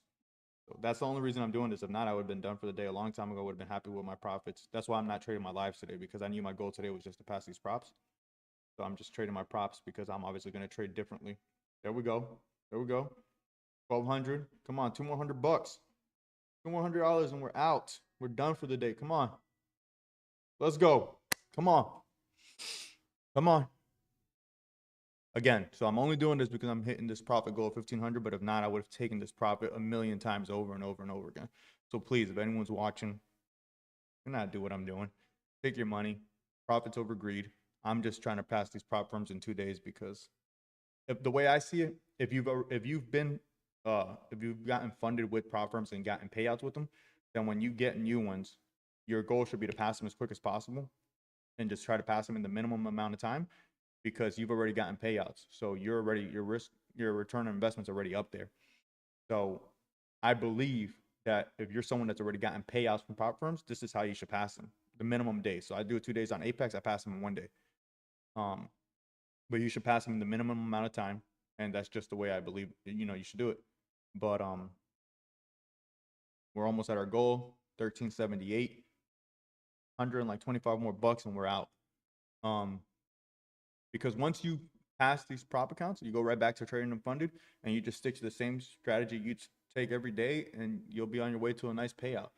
And the thing is, it's just like, I trade my live accounts every day, but it's different with the prop firms, because you're trading those prop firms. Come on, we're about to hit 1428. Come on, let's go. We're about to hit. Come on. Come on. So close. So close. Come on. Come on. Oh my God, so close. 1428. And again, I'm being a dick over a tick, because this is to pass their prop accounts. If it wasn't, I would take this shit in a heartbeat. But I'm passing the prop accounts. Come on. Come on. Oh, don't do that. Come on. Come on. Come on. Let's go. Let's go. Come on. We're right there. We're right fucking there. Come on. Oh, it kissed it, but it didn't close it. Why didn't it close it? Come on. Come on. Order filled. And we're done for the day. Woo! $1,523 each account. We're out. That's it. That is a wrap, chat. We are done for the day. And this is why I draw all these goofy lines all across my screen, and people think my chart looks so messy, but man, I'm telling you, these lines on ES, at least, I can't speak for anything else. I only trade ES. It respects these fucking lines, man. So if it breaks this line, you know that you're going to get a push. And right now, I'm telling you, we're going to go down to this EMA right here, 5-minute EMA, and then from there. But this is over and over of me trading the same symbol every day and just seeing how things move. And I can't, like, I'm teaching someone how to trade right now, and I tell her like there's certain things like I can show you the basics, but I can't teach you this. This is experience. Like you gotta just put in the time. And I tell people all the time, the most important thing you can do is just get on the charts, get a prop firm. You know, it's the best way to go now. Because when I started trading, I started on a live account and I was blowing through my money fast. Because I was paper trading and I was killing it paper trading. And then I just got cocky and I went to my live account and I was just rinsing my live money. I remember I put like 1,700 in an account, went through it in like 2 days. I put another 1,500 in there, went through that. Next thing I knew, I was like $4,000 down in a live account, and that's when I discovered props. But back then, when I started, props were not the same as they were. It was like everyone was on FTMO back then, uh, and they were expensive. They were like $1,000. They weren't cheap like they are now. And you had 3 phases. It was ridiculous. Like you know how like I just passed these prop accounts. These are going to be live starting tomorrow. So after 6 tonight, these are going live. So back then, you literally had to do 3 phases for like the eval. So the eval was 3 phases back then. You guys that are new to this have no idea how good you have it with these prop firms because prop firms before were expensive. Talking about $1,000, $1,500. You know, as anyone that's been around for a while, and you had to do 3 phases to pass those accounts. Then you can get funded, and then you can start to work towards the payout. Now you have all these prop firms that if you just know how to trade well and you execute it, look at this. I just passed these. I got these accounts yesterday after I blew my other prop accounts that I've already gotten payouts from. I blew them yesterday. I got rinsed on the trade on my live and on my props. I blew my props because I didn't have a lot of drawdown in there because I had just taken a payout. So I blew those. I was also going aggressive. I was doing like 3 contracts. I don't normally run 3 contracts, full contracts, but I was, going more aggressive. Once I get a payout from the props, I don't mind going more aggressive with them. But I blew those, literally rebought these later. I passed the $1,500 goal yesterday, and now today I just hit another 1,500. So now these are now live, literally in 24 hours. In 24 hours, these prop accounts are now 5 new prop accounts that are going to be live tomorrow. So starting tomorrow, I will be trading these along with my live tomorrow. I'll have my live down here. It's going to be split screen. My live will be here. My props will be up there. I'll be trading it side by side with my lives. And then buffer is 2,100. Anything above 2,100 is mine to withdraw. And look what I said. Went right to the EMA. It's like clockwork. You're like, and this is what I try to tell people when I'm trying to teach them how to trade. There's certain things that you can't learn unless if you're on the charts. It's like there's some things in life that you can just tell someone how to do something and they can just, oh, okay, that's simple. I understand and do it. But the charts is not one of those things. I've the person I'm teaching, I handed her my strategy, the same strategy I win with, 88% win rate, and she's not seeing the same win rate because I can't I can't put my knowledge into her head of the things that I look for. So there's certain things within the trade that I'm looking for that tell me good, bad, not good, not bad, and when to stay and when to go. And I'm trying to find a way to get that information over to her so she can understand it. But like I told her, that's why today she started on a prop and she took her first winning trade on a prop today. But I told her the best thing you can do is to start trading because when you start trading, there's nothing you can read all the books on trading. You can watch all the videos. You can TikTok videos, gurus this, gurus that, mentorships. Spend your money if you want and all that crap. But I promise you, anyone that really cares about your growth in trading will tell you get on the charts and start trading. Not on a paper account, not on back testing because that's all great. I back test still. 5 years in, I'm still back testing. I back test every weekend. I back test throughout the week sometimes when I'm dialing in my strategy. I've been back testing the last couple of weeks. I've been adjusting my strategy because the market conditions are different right now. So I've been adjusting my strategy to increase my win rate for the current conditions that we're in. But I tell people all the time there's certain things that you can't teach. You can't read and learn. You have to see it in the market. And the only way you're going to get that experience is by being in the market. So I think that prop firms are so valuable in the sense that you can spend something as cheap as $50 for a prop account. Buy a prop account, start trading that prop account so you can see the money moving in real time, see your decisions reacting in real time, your entries, your exits. no ability to pause or rewind or fast forward like you can on TradeZilla. Like, get in a trade so that way you have to stick to your convictions when you enter a trade, and or when you get out of a trade, maybe you go into a little bit of drawdown and you're scared and you get out and then you watch it go back your way. You got to feel those things so that you can gain the experience to know when is a good time to get into the trade, when is a good time to get out of the trade. And yeah, and there's like, only so much as someone can teach you. And that's why I personally do not believe in mentorships. I will never sell the mentorship to anybody because when I first got into trading, I met this one guy that got me, like, got the ball rolling with trading. He scammed me for like $8,000 or whatever it is, what it is. I gave him money to invest, and he was supposed to teach me how to trade. So I gave him $8,000 to invest. He was supposed to teach me how to trade. The guy was not a trader. He didn't know anything at all. I ended up finding out that he was using like prop accounts, and he was pretty much taking my money to try to pass prop accounts. And long story short, the guy didn't know how to trade. I found that out very quickly because he was always dodging me on everything I asked him. And he was supposed to, do Zoom calls with me and teach me strategies and how to trade. And he always canceled them. So then I started learning myself and started researching myself and teaching myself about trading. And this was Forex back then. This is like five and a half years ago, 6 years ago, 5.5 years ago. This is Forex, which I hate, by the way. And I started doing my own research. And when I started asking him questions that he should have definitely known, he didn't know anything about them. And then I quickly realized I got screwed and I never was going to see that money again. And he's been promising me that money since back then. And still, what, now 2026? That was a long time ago. And he's never going to pay me. And I don't want him to pay me at this point. I don't care. He can keep the money. I'm so blessed in life. And people like him, people that are liars, scammers, everything, they get that in return. You want to do good. You want to be good in life. You got to put that out there.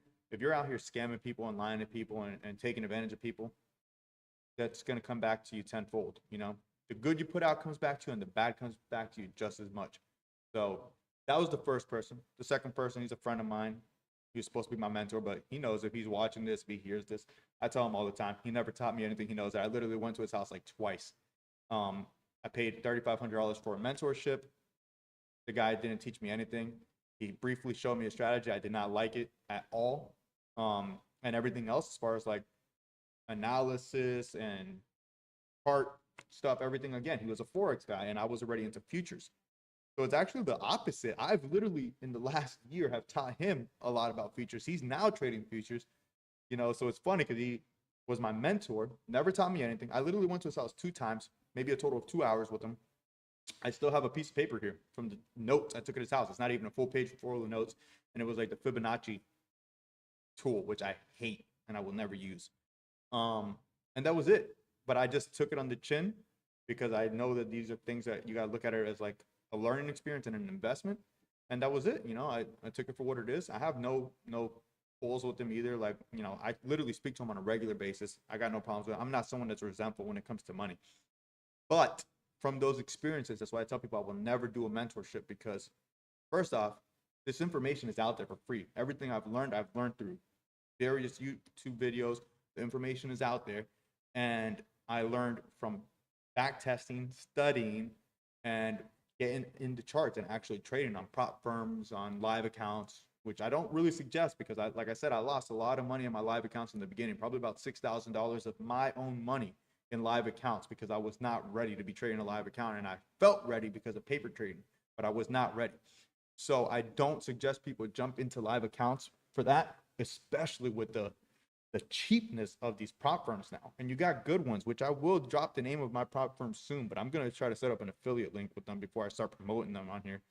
But you got some good ones that have some very realistic trading parameters that is very close to live, so it gives you that real feeling. I don't like prop firms like Apex, and I will say that because I've had issues with Apex with them denying my payouts, but that's not the reason. I don't like them because of the trail and drawdown, which a lot of prop firms use. So it's not a realistic feeling because you got to let your trades go into profit and come down sometimes for the whole trade to play out. And let's say earlier here, I was in profit and then it came down. I now lost that profit, even though I'm still in profit, but that's gone from my drawdown now. And I don't like that because that's not how you trade in a real trading situation. So those are just little rules that I think are more there to make you fail the challenges, fail the accounts. So that's why I don't like them. I don't really feel they're for the trader.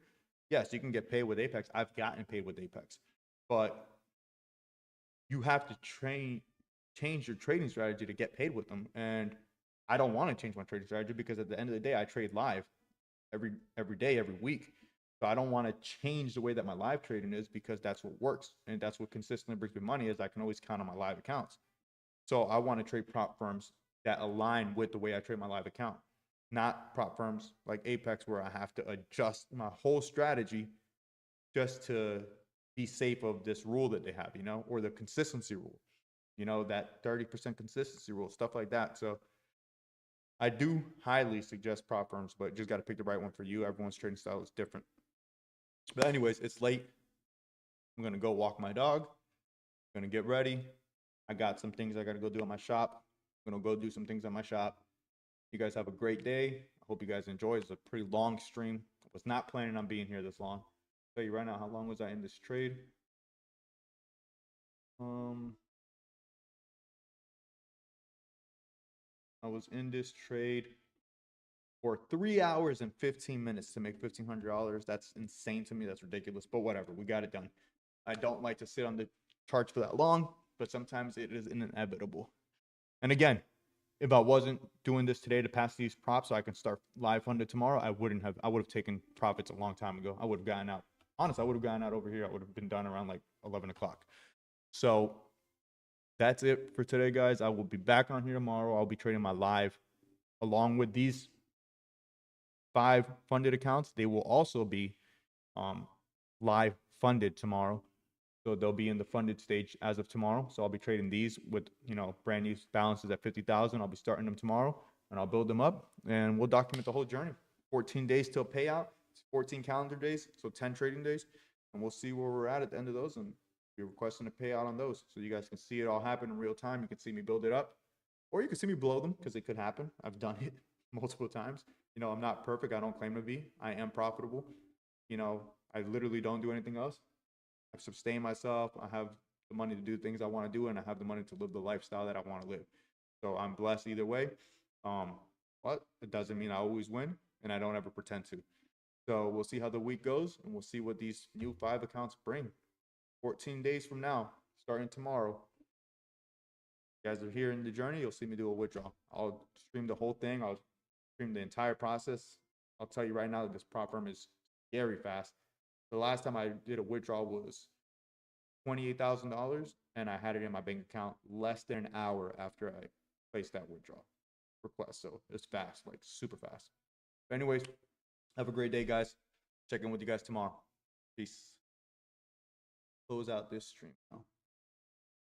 Sorry. Still trying to figure this out. All right, guys. Later.